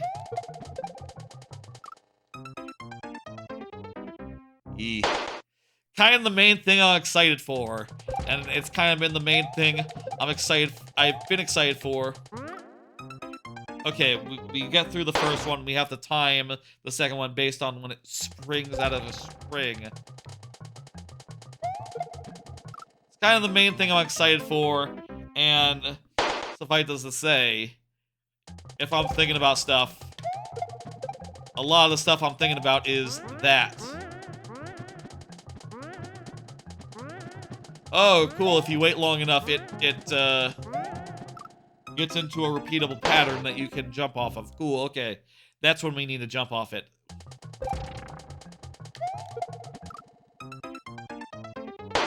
Ah, alas. That'll be coming up. I'll also say, last level is the next level, by the way. Thank you for the level, Infinity Miner. Woo, we made that jump once. We maybe could have made it a second time, but alas. How long is this level, by the way, if you don't mind me asking? The clear check time was 90 seconds, or just over 90 seconds. God damn. That's, would be difficult to get through in the best of times. Maybe near impossible for me with my shell jump skills. There are 2 checkpoints. There are 2 checkpoints. Okay, you know what? That would help. That would help. Adventure Tale. You are the last one up. You can go ahead and confirm. Let's fucking go. I'll say I got some other streams coming. Next Tuesday, I'm gonna be doing I've been doing variety night streams on Tuesdays recently, leading up to the trip. Next Tuesday will be Wind Waker Randomizer, and for the first time playing that. And I thought a bit about how to configure it, and whether it would be like, you know, a limited amount of dungeons, that sort of thing. But I decided on something different. I decided to just reduce the amount of places we have to do checks. In other words, all the items that we find in Wind Waker will be in dungeons. Dungeon checks only will be the way that Wind Waker randomizer seed works. All the dungeons are in play. They could be in any dungeon. I will have they did add a shortcut thing where you can warp between the dungeons, which will help a lot for that. But all dungeons are in play. We'll see how that goes. I'm hoping it's not like super duper long. Maybe I will regret thinking that just reducing it to just dungeons saves all that much time for me and my casual ass. That'll be fun. Look forward to that next Tuesday. Adventure Tale, please confirm. Other stream plans? I could do that real fast while buying some time for Adventure Tale to say a thing. Here's all those are the Japan stream plans. After that, there'll be an Astrobot stream on the following Thursday because Astrobot will be coming out, and I definitely want to play the fuck out of that. And then the next week will be a Tuesday stream where I play some Heroes of the Storm and reminisce a bit. I played that game a ton back when it was alive, and I think it'd be nice to have a stream of it where I relay all my nostalgia for it. Also, I'll be playing through Sonic Adventure DX, switching campaigns every 5 lives, which you can tell is kind of adjacent to what I do here. You know, the lightning round. I've done that sort of gimmick a bunch of times in a bunch of different games. Now it's Sonic Adventure 1. I did Sonic Adventure 2 last year, same gimmick. Switching sides in that case. There's some fun stuff coming, including a bunch of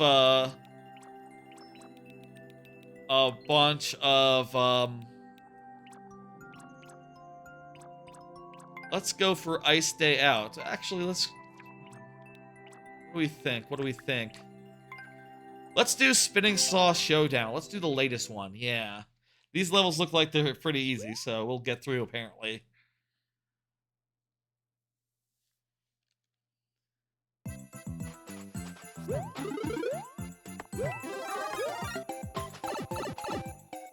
Oh.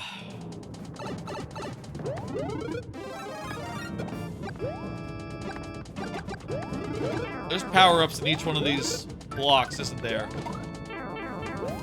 I mean, for once, I am getting hit enough times to quote-unquote need them, but also they are a little bit close. If I were to offer any feedback, I would say need a little bit more length. You need to lengthen the time between checkpoints.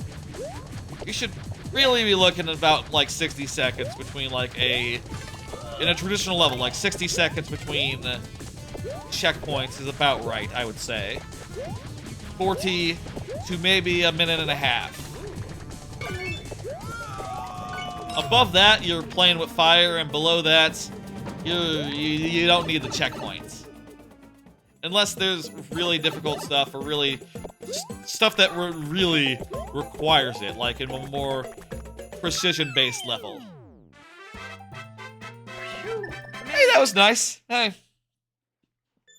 Could use a little bit more length, but it's all good. Hey, Sume Mango. That was the last level, but I would do one more if you want to get one in real fast, Sume Mango. Up to you. Do you want to get one in? Yes, please is the correct response. You know what? I decided on the correct response. It's yes, please. Yeah, sure. Go ahead. 1 second. There you go. Queue is open just for Sume Mango. There we go. One more. It's nearly 11 o'clock. We've gone for about 5 hours. But one more level ain't gonna be no big deal. Ain't gonna be no problem. Sometimes the stream is long. It's just how it is. It's easy, I promise. Well, we're in the lightning round, so even if it's not, it won't be that much of a thing. Let's go. Yoshi's spiky egg, indeed. This is all, the clear rate is very high. You weren't, joking. I feel like half the time someone says, it's easy. They're probably having a laugh. I regret not having some dinner type food situation before the stream. I think I might go out after the stream now and go get some Whataburger. Some midnight Whataburger for the first time in forever. I don't think I've gotten Midnight Whataburger since I moved. Like, whoa! This music is like some of the... This music is like literally the best, fucking level music I've ever heard. Wow! This is so fucking accurate. God damn. It's not gonna do the second bit of like da da da da da da ba da ba da. But god damn, that's still impressive either way. I'll say, yeah, I think this is the best sounding music. Most accurate I've heard in a minute. Yoshi's Story or Yoshi's Island? Might be both, actually. I don't know. This is more Island than Yoshi's Story, isn't it? I'm sorry for misattributing your music. Trust me, it sounds good. We can all hear it. And, yeah.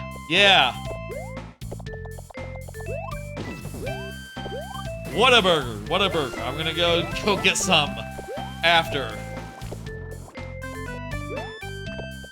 I think, maybe.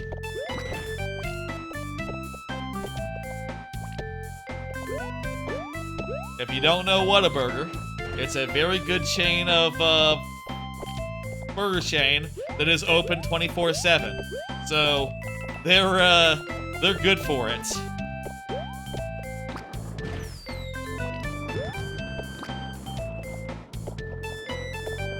I had like some soup for lunch. I had like soup at like 4 p.m. and I figured like, that's close enough. I'm gonna have like a little nap and then I'm going to go to bed. I also think it's cool how these spikes are locked in place. That's really nice, really good design. Makes for projectiles you can just lick up at a moment's notice, infinitely respawning. That is just smart as all hell.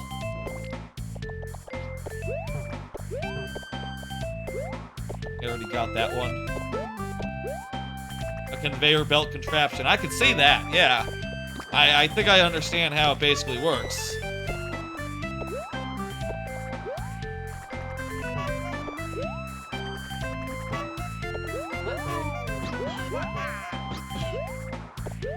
Oh, I see. I need to...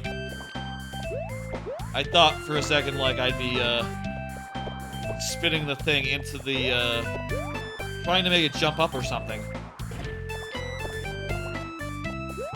For some reason, spike balls don't explode while going backwards and hitting ground blocks.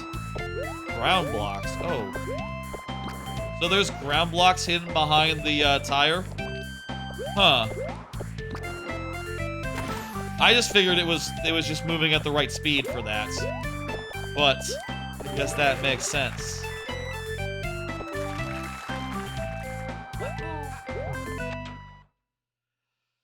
Oh. Oh, there's gonna be another track, isn't there?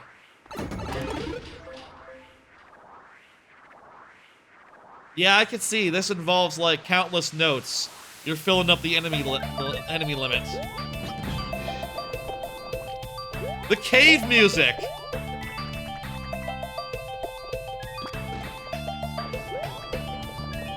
Yeah, this is great too. It sounds a little different from the original, more different than the other one, but it sounds damn good.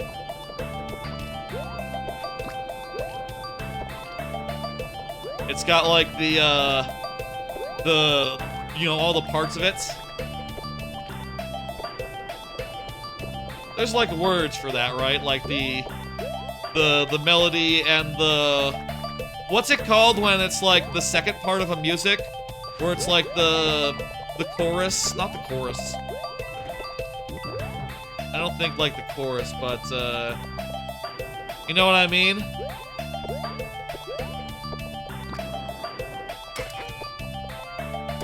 I'm not a music person. I never made music. Maybe verse?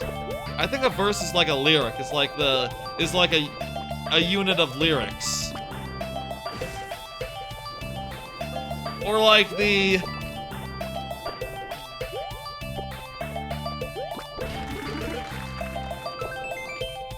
Words are weird.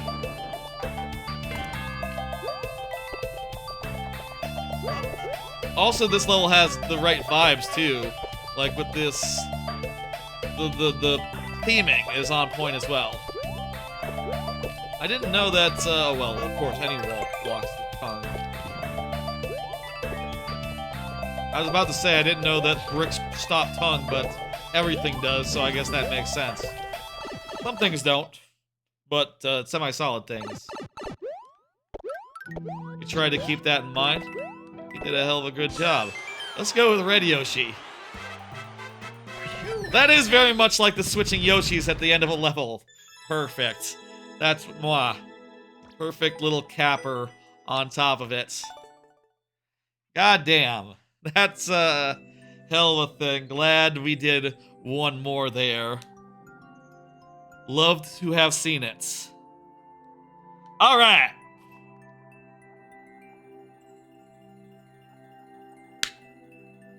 Folks, we're done for tonight. That was the last level. It is 11 o'clock. Yeah, I'm gonna go get some Whataburger, I reckon. First time in probably 6-7 months I've done that. I've been sleeping. Well, not really sleeping. I've been staying up pretty late on Fridays, I'll be honest. But I've been, like, trying to not go out and get dinner, like, at midnight as much anymore. Since I stopped working from home all the time, right? And since I stopped, you know, since there was a change in like work condition, you know, work employment, since I got a new job. But whatever, man. I'm hungry and I haven't had Whataburger in a minute, so I'm gonna go do that. Let me pull up the old docket. Specifically the old schedule, and say when I'll be back next. Next Tuesday will be a variety night, and specifically, I'll be playing Wind Waker Randomizer for the first time. My planned settings are all dungeons. All items are in dungeons. No items outside of dungeons. And hopefully that'll be a pretty good introduction to the thing, especially because, you know, I kind of know where all the dungeons are. And I kind of know where all the items are in the dungeons. They literally have an item that tells you where the items are in the dungeon. So that'll be cool, I think. That'll be pretty good. Look for it next Tuesday, starting at 8 p.m. Maybe I should start earlier. If I decide to start earlier, I'll say so in the Discord. Also that week will be Astrobot's launch night special. That'll be unlocking at 11 p.m. So I'll start the stream slightly before that and get into that when it launches. That'll be fun. Then there'll be viewer levels on Friday as usual. That said, there will only be 2 of those normally scheduled viewer level streams until my trip. There'll also be other streams coming up, like a Heroes of the Storm stream and a Sonic Adventure DX stream with my lives gimmick coming up on a Sunday and a Tuesday respectively in the next few weeks. And also from like September 20th on to October 13th, I'll be in Japan. The first stream will just be a, hey, I landed. I just got off a 13-hour flight. Here's how I'm feeling. Oh my god. And sort of just like me laying out the itinerary one more fucking time and expectations for the next 3 weeks. But after that, it'll be viewer levels married with travelogue type stuff. Me sharing photos and talking about the theme parks that I go to and the places that I visit. That'll all be like, I'm thinking like Japan time 10 p.m. So like America Central Time, maybe like 8 a.m. It'll be Saturday morning America time for those streams. So, you know, we'll see about all that. That'll all be fun in the coming weeks. That's a lot of stuff for the coming weeks, and that's 3 weeks away now. 3 weeks away. it's a 3-week vacation, so we're closer to the vacation than the length of the vacation now. So that's exciting. That makes me go like, ooh. that makes I'm excited. But for now, the important thing is Wind Waker Rando on Tuesday, Astrobot on Thursday, and viewer levels on Friday. I hope to see you around for that, Sume Mango, and anyone else who wants to drop by for any of these lovely things. Oh, also, I gotta remember, I can make myself big now for this farewell portion. Let me send the Twitch people on somewhat of a raid. Not sure how many are to be sent, but I always do a raid regardless. It's been a minute since I did a raid on Glower. Glower is doing Paper Mario speedruns. That's cool. Paper Mario speedruns are cool. I'll send you over there and pull that up myself so I can watch the raid go down. It's hard to find the streams in the new Twitch app, huh? Hard to find, like, your way to it. There it is. They made things a little bit worse with that recent update, huh? Anyway, anywho, I'll be back on Tuesday with Wind Waker, Thursday with Astrobot. That'll be pretty late because it's unlocking at, like, midnight Eastern time. You understand. You understand. Launch night special. And then next Friday will be viewer levels as per usually. But only 2 of those until the Japan trip.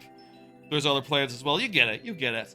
Bye, folks. Let me, I gotta be ready to stop. Okay, I'm ready to stop. Okay. See you on Tuesday, folks. See you on Tuesday, folks. My mouse wasn't on. See you on Tuesday, folks. Or Friday, or Thursday. Whenever you want to stop by. Or maybe in weeks from now when I'm in Japan. Bye.